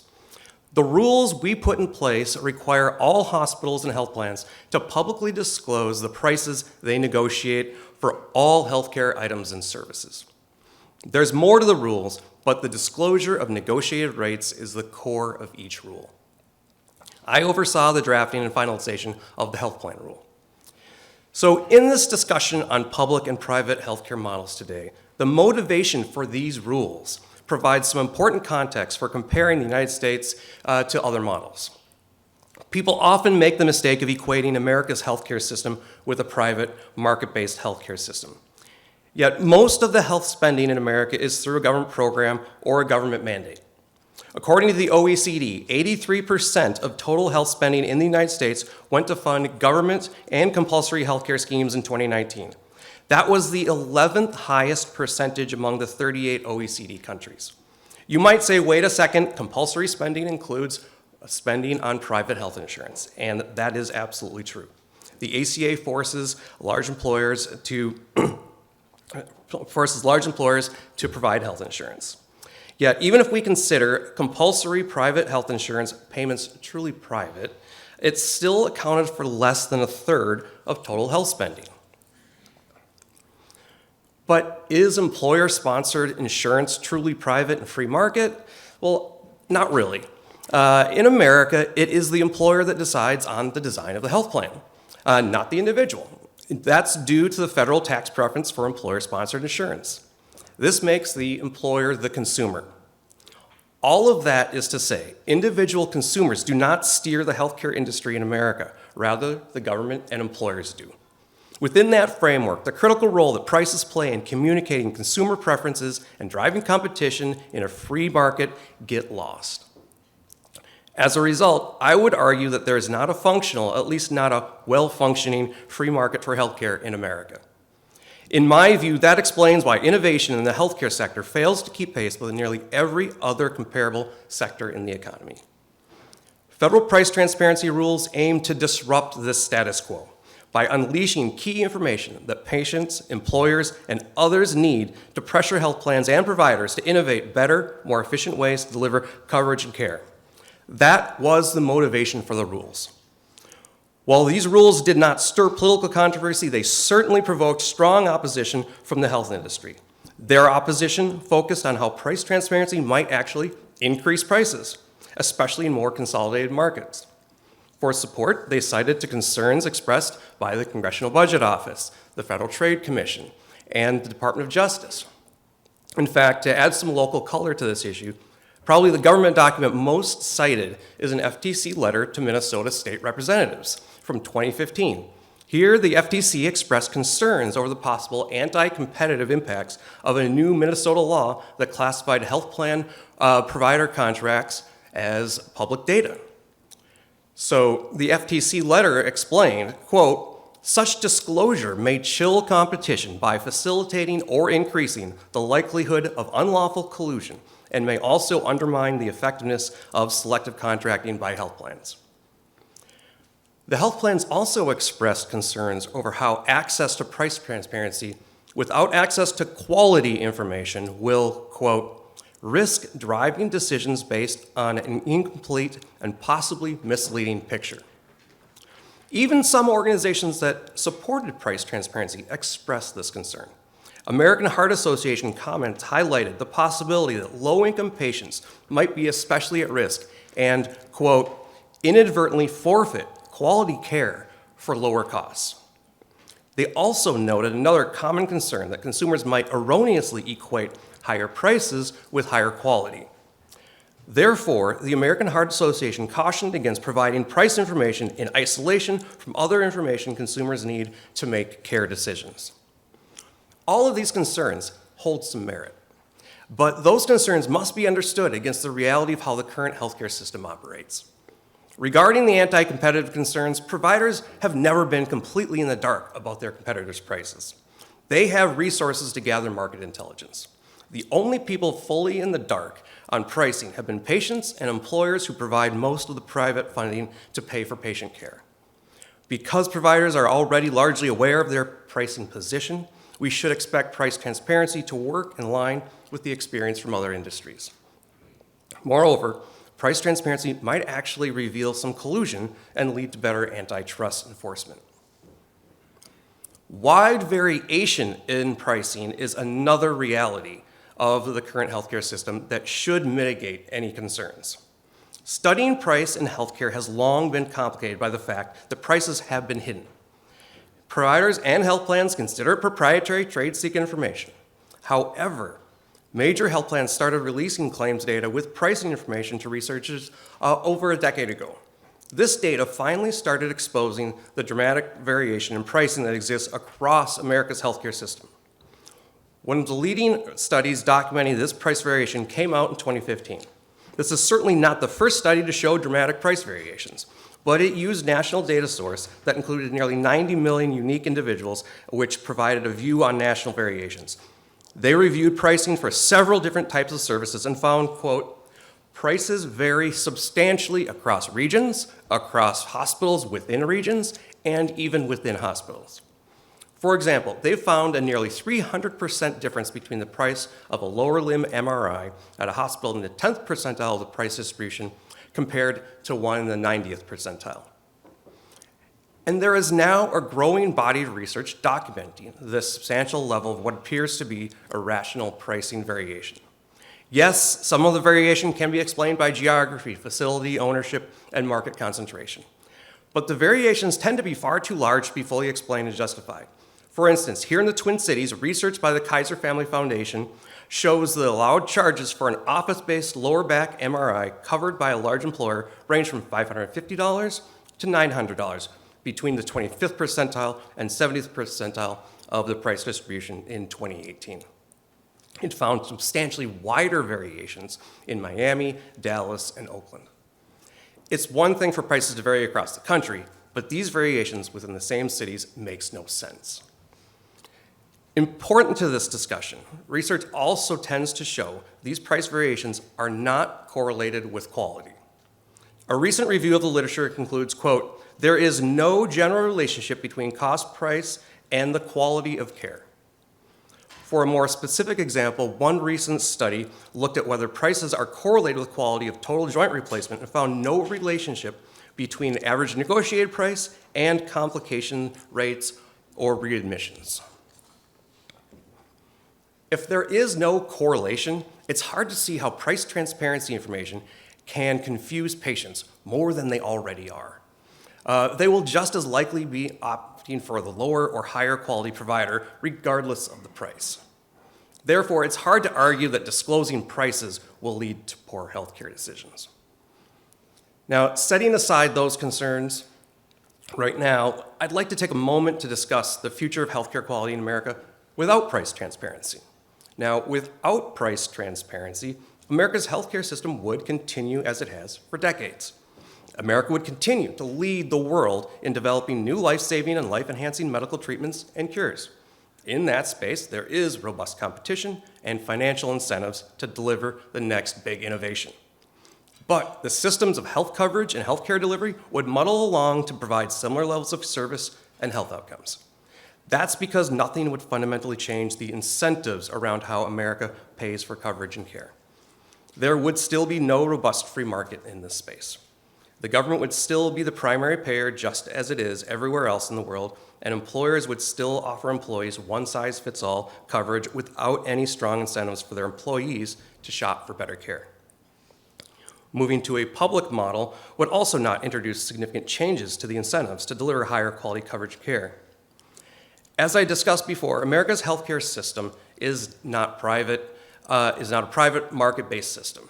It actually shares a lot more in common with public models than people appreciate. Maybe the most important similarity is that neither system is guided by price and quality competition. In America, patients have never had access to price and quality information to guide their care decisions. The same is true for employers that directly fund patient care. Likewise, as one review of the literature on the relationship of cost and quality in Europe explains, quote, price and quality competition is limited in Europe, where patient choice is restricted due to the dominance of public financing models.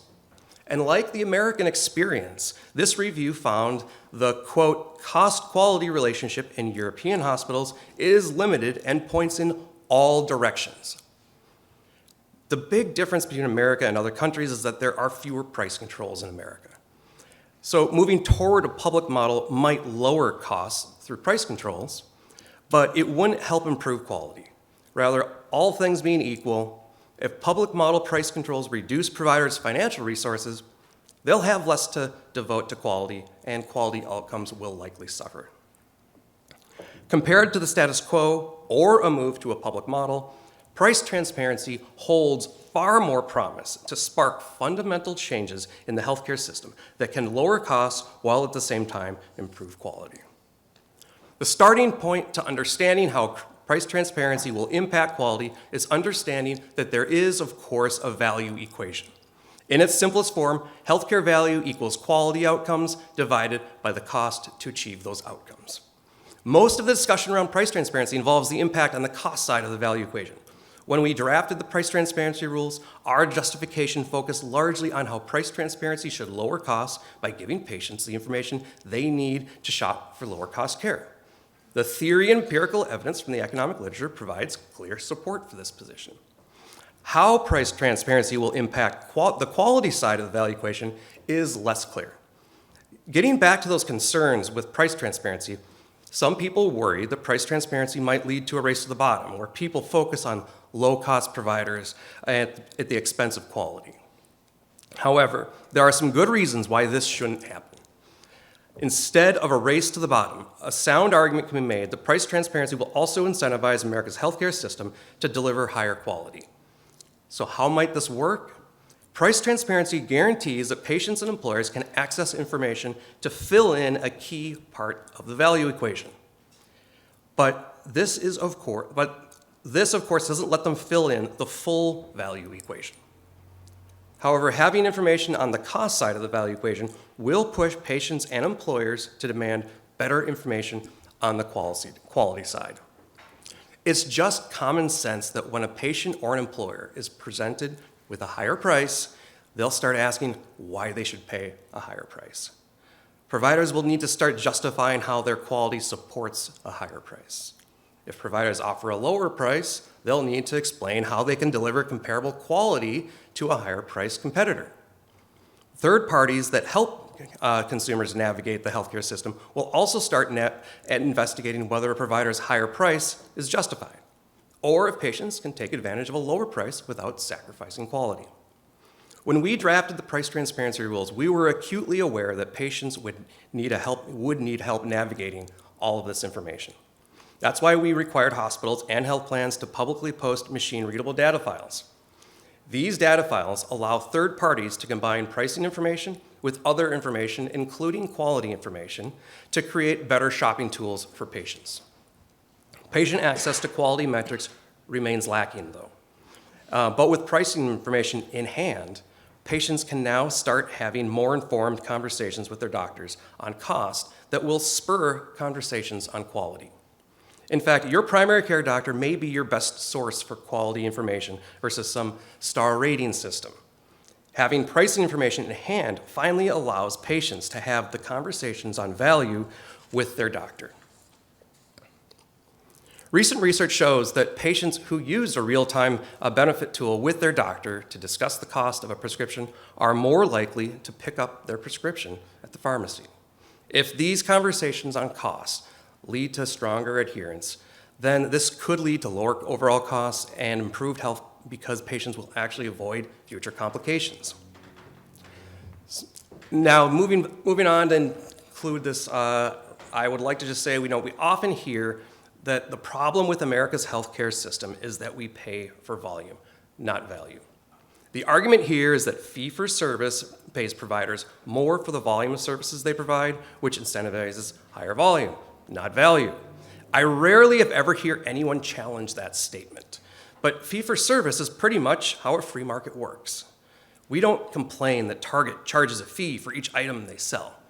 They get paid for volume. We don't complain that this incentivizes them to sell too many diapers. When families need diapers, they need diapers. And when patients need gallbladder surgery, they need gallbladder surgery. The difference between diapers and gallbladder surgery is that the price families pay for diapers reflects the value of the diapers. The price health plans pay for gallbladder surgery does not reflect value. So the problem in our healthcare system is not that we pay for volume. The problem is that the price we pay for each service does not reflect value. For prices to reflect value, we need price competition. To have price competition, we need transparent pricing. This competition will lead to value conversations that give patients better information on quality. Within a competition-driven healthcare system like this, I believe innovative new care approaches will be rewarded that can deliver higher quality care at lower prices. A public model does not provide that promise. Where we have free markets, we all see how competition drives industries to deliver better refrigerators, cars, restaurants, and investment advice. Yes, healthcare is different, but it's not so different that competition can't deliver far better results. So this afternoon, I've touched on why I think a private competition-driven model with price transparency should lead to better healthcare quality than the status quo in America or a public health model. I have not touched on how a private model can be both higher quality and universal. Let me just conclude by saying that there is no reason why the government cannot provide universal access to a private, competition-driven healthcare system. We provide food subsidies without undermining the private market for groceries. In fact, public food subsidies go further because the competitive private grocery market keeps prices lower. We should be able to do the same in the healthcare space. Thank you.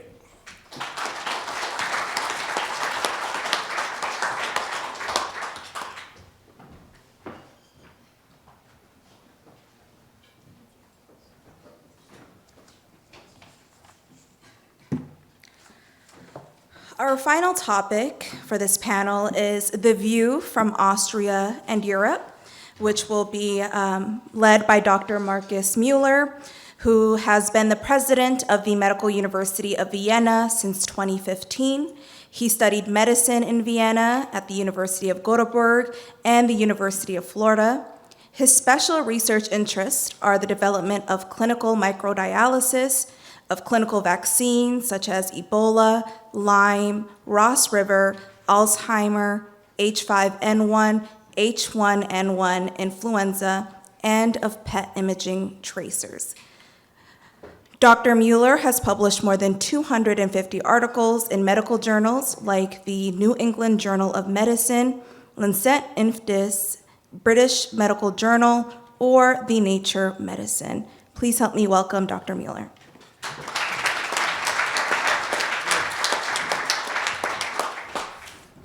Well, thank you so much, and good afternoon, everybody. It's a great pleasure to be here. Thank you very much, Professor Sisk and Martin, Michelle, Mike, for inviting me to come here to Minneapolis to give you a little different perspective. Austria is a very small country, and it's probably not comparable to the United States. I was really very impressed by what I have heard so far. What I learned is we all have our problems, and you can kind of exaggerate similarities, but you can also exaggerate differences. I think it does not come as a surprise that European systems and also the Austrian system is a little bit more public-oriented as opposed to the American one. I was intrigued to learn that a heart valve replacement at Stanford costs $1.6 million. It's really unbelievable, as opposed to, if I got it correctly, $3,500 in India. Austria probably somewhere in between, more on the Indian side. What is interesting for me is the format, actually. So I'm a professor of internal medicine. I spent most of my life in care for patients before I assumed my office as a dean of a medical school a couple of years ago. But I remember I was once invited on a similar podium, not with outstanding prominent professors of law, but representative of American private equity enterprises, and it was the closest I came to feeling like a communist, I can tell you, in my lifetime. Now we, in a way, and I think this also was implicitly part of the previous talks, we are prisoners of our value systems, and we are prisoners of our history in a way. And so I would like to give you a little bit of context of where I come from. Austria is enriched, loaded with history, and this is an etching of the so-called old Vienna General Hospital. It was actually an almshouse. Jill has already presented the idea. And there was no market for it at that time, so it was the beginning of the Enlightenment. Nobody simply cared of poor people, of sick people, and it was our emperor's idea to build such an institution.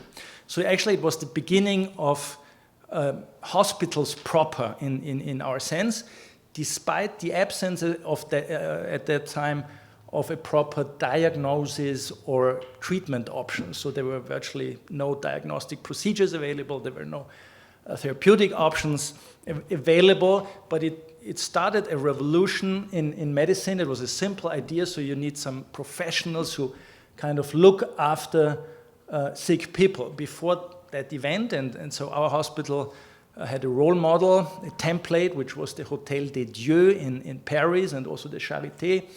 At that time was founded in Berlin, and before that, poor and sick people were simply taken care of at home by their relatives if they were lucky, and if they were not lucky, they were not taken care of at all.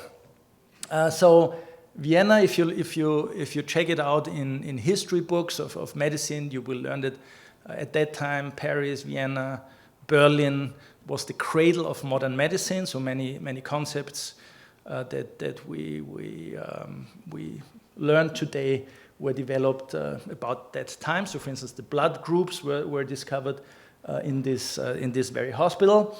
And the dreadful story is that all this came to an end in 1938 when Austria was taken over by the National Socialists, which inflicted a huge wound.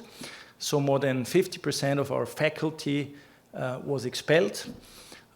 So it was a tremendous loss of lives and but also intellectual capacity, and it took a very long time until Austria could recover from that trauma. Actually, one of my predecessors as a president of the university in the 1950s received a copy of a report of the Allied forces to the US State Department, where it was stated that so Austrian medicine is down and will never regain its former position. So for many, many decades, and I think this is also worth mentioning, so I would say from 1938 until the 1990s, Austrian medicine and also many European schools were not at eye level with the best systems in the world, which are and were clearly here in the United States of America. I think we have been able in Europe to catch up a little bit. So in Austria, it started with the building of this hospital here, for which I'm responsible, the so-called New Vienna General Hospital, as opposed to the Old Vienna General Hospital. It is one of the 10 largest hospitals in Europe, and we are a little proud. I don't know how Newsweek came to this conclusion, but it makes us feel good that we are among the 25 top hospitals worldwide. Anyhow, so Austria, as I said, is a very small country, just that you have an impression. So there are roughly 500 million people living in the European Union, roughly 9 million, so 2% in Austria, so it's really tiny by American standards. What is maybe noteworthy that we have a relatively large capital, Vienna, with 2 million. So Vienna is the 6th largest city in Europe. So in relation, it is very important to have a big capital in a relatively small country. Now, our healthcare system, so there you know those classical 4 basic models of healthcare. There's so the so-called Bismarck system, which is the basic of our social healthcare system. So roughly 13% of our wages from employers and employees, so it is split between employers and employees, goes into sick funds, which cover most of the expenses of our healthcare system. Roughly 25% of our population has a private insurance, but this only covers extra costs. So if you want to be treated by a specific doctor or if you want some add-on, so to say. But it's so relatively, it's based on solidarity, so everyone will get his or her heart valve replacement or liver transplant irrespective of their financial status. If you check out different systems, you will find out that it's a matter of degree. So there is no, as far as I understand it, and I'm not an economist, it's not a yes or no or black and white. So that it's kind of always mixed. So you have a little bit more public, a little bit more private systems, and all of them have their pros and cons. So if I think about it, so and of course this is also an ideological, even a political discussion. How much or how important should the market be? Will the market solve all our problems? But if you think of a kind of a Platonic role of an ideal state in healthcare and prosperity, and you can discuss this very fact from the beginning on. I think it's those 5 points which you can highlight. It's that there should be someone to take on system responsibility, because otherwise you have kind of disparities. There are market excesses, and I have seen in my 30 years in medicine many market excesses. which have not been contained. Some examples from plastic surgery and so on have been highlighted today already. I tried to make the point of cherry picking. So if you leave it to for-profit organizations, the immediate reflex is to go for cherry picking, and somebody has to look after the rest of the system. There are unmet medical needs. So the classical example many years ago was rare diseases. So there have been top-down public programs to stimulate research and treatment options for rare diseases, which I think would simply not have happened if not some public interest would have shown up. And then we have the role of emergency. So the pandemic is one prominent example. So Austria probably is not a model case. So our system, it kind of from the outside, it looks obvious and simple. It is not, I can tell you. Obviously, it's the same here in the United States. It is highly fragmented. It's very difficult to understand from the outside, and it has kind of many problems in it itself. Anyhow, so when you get around the world, and I have been to lots of places, what really strikes me always is those enormous differences, those disparities in outcomes and resource allocation and healthcare procedures. So I've been at this African hospital for many years. So I think the first time in 2002 or so, and I've been there from time to time now. So it's the Albert Schweitzer Hospital in Gabon, and it's in Gabon, and it reminds me of the old Vienna General Hospital, because you will find hardly any diagnostic procedure there at all. So you cannot do repetitive CT scans, you cannot do MRIs, lab checks, and so on. But there's no air condition. So if the family does not provide for food, if the family does not provide for sheets, you have no food, you have no sheets. And that's what it looks like. And this is the filtration apparatus that prepares the IV infusion solutions, which are taken from the local river. And you might find it very kind of peculiar in a way, but when you spend some time in Africa and you come back, you find our system peculiar and astonishing, and overloaded with over-diagnostic procedures, overfunding, overspending, and so forth. So it's sometimes difficult to say who is crazy and who not in the practice of medicine. Now let's stay with the so-called first world for a while, and I think this is a really very insightful reading here. It's you probably know it. The OECD report, which is published every year, and which kind of shows patterns of resource allocations, patient outcomes, and kind of gives you a feeling of how different nations kind of work and behave, and what the culture is. So here you can, for instance, see.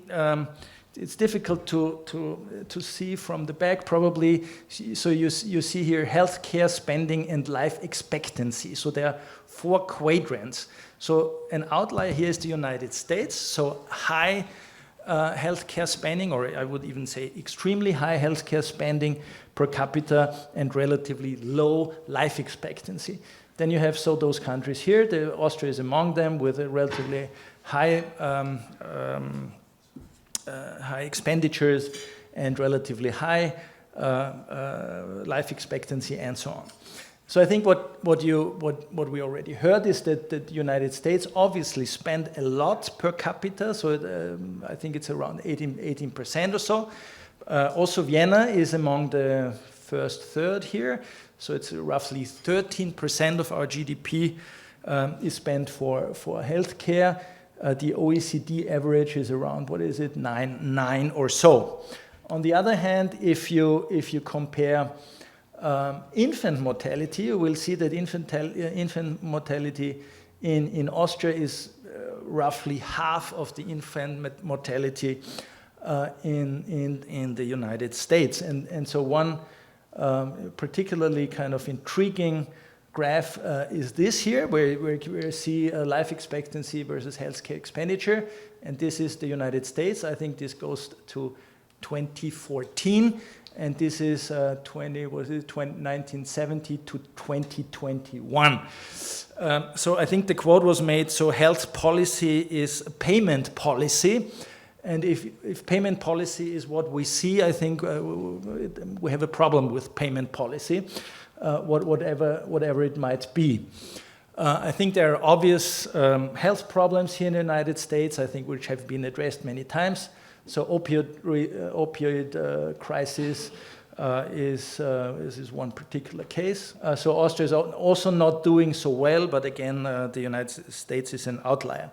Where Austria is particularly poor is alcohol consumption and smoking. So here the United States are doing much better. On the resource intensity side, in Europe you will see there's a mix. So the darker nations here have a higher resource intensity, so more money spending on healthcare, more CT scans, more doctors, and so on. So you can here see on the left beds and personnel. And one interesting graph also is this here, where you see, and I think this could be, and this will also be my final statement at the end, that nothing what we discussed, I'm pretty sure, will save our systems. It will be innovation. And so one drive of innovation certainly comes from digital health sources, so to say. And here, America takes the lead so far, so it's a leading nation. Germany, interestingly enough, is lagging far behind. Austria is somewhere in between. So this is the digital health index. Like the United States, Austria is a relatively resource-intense country. So if you look at beds, for instance, and this is so our system is very hospital-centric, which is in principle very expensive, despite our lower overall expenses. So you will see the number of beds, hospital beds in Austria by far exceeds the number here in the United States. When it comes to other equipments like CT scans and so on, we are comparable. Workforce. I think this will also be key for most of the healthcare systems in the first world.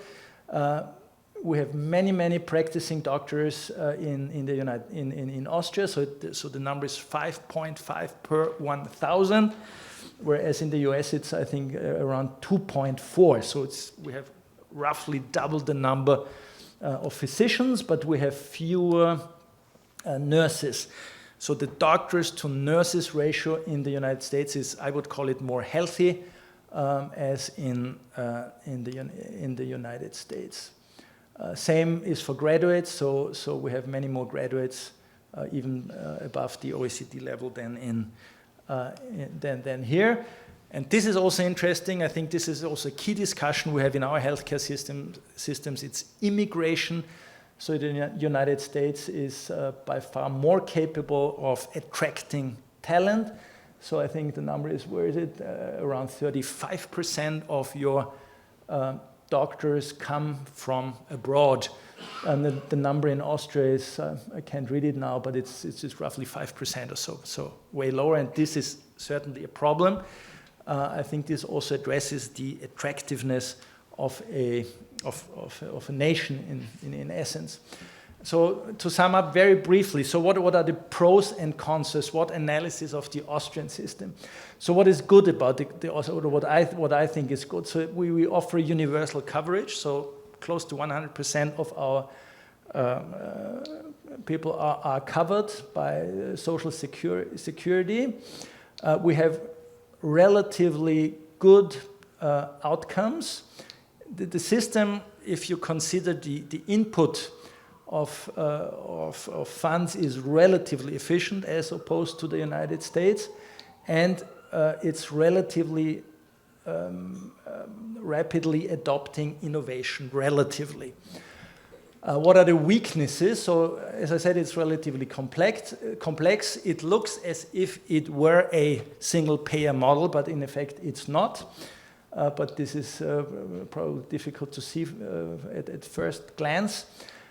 We have a focus on repair medicine. We should invest more on prevention, and it's relatively resource intense when it comes to personnel. So what are the opportunities? In Austria, certainly closing down hospitals, which is a political issue. Concentrations, increase digitalization efforts, and the case for immigrations. The biggest threat for at least European countries is demography. I'm almost done. So we have an increase. So it sounds like we were a public system, but there's an increasing tension. So there are more private players coming into play. So this tension, private versus public, is increasing. We have workforce topics, relatively low salaries. So people leaving Austria for mostly Switzerland, United States, other countries, which will lead to a shortage of personnel simply. So this is the German situation. I think here in the States you have a more healthy population pyramid, but this is the forecast for Germany. So there are roughly 500,000 doctors in Germany and roughly 5 million people employed in the German healthcare system. So as of today, you have a gap of, I cannot read this here, what is it, 300,000 or something like that, healthcare workers now. And the projection is that by 2035, you will have a shortage or a delta in the workforce personnel of roughly 2 million people, which will be very, very demanding. And given the forecast of the demographic pyramid, it will be very difficult, if not impossible, to handle. So this is probably the greatest challenge we will face in Europe. My last slide is a kind of a note of comfort. I would recommend to read this book. Maybe some of you already know it. So it's called Deep Medicine. It was written by a very well-known cardiologist from California, Eric Topol, and the claim is that AI will solve all our problems. Thank you very much.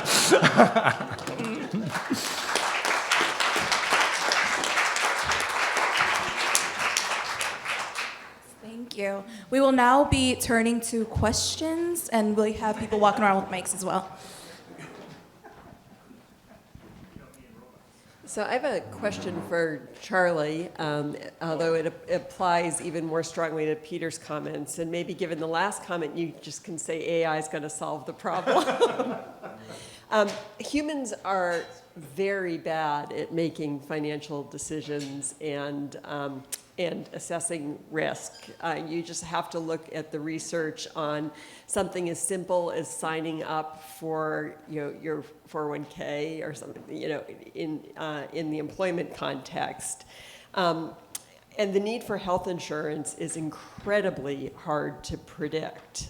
So let me give you a very quick anecdote. When I taught at the University of Michigan, we had several choices in health insurance plan.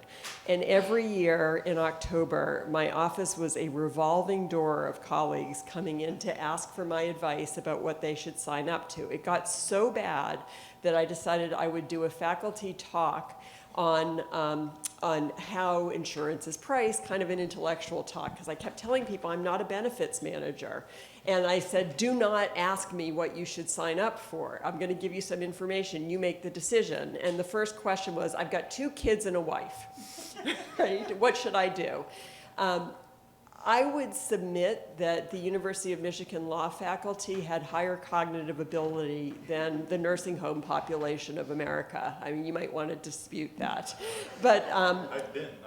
I was a visitor at the University of Michigan Law School. Yeah, I know. Do you want to make a comment on that first? So now keep in mind the elderly population of America.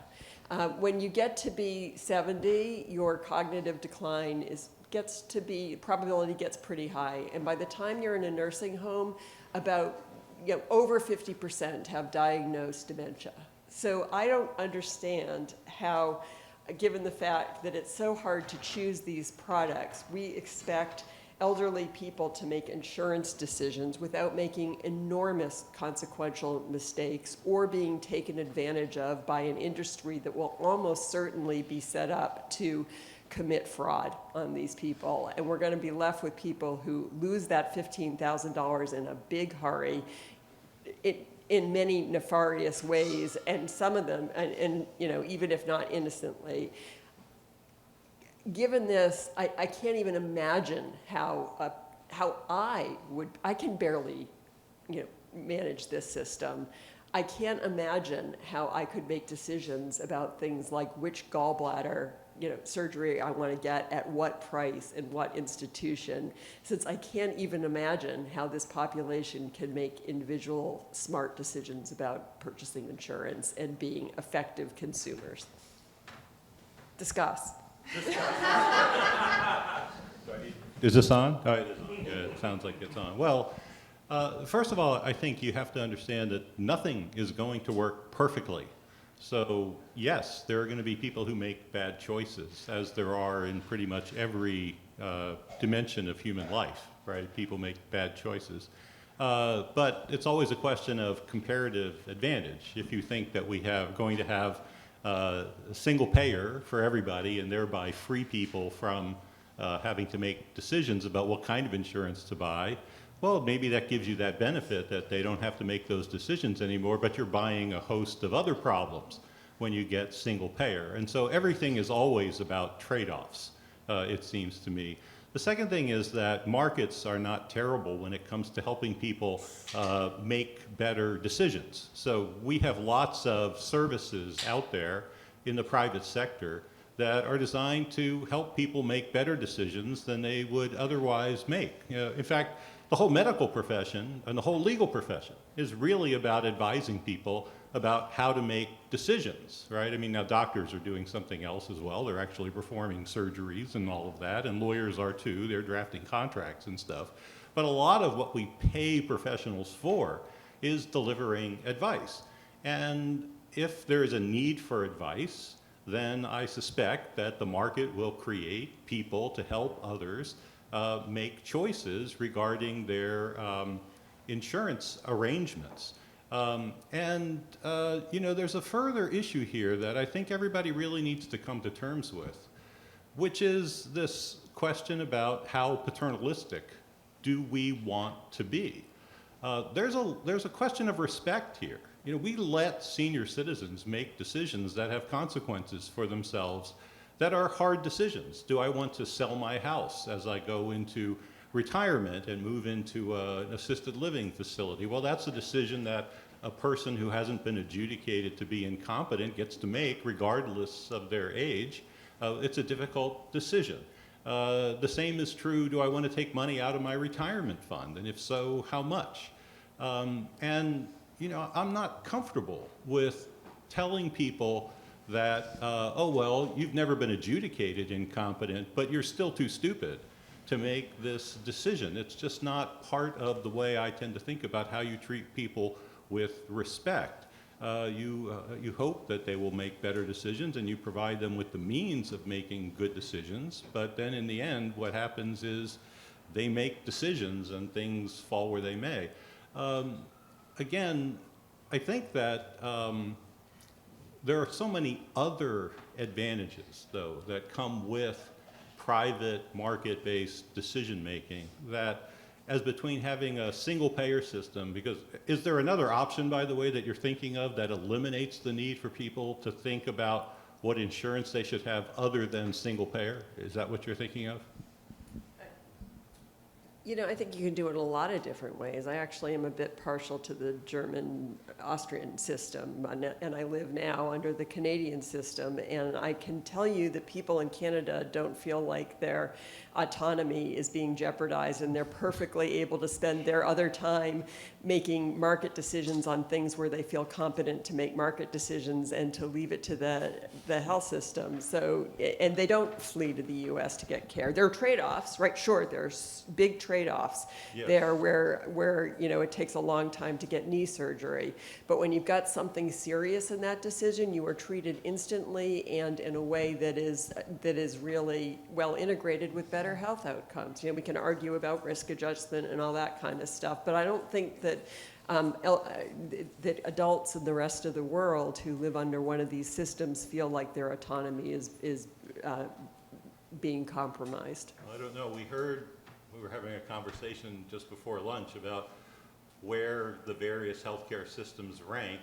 Oh, I'm sorry, too far away. About how the various healthcare systems rank, and Canada is one of these things that I can't really seem to get a handle on, because I talk to some people, and like you, they seem to think the Canadian system is fine. And then I talk to other people and they think, oh my God, the Canadian system is awful, and they actually come to the United States to get treatment. But there are data on this. So who comes to the United States from Canada for treatment? The snowbirds. They get their treatment in Florida, and they're not flying over the rest of the country to get superior care in Florida. Some of them, there's a little leakage on the border, like they don't have Trader Joe's. They also drive, into the country to get, and in fact, before I fly back there, that will be one of my next stops, because I can't get Trader Joe's up there. But it's a tiny percentage, and there are data on these things, and they just have better outcomes than we do. Do they have problems? Sure. That's why it's interesting to study this stuff all over the world. I guess my thinking, though, the original point that I made was, I think that if we have a system that requires people to make these choices, and the choices are hard, that the industry will respond in some way, right? The industry will figure out a way to try to make these choices easier for people to make. That could be through the industry itself simplifying the process, or it could be through the rise of professional advising corps to try to steer people in the right direction. Sounds like David might have a thought on this, because he's already got the microphone going. Yeah, so this is not going to be the Punch and Judy show where Jill punches me. We've been doing this for a very long time. So a question for Peter, and then just a general comment about international comparisons. So the question for Peter, I'm actually a big fan of pricing transparency, although in fairness, I also, when I was at the FTC, wrote some of those letters saying, look, you can do it well or poorly, and poorly can actually cause prices to increase. So that's, I think, an important caution. But my question for you is, it's quite clear some services are shoppable, right? And that's a circumstance where people might look at the prices that are disclosed and might make decisions. You can either tell a demand side story or a supply side story where the hospitals are afraid that people will not come if their prices are high, and so they'll lower them. But I guess my question for you is, what percentage realistically of services do we think are shoppable?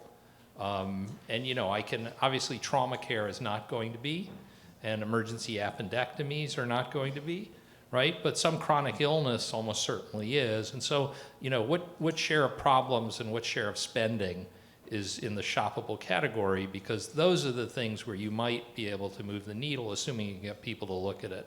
The caution, which is about national comparisons and if they can do it in fill in the blank, why can't we do it here? And I, as you can probably tell, like quoting Uwe Reinhardt, because he's very funny. And he was a Democrat, actually from Germany, who moved to the United States and made a very successful career at Princeton in health economics. And he was testifying, and someone said to him, well, what about the Danish health system? What do you think of that? And his response was, yeah, I think that's actually a good health system. But if you want to adopt it here, you need a couple of things. One is you need the Danish system of government. And secondly, you need the Danish people, because trying to adopt wholesale systems from one country and just slapping them into another is not going to work out very well for anybody. And again, the reason why we end up where we are is partly historical / path dependent, but it's also the way our system is set up. And that's how we ended up with the system we did. Thank you. So what percentage is shoppable? 38%. No, that's hard to, of course, put a number on. But I think there's some important things to say about shoppable services and why that might, what you consider shoppable may still be, what's not shoppable may still be important in the price transparency world. Because yes, there's, we certainly looked at shoppable services. Part of the hospital price transparency rule identifies 300 shoppable services that hospitals need to make very accessible to people. Because we do expect that we do need to highlight that price for people. However, all the other prices are also in many ways shoppable. And I think when we looked at price transparency, we certainly recognize the limits of what a patient might be able to do. And to the previous question, that's why decision aids and supports are so important in the healthcare space, in the insurance space, in the patient care space. But when I look at price transparency, I actually, because of just the nature of our system, we would have never built it this way if we're starting from scratch, but the employer-based system that we have puts the employer in charge of making a lot of purchasing decisions. And so even if it's not shoppable to the patient, it will be shoppable to a lot of employers. And when the employer, if the employers actually have the price, and this is one of the things that was surprising to me when I started really digging deep into price transparency, was how employers had no access to prices. And it still was proprietary, in that they would get a third-party administrator to administer their plan, and they would keep the data. The administrators keep their data. And we're actually now seeing how them keeping the data hid a lot of probably fraud and abuse by the TPA. And so I do think that now that employers have the data, they're going to be looking at that, wait a second, that costs this much in network for me, and I can get it cheaper out of network? I mean, that's what you're going to start seeing happen. So I do think there's a much broader impact of price transparency beyond what's shoppable. So I have a question about a topic that's come up from time to time, but maybe could get more play, and that is the role in the mix of catastrophic health insurance. So back before the Affordable Care Act, there were a number of folks who said we should have universal coverage, catastrophic health insurance coverage. So, a large share of the uninsured before then were younger people who made the economically sensible choice not to have health insurance because young people tend to be healthy. But then you'd have, of course, the exceptional circumstance in which someone got very ill or badly injured and the bills going up and becoming bankrupt. Catastrophic health insurance would cover that. They still have to make choices below that. What role would that play in helping to expand coverage dramatically at incredibly lower costs than a single payer system? I'll just take that up initially here. Let's remember that before the Affordable Care Act, there was actually lower deductibles and broader networks. A lot of what we see with catastrophic coverage and those higher deductibles has basically grown in response to the Affordable Care Act. And I would challenge kind of the question, because when you look at younger people, they don't have resources that they need to protect the way that catastrophic coverage protects. And so when you actually talk to brokers who are selling products, younger people getting off their parents' plan actually want lower deductibles because because that's going to pay for his coverage. They haven't had the time to save. And so to me, I'm a proponent of combining catastrophic coverage with an HSA, so you can develop that savings that creates that need to shop for services because you have your savings. And then when it's combined with catastrophic after those savings, that's a good program, I think. But for catastrophic coverage, I think it's a very appropriate insurance product for a lot of people, but not for everybody. just add something quickly to that. I don't know that there is necessarily a role for catastrophic coverage. I think it's an option that should be out there, but I kind of wonder, and this might be a further response to Jill, I kind of wonder if maybe more people wouldn't be attracted if they really had freedom of choice to a Kaiser Permanente style model. Right? Kaiser sort of eliminates the need for you to have any insurance. You just pay them, and then they provide the insurance because they have a huge number of subscribers. They just basically take care of all your healthcare needs, and then they manage the delivery side to minimize the cost associated with that. And that might be a package that's extremely attractive to a lot of people just because it makes their choices simpler. So I think the option of buying catastrophic care coverage should be there for everybody. And I like the combination. In fact, that's what David and I proposed as our Medicare reform is give people the money, put it in HSAs. They can use the HSA to buy a CAT policy. They can use it to pay for expenses below the deductible. But I would leave them, the possibility of buying something entirely different. I'll just take one little thing to go back to the Clinton health plan. Everybody remember that? Probably not, but the Clinton health plan actually had the idea of Kaiser Permanentes in regions of 5 or 6 of them competing, and it made the same case you just made about that. That would be a no deductible kind of basically system. The problem has been organizing those kind of systems. It might work in Minnesota. We're close to it in Minnesota, but on a lot of other markets it wouldn't work. So the accountable care organizations are kind of a half step into that, but it's not there yet. The other thing I'm just going to, since I have the mic here for a minute, that I would say about high deductible policies, the other model that I've seen about that has been more emphasis on the primary care doctor to be not necessarily a gatekeeper, but a person to really help think about how the dollars are spent. And so you'd have some sort of discussion that would be not only about your primary clinical care, but how you would think about managing a chronic disease. And I think the role of primary care has really been, unfortunately, been pushed back too much in this discussion, because primary care really knows a lot about your doctors and particularly the referral systems that go into them. They know which surgeons are going to be expensive, which aren't, which are going to have good outcomes, which aren't, and they're not going to say anything about it until you ask them. But I would say, don't forget the primary care doctor. Whoever's next. Next question, I guess. I think I have the mic right now.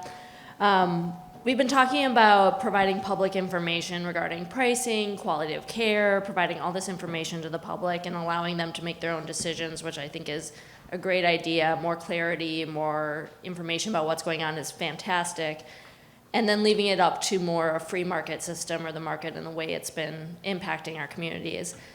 But in the way it's been implemented in the United States, historically at least, many communities, specifically low income and communities of color, are left out of the market scenario because they don't have the ability to participate in the market, whether it's education or the ability to go to a certain place. For example, if the best heart care in Minnesota is in St. Cloud, that's not hard for me to go to. I have the income, I have the ability, I have the car, I have the transportation. But if I am a poor individual of color living in North Minneapolis, I don't even have that option. It's not an option for me to get there. I have no ability to participate within the marketplace. If we went this direction, how do we deal with that, and what do we need to put in place to ensure that people can adequately participate within this market and with this information, given we have a broad array of people, abilities, and incomes?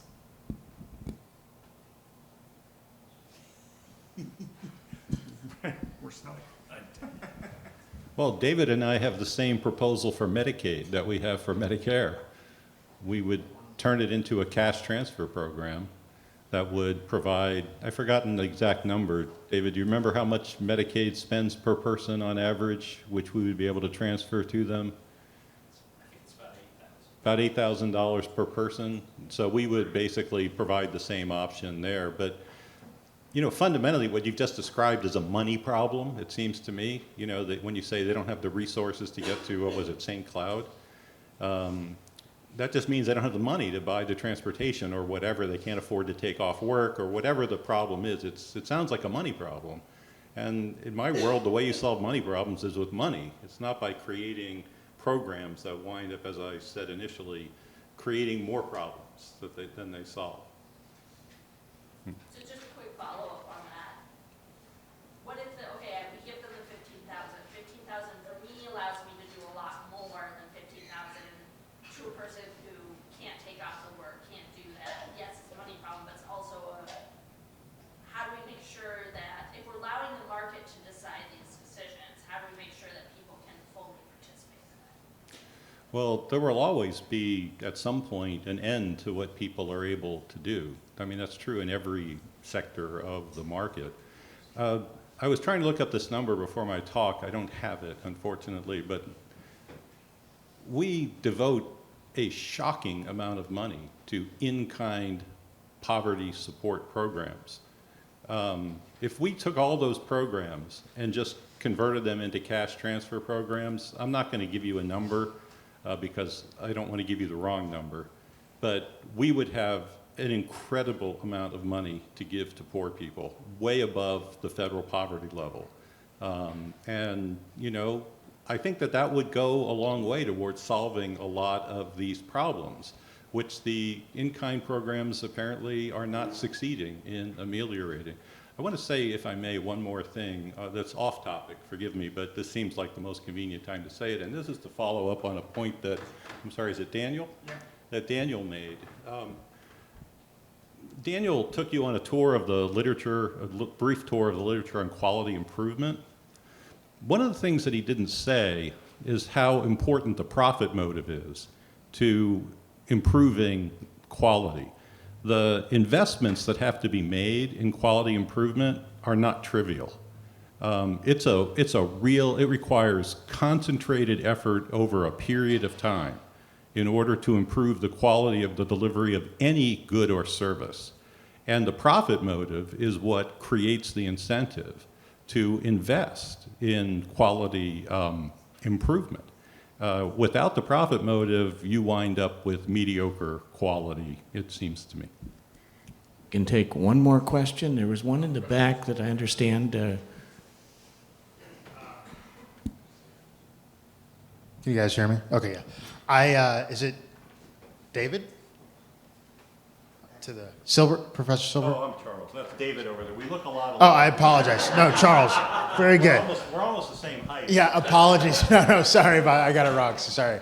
I really like the idea. There's a healthcare policy expert, one of the top guys that I work with, DC area, and he talks about the money following the people, not the systems. And I really like that. It's similar to your plan. Can you say that again?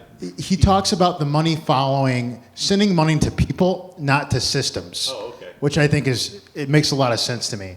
I think there are still challenges. You know, it's a huge challenge for African Americans, particularly in urban areas, a lot of parts of the country with, hospital location and actual physical access and all that. But all that aside, what do you think are some of the challenges politically to transferring Medicare, Medicaid to, direct payment to citizens, and how do you think it could be avoided?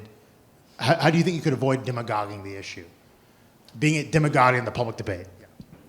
Well, David mentioned Rahm Emanuel's comment about never wasting a crisis. In the paper, one of the things that we say is that this will never happen unless there is a crisis.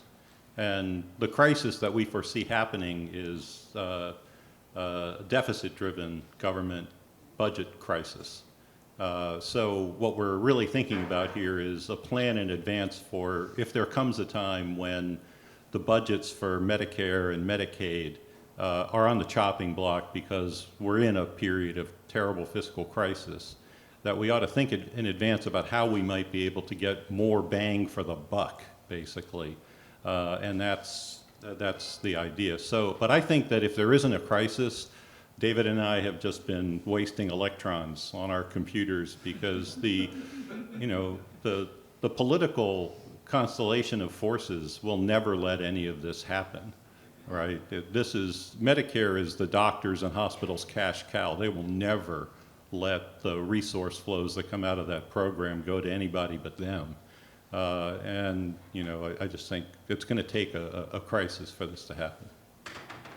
That brings us to an end with this panel, so let's thank everybody.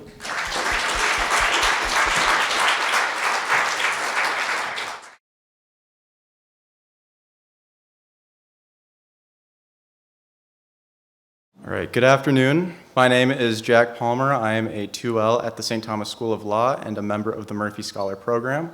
I am privileged to introduce today's final panel on the approach to Catholic medical care and proposed healthcare solutions. Since its inception, the Catholic Church has been deeply involved in providing healthcare services, guided by its teachings on the dignity of human life and the importance of compassion.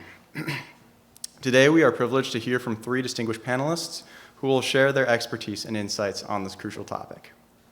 Our first panelist is Professor Monsignor Martin Schlag, the Alan W. Moss Endowed Chair for Catholic Social Thought at the University of St. Thomas. Monsignor Schlag's research focuses on the intersection of Catholic social thought, politics, and economics, exploring how the Christian faith has related to markets, trade, money, private property, and social justice throughout the centuries. His work aims to promote principled business leadership for the common good and find ways to overcome poverty by including the poor in the market economy. Monsignor Schlag's insights are informed by his extensive research, which have been published in numerous books and edited volumes, and his experience as a consultant to the Pontifical Council for Justice and Peace in Rome. Monsignor Schlag will be presenting on public health policies during and after the COVID-19 pandemic and the dignity of the human person in Catholic healthcare. Please join me in welcoming Monsignor Martin Schlag to share his expertise on the intersection of Catholic social thought and healthcare.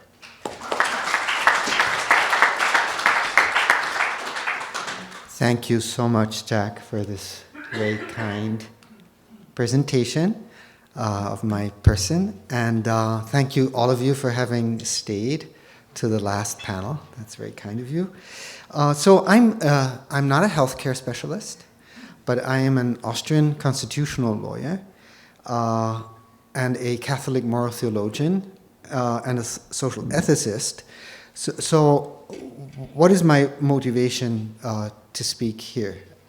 Well, so this is my mom.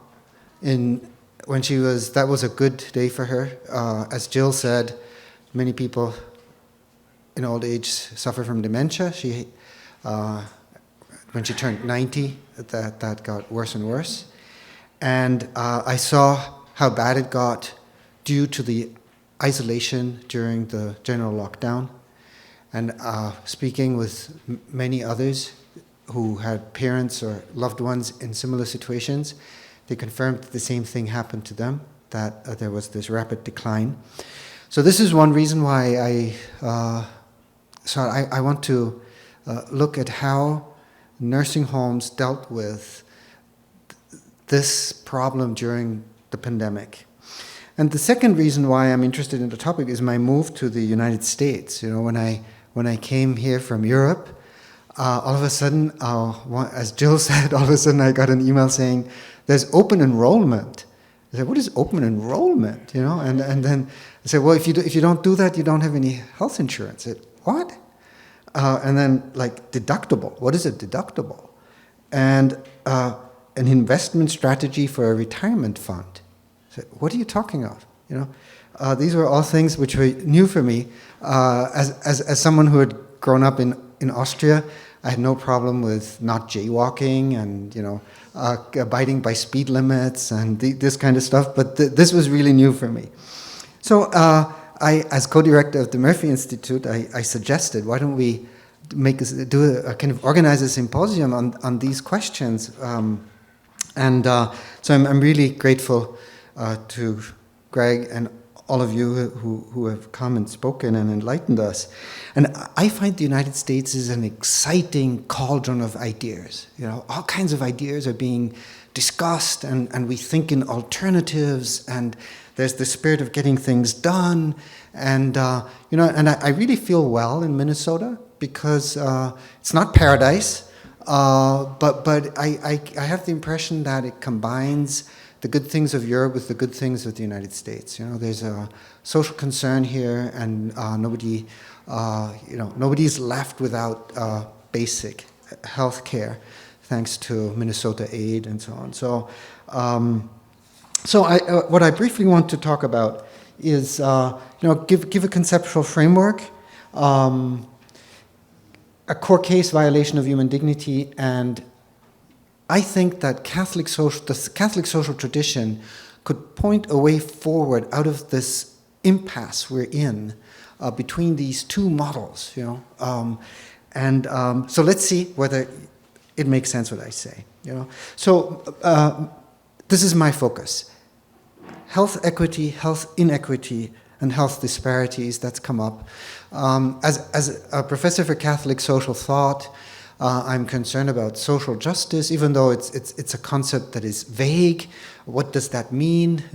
Basically the way I understand it is that a society needs to have a balance between social classes, and we need to, and the government and also society and the church has to work toward that balance. And so I came across a meta-study that was published in 2022, if I remember correctly, by the NORC Research Center at the University of Chicago, that analyzes these concepts. And one thing I took away from that reading was that all states in the US, all territories, and the federal government have state health improvement plans that include also the social determinants of health that have already been mentioned. And they basically, this meta-study kind of distills all these concepts into these three aspects, or three possible definitions. I'm just going to kind of cross out the last one. That is the World Health Organization, absence of disparities, and just as their definition of health is too much, this isn't actually about health inequity, because disparities are factual, but they're not necessarily avoidable or unjust, So 1 and 2 are the ones that we find in the US. And so number 1 means, well, ultimately, let's eliminate health disparities with whatever means. And the second group of states uses the second one, which is, well, we can't force people to be healthy. Let's just give them the opportunity, and that means a fair and just opportunity to be as healthy as possible.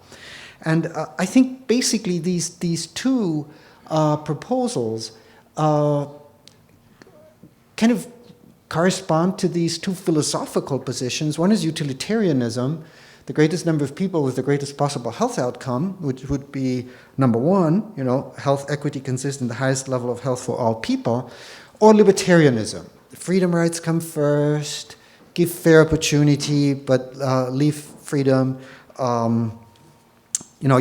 Is that really libertarianism? Is that maybe just freedom-oriented? But basically, these two, right? And so this has been said again and again here, and these are the numbers from 21. 22 hasn't changed substantially. It hasn't decreased. It's gone up a bit.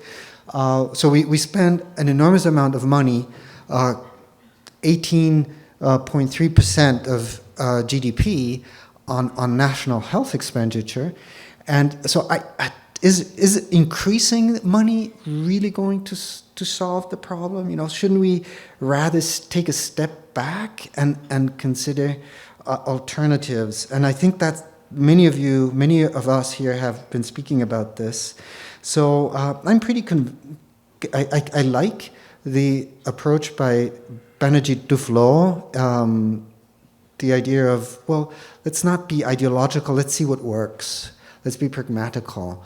And so the public-private combinations are probably what most would be in alignment with what Catholic social teaching now teaches, So anyhow, so this is my argument that I think Catholic social thought can offer a way forward. And here are 3 principles or values that Catholic social teaching proposes. They're not actually very specific to the Catholic faith. They're common sense, and I think all religious traditions and secular traditions can resonate with this. Catholic social thought has just this quality of being a balanced compendium. And so human dignity is the central value. It's never instrumentalizing a person. It's always treating a person as an end to themselves, never as a mere means. And subsidiarity is getting decisions made on the appropriate level, which needn't be the lowest level, but it's got to be as close to the problem as possible. And we have to get the people involved who are affected by the decision.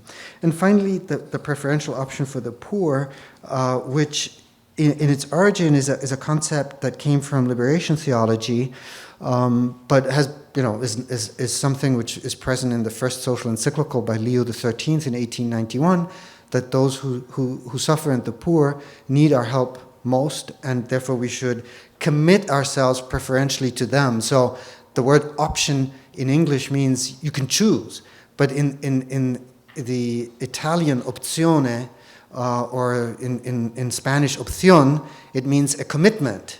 So it's like a preferential commitment to the poor. So I don't think I need to talk a lot about human dignity. This is just my summary.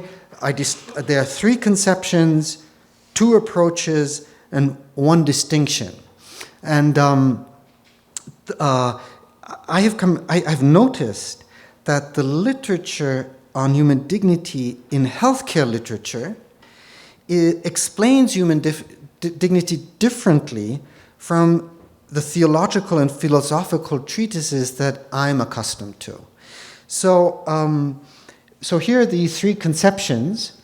There's inherent dignity, or we can also call it intrinsic dignity, in biblical language, being an image of God. It's the inalienable minimum which every human person has and which can't get lost. But that's not the only form. There's substantive dimensions of dignity, image and likeness of God. When we live up to the moral calling to greatness, then we also are likeness of God.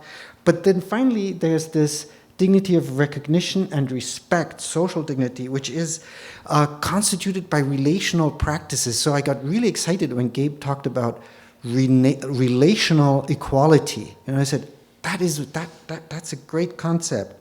And it's constituted by client-caregiver interactions that should be civilized, non-stigmatizing, and by aspects that bear on the client's social position, giving them autonomy and letting them participate in daily life as far as possible. The 2 approaches are an ideal theory of human dignity that would be typical of philosophical and theological approaches that kind of describe the ideal and then say, well, that's all you have to do, apply it, But I prefer the non-ideal theory of human dignity that says, well, let's try and discover the violations of dignity and do dignity work of small steps to improve the situation. And I prefer this because it supports transitions. In America, in the history of Catholic social thought in the US, there are basically 2 historical positions. One is the German-American position, which was, this is horrible, we need to reconstruct everything and make it really Catholic. And then there was the Irish Catholic position that was like, guys, let's accept reality as it is and let's reform it. And that was Monsignor Ryan's position, who is a Minnesotan, and he's called the Right Reverend New Dealer, because he was an advisor to President Roosevelt during the New Deal. And so the Irish won, right? So as a German, or at least German-speaking person, I admit, I concede victory to the Irish in this point. The non-ideal theory, and then this distinction between core case and dependent case, think something a lawyer immediately recognizes. The core case would be the Kantian imperative that I've already defined. Never use a person as a mere means, but always as an end to itself. Very rarely does that occur, okay? Genocide, torture, whatever, those are cases. But most cases are dependent cases, which is, it depends. So there's a wide scope of conflicted claims. There's scarcity, there are triage situations where you just have to weigh. And this is the basic question, you know. How much sacrifice can the common good demand of the individual without them losing their dignity as a person? And so I think there is one core case violation that did occur during the pandemic due to the general lockdown, which was letting people die, forcing people to die in isolation due to a general lockdown that proves to be unnecessary and even counterproductive when neither the patient nor their relatives nor the religious minister who was going to take care of them had COVID themselves. It's always easy to judge in hindsight. We were in the pandemic, if we remember, it was like trying to build an airplane in mid-flight. We didn't know what this was and how to react. But now there's a growing consensus in the medical literature that I have consulted that the non-pharmaceutical interventions that we had in place in the form of a general lockdown overreached. Okay, and so there's a study in Texas that conducted in Texas that kind of found out that the two top wishes of dying patients are 75% want to die in peace with God, and number two, 57% want to die with family present. And so nobody deserves to die alone. So how can Catholic social thought help? Well, subsidiarity and preferential option for the poor. And Pope Francis has formulated this this way. Let me see whether I can find this paper. Where is this? Well, I can read it from there. Oh, here it is. In fact, there is no true solidarity without social participation, another word for subsidiarity, without the contribution of intermediary bodies, families, associations, cooperatives, small business, and other expressions of society. Everyone needs to contribute, everyone. Pope Francis, in his pontificate, has used the expression social justice twice. But, I haven't counted them, but many times has he used the expression preferential option for the poor.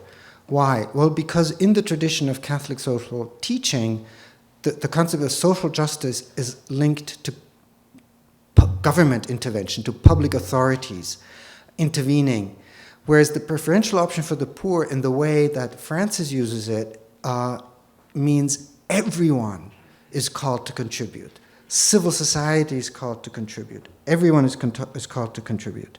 So subsidiarity respects personal dignity by recognizing in the person a subject who is always capable of giving something to others. That's Benedict XVI. When those responsible for the public good, and I think public healthcare is essential among that, attune themselves to the natural human desire for self-governance based on subsidiarity, they leave space for individual responsibility initiative, but most importantly, they leave space for love.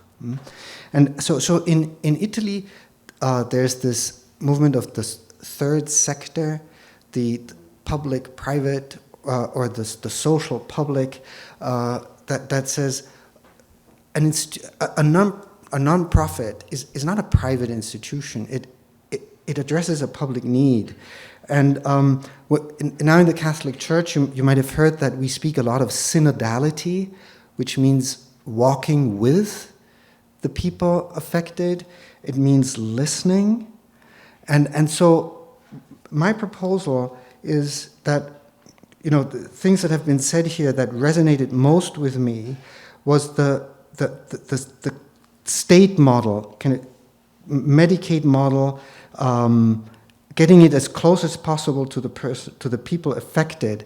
What is a solution in New York is probably not a solution, or might not be a solution in North Dakota. It needs study. It needs knowing the facts.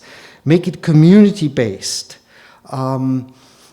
There's a colleague here at the law school, Lisa Schiltz, who is very active in disability law, like Professor Clark, and she herself has a son with a disability, and she complained to me.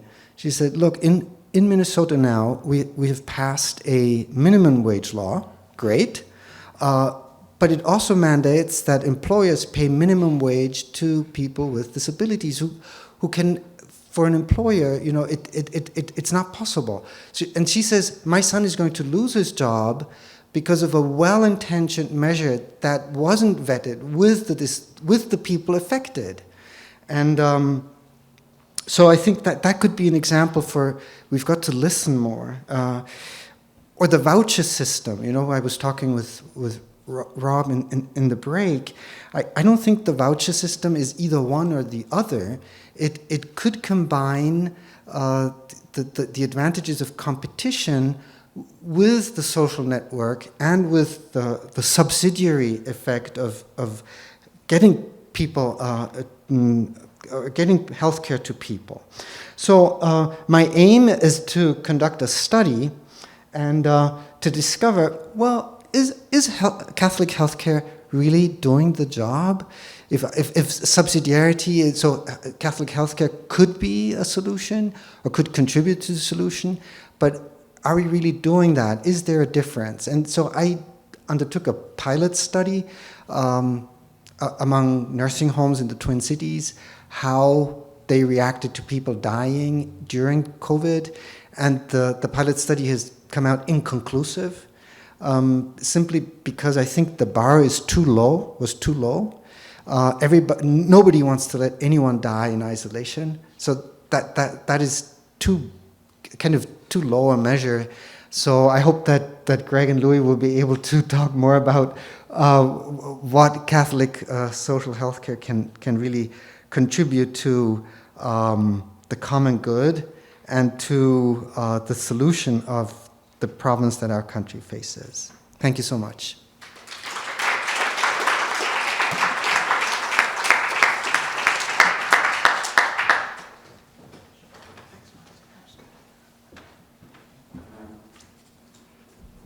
Thank you, Monsignor Schlag. Our next panelist is Mr. Louis Brown, the Executive Director of the Christ Medicus Foundation and a lecturer and Associate Director of the Center for Law and Human Persons at the Catholic University of America. Mr. Brown holds an undergraduate degree from Michigan State University and a Juris Doctorate from Howard University School of Law, equipping him with the knowledge and skills necessary to be a powerful advocate for those in need. Mr. Brown's career has been dedicated to defending religious freedom and ensuring that Catholic healthcare is accessible to our society's poor and most vulnerable.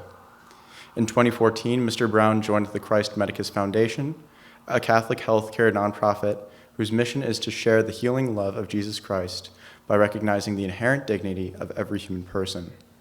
He later served at the United States Department of Health and Human Services Office for Civil Rights in 2017, where he enforced vital federal civil rights laws to protect and defend the rights of patients and human service recipients. He will be presenting on the religious right to exercise in healthcare. Please welcome Mr. Louis Brown as he shares his insights on upholding religious freedom.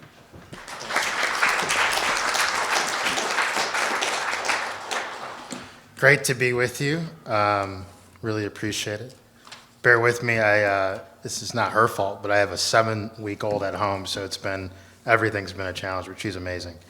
Our first. So, want to thank Greg. We met last year, and just a joy to know you and the work you're doing. And also Michelle, who I think it took me time to respond to the last couple of weeks, so thank her for wherever she is, for her patience. And also want to thank the folks at the Journal of Law and Public Policy, and just generally everyone that supports the Murphy Center. To keep myself on target on time, I'm going to have my own timer going here. Okay. So the question, healthcare, public or private, right? And so the answer that I would say is both plus. From the Catholic perspective, which I'm joyously Catholic, and I would say, well, it's the truth, and I do believe it's the truth. The provision of healthcare policy must be based on a commitment to human dignity, justice, and human flourishing. And so therefore, healthcare should be delivered and achieved through principles of solidarity, as Monsignor Schlag talked about, solidarity with the poor, and a subsidiarity wherein the societal healthcare challenges and solutions to those challenges are dealt with closest to the problem. And so we're talking, of course, first with marriage and family, the power of marriage and family. The church and its program through the ministry of Christ of healing the whole person through a robust exercise of religious freedom and healthcare, the local community, the private secular market, the state, and then the federal government, which definitely has a role. The topic of my paper and presentation, religious exercise and civil rights in healthcare, upholding patient dignity, rights, and access to care. So first we must ask, what is healthcare and why does it matter? Ultimately, I want to look at the origins of healthcare. Healthcare's origins, which were focused on loving the patient, alleviating their suffering, upholding the patient's dignity from conception to natural death. And in the beginning, healthcare's aim was to care for the whole person in body, mind, and soul. The most remarkable person in human history, I saw Oppenheimer, which it's got a tough scene, which is not great, but the rest of it is pretty interesting. And I was disappointed that Christopher Nolan said, that Robert Oppenheimer was the most important person in human history. I'm like, no, that's just not, he's wrong. I would argue that the most important, remarkable person in human history, most important person in human history was Jesus Christ. He transformed human civilization when he taught that love, and specifically the sacrificial giving of oneself for the good of the other, is the basis of the moral law and implicitly the basis of all just law. In the Gospel of John, Christ says, "A new commandment I give to you, that you love one another, even as I have loved you, that you would also love one another. By this all men will know that you are my disciples if you have love for one another." This teaching of Jesus Christ to his disciples and to the world revolutionized human relationships and transformed society's understanding of human existence. Christ revealed that every human being holds inherent, unconditional, and infinite equal value and dignity. Through Christ's call to love and his supernatural healing of persons in Scripture and truth, healing persons of leprosy, physical disabilities, fever, and other diseases, Christ proclaimed that he was in truth the divine physician. He came to heal and restore all people in body, mind, and soul. In the Gospel of Mark, he says, and this is very pertinent to what we experienced in COVID, "Those who are well do not need a physician, but the sick do. I do not come to call the righteous, but sinners." Of course, he means not just sickness in body, but sickness in mind and soul. He came to heal and restore. The Catechism of the Catholic Church articulates that Christ seeks to heal all people and holds a preferential love for the sick. This is section 1503 of the Catechism.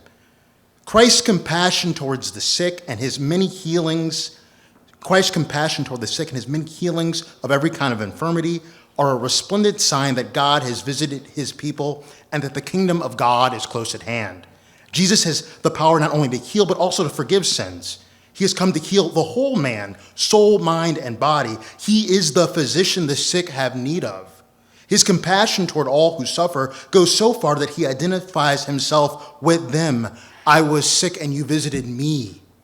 His preferential love for the sick has not ceased through the centuries to draw the very special attention of Christians towards all those who suffer in body and soul. It is the source of timeless efforts to comfort them. Christ, so close quote on section 1503, I'm going to go into 1506. Christ commands his disciples, I'm not quoting yet, Christ commands his disciples to heal the sick and thus imitate his love and care for all humanity. This is section 1506. Christ invites his disciples to follow him by taking up their cross in their turn. By following him, they acquire a new outlook on illness and the sick. Jesus associates them with his own life of poverty and service. He makes them share in his ministry of compassion and healing. So they went out and preached that men should repent. And they cast out many demons and anointed with oil many that were sick and healed them. And lastly, quoting the Catechism for the last time here, but I thought it was pertinent. 1509, it says, heal the sick. The church has received the charge from the Lord and strives to carry it out by taking care of the sick as well as by accompanying them with her prayer of intercession. She believes in the life-giving presence of Christ, the physician of souls and bodies. This presence is particularly active through the sacraments and the altogether special way through the Eucharist, the bread that gives eternal life, and that St. Paul suggests is connected with bodily health. In a 2020 piece, Catholic Scholars is an online piece, Catholic scholar and author Michael Aquilina reflected on Professor Gary Ferngren's scholarship. He's a professor at Oregon State University, a professor of history. That scholarship showed that early Christian communities imitated Christ's love and care for the sick by literally creating the healthcare system that we know today. Following the teachings of Christ, Christian communities imitated the radical idea, for the first time in history, that a just society built on sacrificial love should and must care for the sick. As Aquilina notes, Ferngren's scholarship demonstrates that early Christian communities created the hospital because Christian laws of love and a moral obligation for care of the sick and suffering and the vulnerable dictated that we do this. And so Ferngren says, the concept of the church's care of the poor was basic to the founding of the earliest hospitals.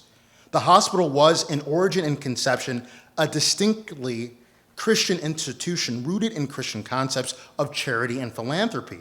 There was no pre-Christian institutions in the ancient world that served the purpose that Christian hospitals were created to serve, that is, offering charitable aid, particularly health care, to those in need. Religious exercise, specifically the Christian healing ministry founded by Jesus Christ, is the moral foundation and cultural foundation for the healthcare that we know of today. Religious exercise in healthcare over the centuries galvanized public recognition of the inherent worth and dignity of the person, particularly the vulnerable, the sick, the infirm, the poor, the materially impoverished. Until this Christian witness of sacrificially caring for the sick, persons with serious illnesses, physical disabilities, or suffering from various plagues were often cast out from the community, isolated, unfortunately in some cases, as we saw in COVID, and discarded. I'm talking about many centuries ago. A commentator from the ancient early part of the church spoke of the impact of the earliest hospitals. This is an actual writing that we have. He spoke of the impact of the earliest hospitals, which were started by St. Basil, who later became bishop of Caesarea. Quote, "We have no longer to look on the fearful and pitiable sight of men like corpses before death, with the greater part of their limbs dead, driven from cities, from dwellings, from public places, from watercourses. Basil, St. Basil he's referencing, Basil, it was more than anyone who persuaded those who are men not to scorn men, nor to dishonor Christ the head of all by their inhumanity towards human beings."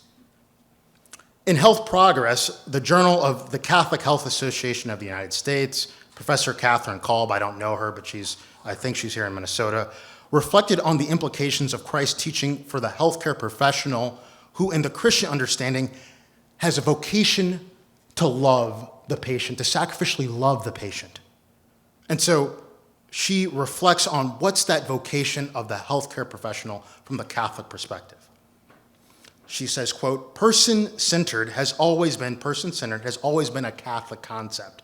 Indeed, the body of the human person is a surpassing gift, which must be received as a gift from God, a gift which must be respected and reverenced. This is the dignity and vocation of healthcare professionals, to be guardians and servants of the dignity of the human person, and to bear witness to the inherent dignity of every human person in and through the body.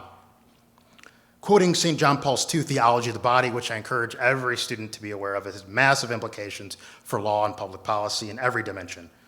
Quoting St. John Paul II's Theology of the Body, Professor Kolb articulates the vocation of the healthcare professional to sacrificially love. The human person, I'm quoting her now, the human person is the only creature God willed for its own sake. This means that the body as an integral part and visible expression of the person can never be treated as an object or as a means to an end, or used as a means to an end, as Monsignor Schlag said. According to John Paul II, we cannot consider the body as an objective reality outside of man's personal subjectivity. Indeed, John Paul II states that the only proper and adequate response to the human person is love. The fundamental theme reflects our vocation as healthcare professionals to love and to respond to others with charity, the principle of Catholic social teaching that is the heart of the Church's social doctrine. And so we see the healing ministry of Christ continue today in the United States, the vocation to love the sick, however imperfectly. I believe that Christ is perfect, the teaching of the church is perfect, but we as Christians, if anyone knows me, I am far from, I have many issues, many challenges, as we all do. But we see this continuation of this Christian healing ministry of Catholic healthcare today. As of 2023, many of you all probably know the numbers. The Catholic Health Association, based on an earlier survey from 2021, has these numbers on their website. We have, in the United States, over 650 Catholic hospitals, 1,500 Catholic continuing care facilities, hundreds of thousands of full or part-time employees serving at Catholic healthcare entities nationwide. And these Catholic health entities, again, continue this ministry of Christ, serving millions of patients every year. And from the research I've done, there's different numbers, and I'm going to underdo it so I don't get charged with exaggerating. But from the research I've seen over the years, I would say it's safe to say well over 10% of all American healthcare delivery is coming from a Catholic healthcare institution in the United States. It's probably a few percentage points higher than that. The faithful Catholic healthcare ministry heals the whole person by serving the person's inextricably linked physical, mental, emotional, and spiritual needs. Catholic healthcare ministry serves the integrated whole person. The healthcare ministry of Christ, continued in Catholic healthcare, is uniquely equipped to be a leader, and I would say the lead, of our nation's healthcare system, uniquely blessed to serve others, regardless of background or religion, because we understand how to serve the whole person and the wholeness of their humanity. God designed the body. The more I look at scientific research and healthcare research as a healthcare professional, as a lawyer, I'm not a medical practitioner, it's just so clear, God designed the body. It all runs together. It all runs together. Service to the poor and the healthcare needs of the vulnerable over the centuries presented a historic Judeo-Christian witness to God-given human dignity and each person's right to life. The recognition of God-given human dignity and personal rights transformed our nation's civil rights laws and triggered a massive expansion of healthcare access. I'm not going to go into that too much today. As I've noted in First Things and also in a piece I wrote in Public Discourse a few years ago, this Judeo-Christian witness to the dignity of the human person powered the abolitionist movement to end slavery and powered the American civil rights movement to destroy Jim Crow segregation, a multi-faith, multi-racial coalition of pastors and priests and rabbis and labor workers and lawyers and doctors, teachers. Dr. Martin Luther King used the natural law and Christian principles of dignity, love, and justice to show the moral evil of racial discrimination and to make the case for civil rights laws. In his famous letter from a Birmingham jail, Dr. King explains the following, quote, "But more basically, I am in Birmingham because injustice is here. Just as the prophets of the century BC left their villages and carried their "Thus saith the Lord" far beyond the boundaries of their hometowns. And just as the Apostle Paul left his village of Tarsus and carried the gospel of Jesus Christ to the far corners of the Greco-Roman world, so am I compelled to carry the gospel of freedom beyond my own hometown. He continues, reflecting on the natural law and principles of justice, Christian principles of justice. He says, "A just law is a man-made code that squares with the moral law or the law of God. An unjust law is a code that is out of harmony with the moral law." To put it in the terms of St. Thomas Aquinas, this is King. He says, "An unjust law is a human law that is not rooted in eternal law and natural law. Any law that uplifts human personality is just. Any law that degrades human personality is unjust." And so just with a glimpse from this letter from a Birmingham jail, we see the subsequent civil rights victories were achieved through a faith-based movement dedicated to the equal dignity of every man, woman, and child. This faith-based civil rights movement achieved the passage of the Civil Rights Act of '64, the Voting Rights Act of '65, the Fair Housing Act of '68. The Civil Rights Act was a major legal and cultural weapon that desegregated hospitals across the country. It's still celebrated appropriately at HHS. The civil rights movement triggered a massive expansion of federal civil rights laws and regulations prohibiting discrimination in healthcare on the basis of race, color, national origin, immigrant status, sex, disability, and the ability to pay, the EMTALA law. Religious exercise of Judeo-Christian principles, and specifically the Christian health ministry of Christ, is responsible for the concept and realization of healthcare for the sick, suffering, and vulnerable. The Judeo-Christian witness of love and care for the vulnerable birthed our legal, political, and cultural recognition, respect for, and protection of human dignity and a person's human and civil rights.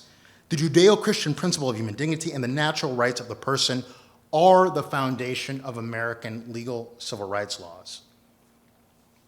Unfortunately, we're seeing a massive attack. So I'm just going to close by showing you where are the attacks happening on human dignity in healthcare today, and a little bit about what we can do about it. So these principles of human dignity are under massive attack in healthcare right now. I was, very knee deep into this when I was at HHS, and still dealing with it in a lot of contexts today. One of the primary issues we have is government and private health plans and programs and their payment systems increasingly and chiefly concerned with budgets, cost savings, and profits without due regard to the life, health, and dignity of the patient. Now, of course, profits, budgets, cost savings has an appropriate place as we understand the healthcare system and seek to improve it, but it shouldn't replace the primary point of healthcare, which is the dignity, the life, the health of the person. We also see challenges with where the goals of trimming budgets, cost savings, financial bottom lines, and profits are displacing those foundational goals of, again, loving and caring for the patient, alleviating suffering, protecting human dignity.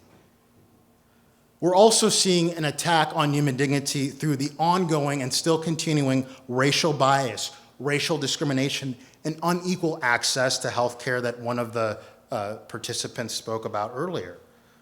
Racial minorities, persons with disabilities, immigrants, and the urban and rural poor still suffer from bias and discrimination. By way of example, and I point to this in an article I wrote a couple weeks ago in First Things, a public opinion survey recently found that 25% of immigrants reported experiencing discrimination in healthcare settings. Even if we think, well, they're mistaken or they misinterpreted, I think that's a substantially high number, and it comports with what I felt when I was at HHS, that in too many parts of the country, if you're an immigrant, it's still okay to discriminate against you, particularly in language access circumstances in the healthcare system. We also see the ongoing legal expansion in some states of abortion in the United States. We have over 60 million unborn children that have been aborted. I'm African American. Over 20 million African American children have been aborted in the United States. It is unbelievable. Unbelievable. Unbelievable. We also have passive euthanasia. It's all too common in too many parts of our healthcare system. I've seen specific situations in which patients are denied the ordinary means of life-sustaining treatment, i.e. food and water. We also have bankrupt bioethics that need to be reformed in our country. Some of them are really good, some of them are misintended, but there's particularly challenges with patients that are undergoing brain death where it's not conclusive, and also challenges with organ donation. Finally, we have the unjust discriminatory denial of care for the aged, the elderly, and persons with disabilities, based on, in my opinion, unethical and immoral quality of life designations within the healthcare system, including in the payment structures. This mentality was on steroids during the COVID period, when HHS took numerous civil rights actions across the country to stop that kind of discrimination from happening, where particularly people with disabilities were put in the back of the line for the rationing of care solely because they had a disability. We also see, finally, a massive attack on religious exercise. We have some state legislatures and the current presidential administration under the Section 1557 regulation in the Patient Protection and Affordable Care Act, and also under the recent EMTALA guidance that the current administration has issued, attempting to coerce or mandate abortions and other unethical practices within the healthcare system. These attacks on religious freedom, besides being unconstitutional and unjust, would effectively abolish Catholic and pro-life healthcare and have a devastating impact on vulnerable patients so in need of care, where they're loved, respected, and protected. It wouldn't happen all at once, but over time, if we mandated abortion and other unethical procedures, Catholic healthcare would have to get out of the game, largely the way that Catholic adoption agencies have gotten out of the game. In the aggregate, all of this together, this is this integrated attack on life. It's not just the unborn I'm talking about. It's not just assisted suicide issues. This is this integrated attack on life for people that are considered unplanned, unfit, unproductive. So what do we do about it? What we do is 4 or 5 things. First is we have to recover our human identity. The most basic question for this conference is, who are we as human beings, and what does human flourishing mean, and what does it look like in our healthcare system? Professor Carter Steen at Notre Dame Law School has done excellent. I taught his book this semester, excellent work in his book, What It Means to Be Human.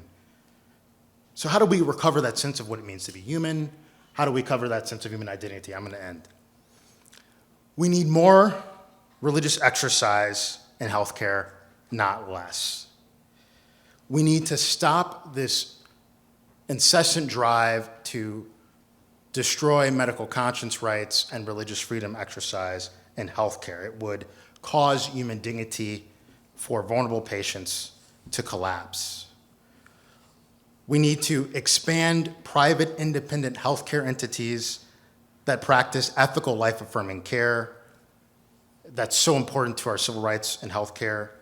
And we also need federal and state healthcare law and policies that maximize healthcare delivery from the full menu of options: the church, religious institutions, counties, states, and the private market, all working together to advance life-affirming ethical care. It's important to incentivize the growth of primary care healthcare professionals and primary care practices and primary care clinics, and again, to expand religious exercise in healthcare. Man is made, last paragraph, man is made to be in communion with God and with each other. As Monsignor's data shows, the desire of patients that were concerned that they were nearing the end of life during COVID, I want to be in right relationship with God, and I want to be in right relationship with other people. The Surgeon General's advisory on the epidemic of loneliness and isolation came out last year. Surgeon General Murthy says that being disconnected or seriously isolated is the equivalent to smoking 15 cigarettes per day in its negative healthcare outcomes. The Harvard study of adult development, studying the key factors of long life, demonstrates that the top factor for long life is, guess what? Meaningful relationships, or what we as Catholics would call community. These secular indicators all further prove that for the human person to flourish, live well, and God willing have long life, human beings are most in need of relationship with God and loving, healthy relationships with other people. The government and the private sector have necessary and important roles in healthcare for our nation, but it's not capable of loving. God loves and people love. And God's love in the form of the healing ministry of Christ and his church is the light, the womb for humanity to heal and grow and be healthy, and thus an essential part of the solution to the healthcare challenges of our country. Thank you.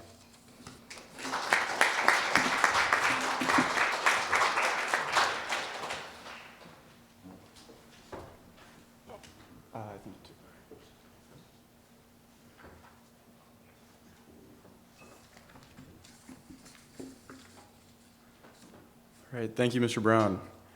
Our final panelist is Mr. Greg Baumberger, the President and CEO of Catholic Eldercare in Minneapolis.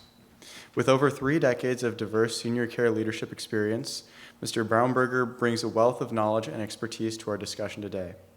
As the leader of Catholic Eldercare for the past 5 years, he has guided the organization through the unprecedented challenges of the COVID-19 pandemic, ensuring that more than 450 seniors and their families continue to receive the highest quality of care across the organization's 2 campuses. Throughout his career, Mr. Baumberger has held progressive leadership roles in both rural and urban settings, working with faith-based nonprofit organizations. He began his journey as a licensed nursing home administrator and went on to serve as a campus administrator, regional director of operations, and chief operating officer, giving him a comprehensive understanding of the complex challenges facing senior care providers today. Mr. Baumberger will be presenting on access to post-acute and skilled nursing facilities today and tomorrow. Please give a warm welcome to Mr. Baumberger.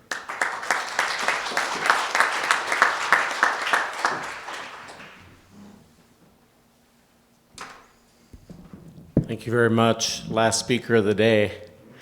I can tell you 2 things. I'm not a lawyer. I'm not a professor. But what I am trying to share today with you all is a perspective of a multi-facility organization that really works throughout the continuum. And I think one of the things that I think about as a senior care operations professional is, what is senior care? And I think sometimes people say nursing home. Well, our journey starts with people in the hospital. People in the hospital are seniors. And I think sometimes that gets forgotten. And I think it's when someone leaves a hospital, now they're a senior. And so I'm going to talk a little bit about that today. But our services are on 2 campuses that are attached to Catholic parishes. And I think that's a distinction that's important to our organization. So I just want to talk a little bit about this. Is a smattering of our service lines, and did this slide recently for our board, and Dr. Naughton's on our board at Catholic Eldercare, and talks a little bit about the people who are served that are low income or using governmental services. And so in our skilled care, about 75% of our people are using the Medicaid benefit in some form or another. So the Medicaid supplements their private resources. In assisted living, one of the things as a faith-based provider we strive is to make sure that we continue to use government programs, even if they're less valuable or less revenue generating than a straight private pay. So in our assisted livings, we try to make sure we have at least 20 to 25% of our people under the elderly waiver program. And so the elderly waiver program in totality, if you base it against market rate, is about a $15,000 decrease in revenue. So we try to balance that as a faith-based provider, a nonprofit organization. And then our adult day program is a community-based program. We have a variety of different services, caddy waiver, EW, as well as VA programs. The bar of 100%, so we also have a senior housing HUD 202 program, 100% income qualified. And then to the far right, no margin, no mission is our independent living market rate product. And so that's obviously 100% market rate. My areas I'm going to focus on in my presentation today is really just around workforce trends and implications, acute care backlogs, risk aversion, reimbursement challenges, as well as future demographics. The first one is really focused on, this is a little snapshot of where Minnesota is at and where it's been. If you look at our working age population in Minnesota alone, and this is a microcosm of the country, since 2010, we've dropped will be dropping by 2030, 6% of the population that is in that working category of 16 to 64. And you can see the US number is going on a steady decline. So what does that mean?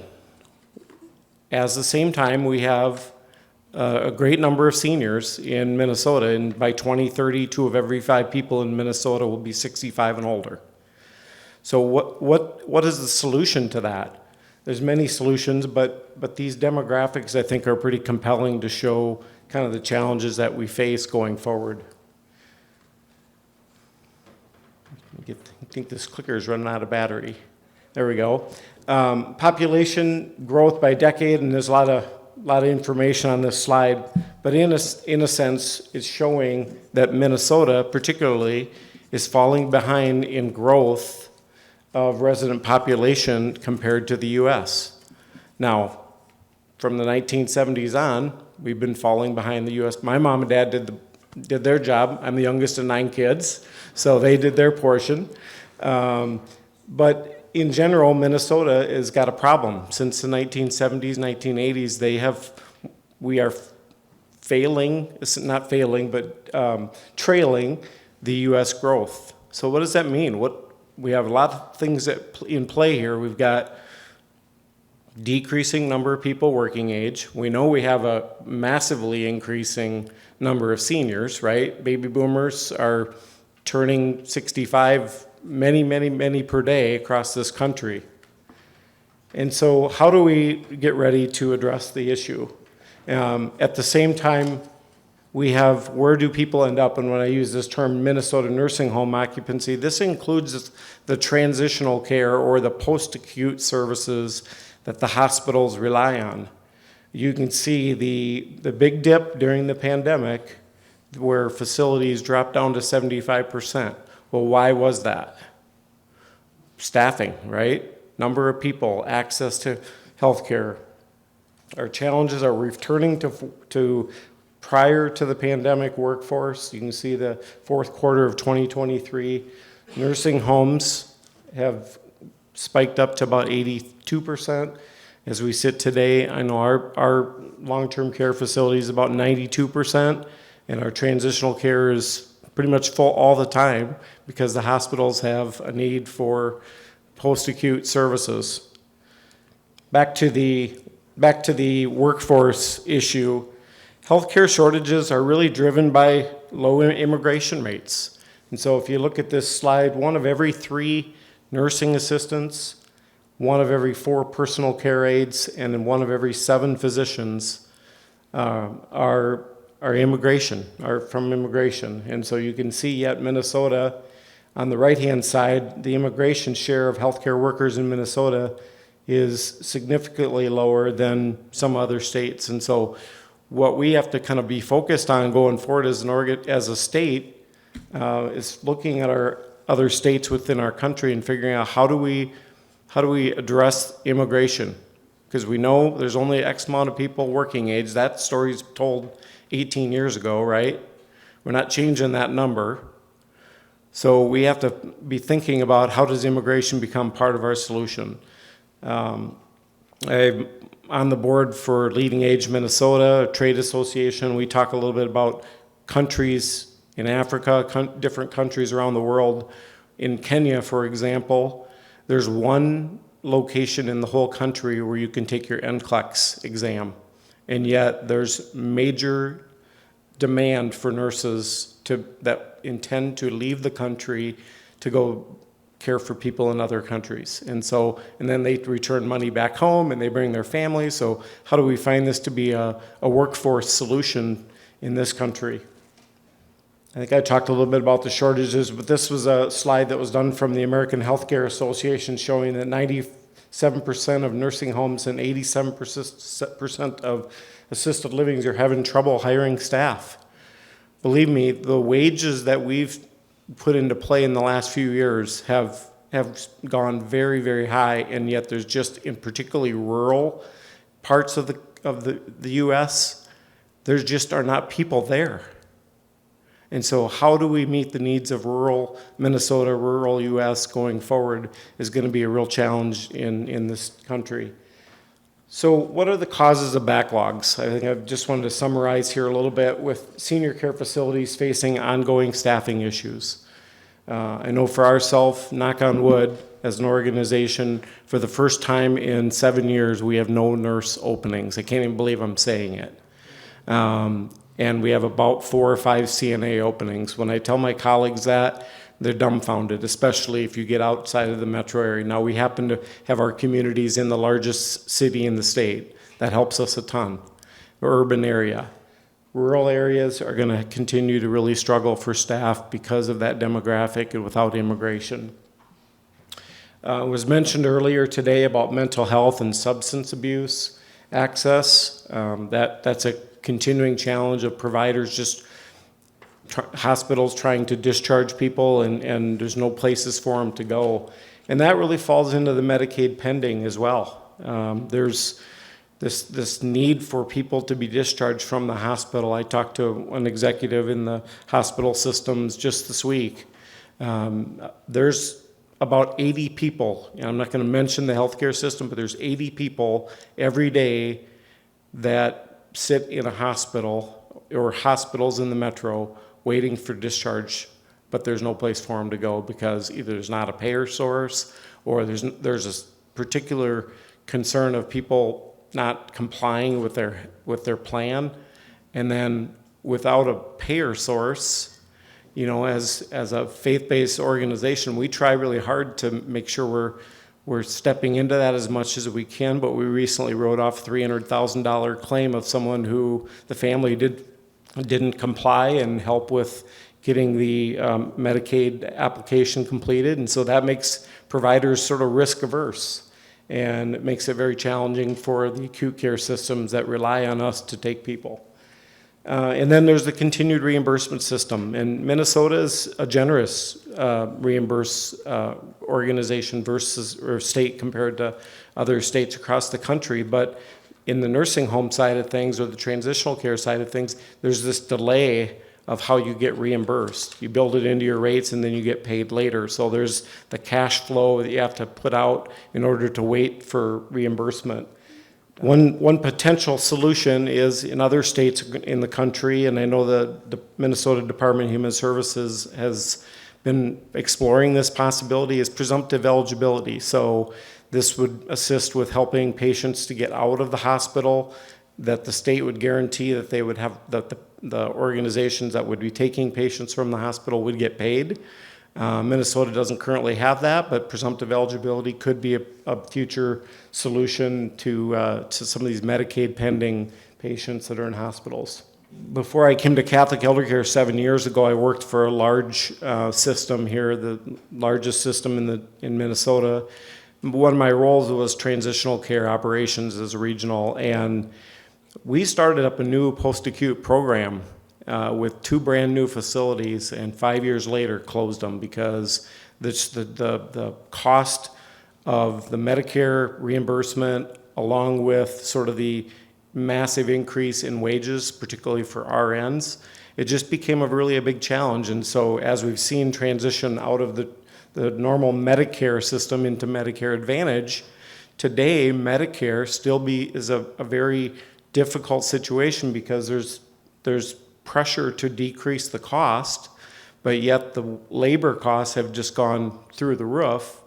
And On the hospital side, Medicare Advantage waives a 3-day qualifying stay, but traditional Medicare, the federal government has chosen to continue to have the 3-day waiting period before a Medicare benefit kicks in. So those kind of issues are just increasing costs and delaying discharge from a hospital. So what you see here is just a continued pressure on costs, and so MedPAC is considering, reducing the Medicare rate paid to post-acute providers at a time when costs are going higher for wages.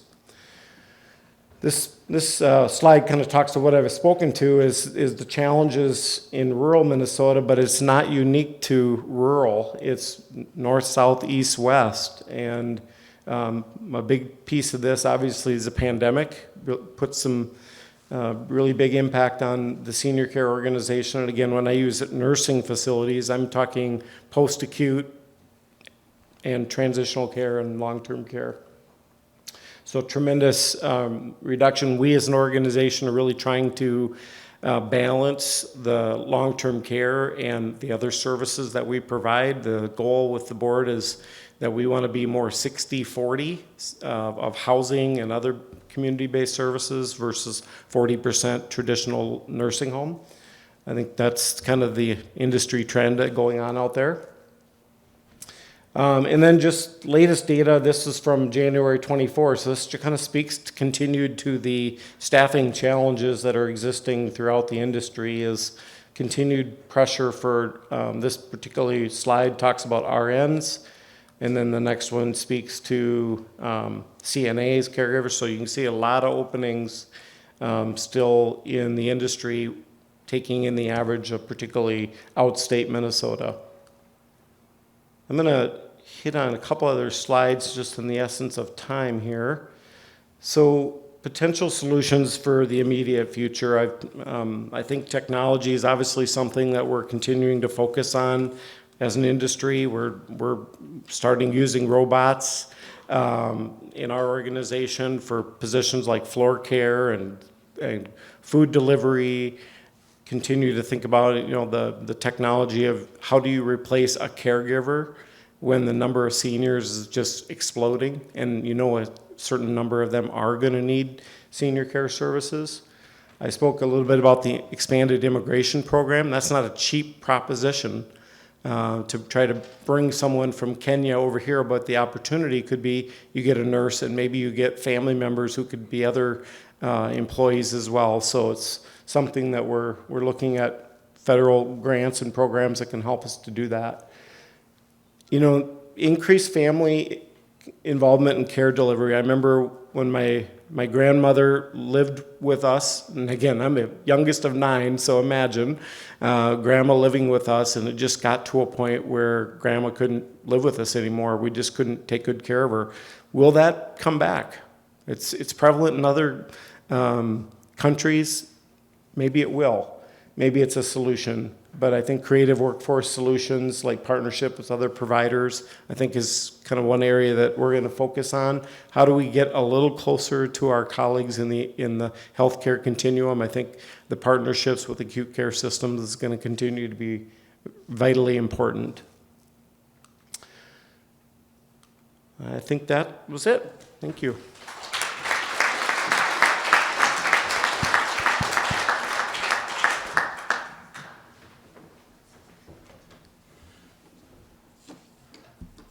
Thank you, Mr. Baumberger. Before we end the symposium for today, we're just going to control the waters for a little bit of questions here. If anybody would like to take the first one. Cameron?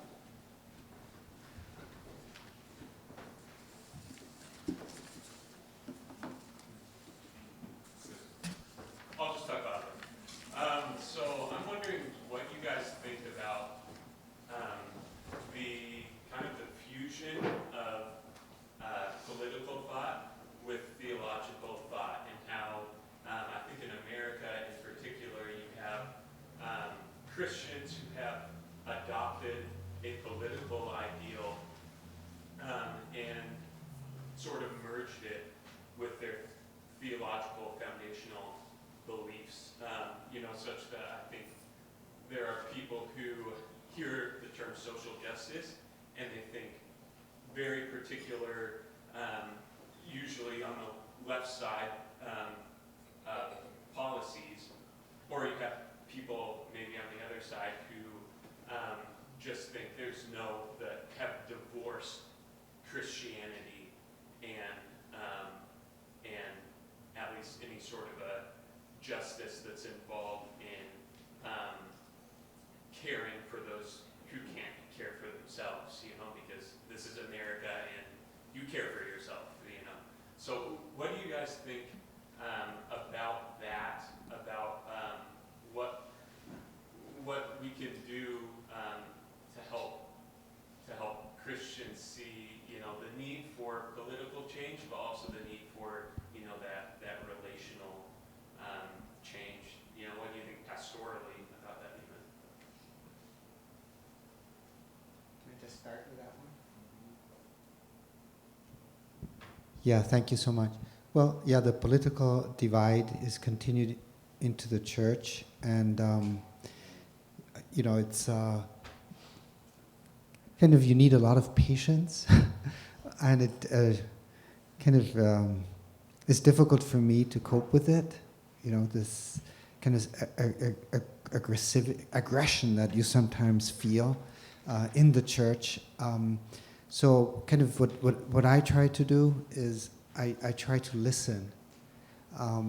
This is nothing new, but we live in an echo chamber. We tend to hear people who think the same as we do. And so I try to intentionally expose myself to the other side, or to other opinions, also non-Catholic opinions. So my personal position is that Catholic social thought is a social wisdom that is above the political divide, and the dichotomy we're in, it's a curse for intellectual thought. So somehow we have to get out of this, and please don't be offended, but there's some things where I just shake my head. I say, how can America be so backward? And there are things which have been blocked for decades. I came here and say, well, how long is maternity leave? Well, there is no maternity leave. What? So it's like paternity, it should be like parental leave for husband, for father and mother. And so things like that get blocked because of ideological issues. And so I do hope that the Catholic Church and all faith communities contribute to a kind of overcoming this divide. Yeah, no, I think that's really good. There's a wonderful religious sister who's also a lawyer. She's like top of her class at Villanova. I won't out her more than that. She's phenomenal. And she had us watch a video of a guy. It was a secular video, and I think the guy's an entrepreneur, but he talked about thinking infinitely, which makes me think about thinking eternally, right? And I think recognizing that this rich 2,000-year history, which builds on the remarkable, beautiful Jewish tradition that's even older, gives us a way of loving the person in all times and all seasons. And it helps us to understand that everyone, like my people, everybody's my people. If you're a Catholic, or if you're not a person of faith but a person of goodwill,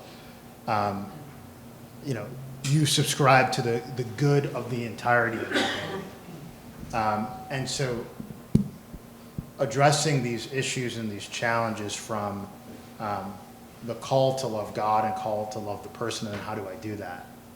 And then if someone disagrees with me, do I love them? Am I really seeking to love them? And so, oh, sorry, I apologize. Could you, yeah, what I was saying is just thinking eternally, and using this beautiful 2,000 plus year tradition, the Jewish tradition, which is beautiful, the Christian tradition, that teaches us how to be human, how to love God and to love neighbor. And then therefore part of the poison is not being tribal, right? There's all this tribalism, and it's bull. It has nothing to do with Christianity. It's nothing, whatever. It's crazy. And so the question is, how do I love the person in my personal life, and then in my vocation? We were talking, Jack and I were talking, the vocation of the lawyer, the vocation of the healthcare professional, the vocation of the street sweeper. How do I love? That's what, that Christ was the fullness of humanity because he loved well. He loved perfectly. And that's our charge. And I think that's how we get out of these things. And lastly, I would say to reject the temptation to take the convenient position. Because, I'll stop there. I could go on, but yeah.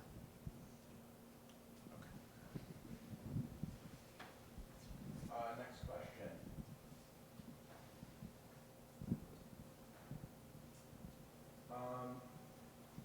I guess I'll pose one.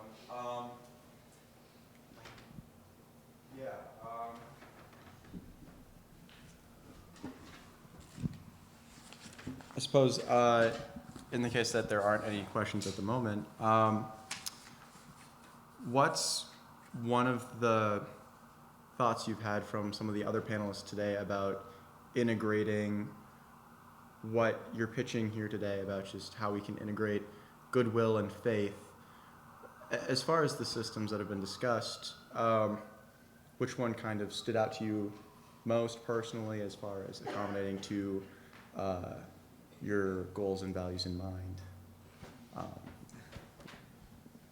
Yeah, so what's my takeaway from today? Yeah, Is that sure. what you're asking? Yeah. Yeah, so actually I think my takeaway is the first sentence of Jill, the first sentence of the one, which it's complicated, and that you really can't just transfer one model that works in one culture to a model that would, to another culture. I saw that in Italy. Italy has a over 2,000 year history of clientary system. I love Italy. It's, number one in everything, in history, art, landscape, wine, food, but not the political system. And the Germans, we're so naive. We thought, well, just give them our great social market economy and everything will work, But it doesn't, because what the politicians do is they hand out money to their clients. So you had a herd of one-eared cattle roaming around in southern Italy because you could, you sent in an ear, cut off the ear to prove that you had slaughtered the cow. But of course you didn't, you just sent the ear, So, I mean, all these kinds of things. And there was a factory for plastic olive trees that produced thousands of olive trees, and you planted them, and then you took a picture with the plastic trees, and then you removed them. And you said, yeah, I've chopped down the olive trees, And so all these things which, kind of then make people angry. But so I just say that you can't transplant systems. So things have to grow. I think it's the reform approach that wins. Yeah, what occurs to me is somewhat similar to what you're saying, is that we can really learn from each other, and to have that humility that even if there's disagreements on some fundamental issues, that I can very much learn from the person, from different perspectives. And so that's there's so, even if intentions are different, I think a single payer system, crazy. But I think that there's points of view, there's data, there's approaches, there's ways of doing things. What makes sense in Texas doesn't make sense in Maine.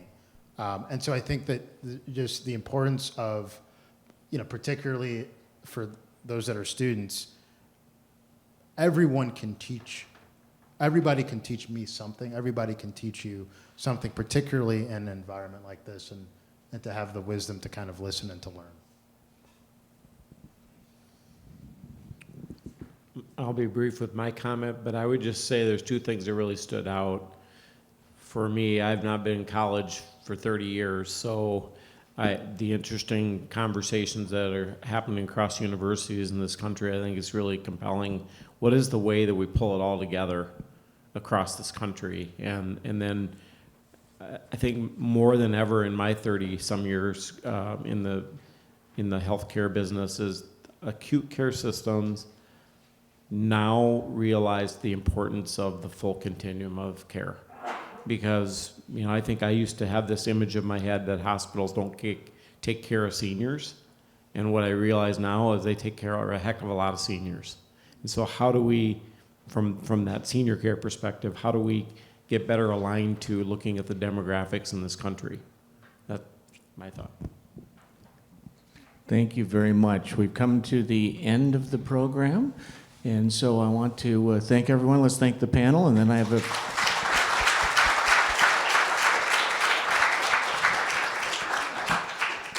So a couple of final recognitions. First of all, this is made possible because of a lot of work that a lot of people have put into this. And some of us have been thanked repeatedly. I do appreciate all the words of thanks to me during the course of the day, and I certainly do look forward to sleeping in late tomorrow. But it includes a lot of students that we love here at the University of St. Thomas. So I want to start by, if you are a Murphy Scholar, would you please stand so that we can see all of you?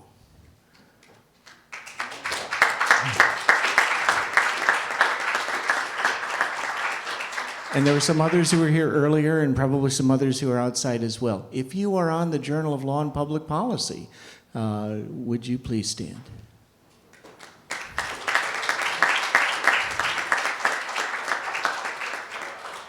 And then finally, looking forward, I want to introduce two people that the symposium participants will want to pay attention to.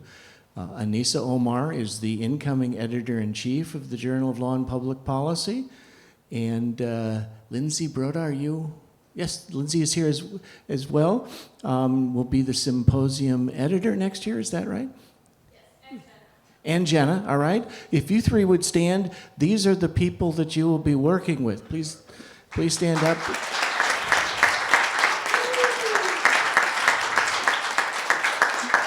So they'll be the ones reaching out to you to get those final forms of the papers and to help you shepherd that into publication.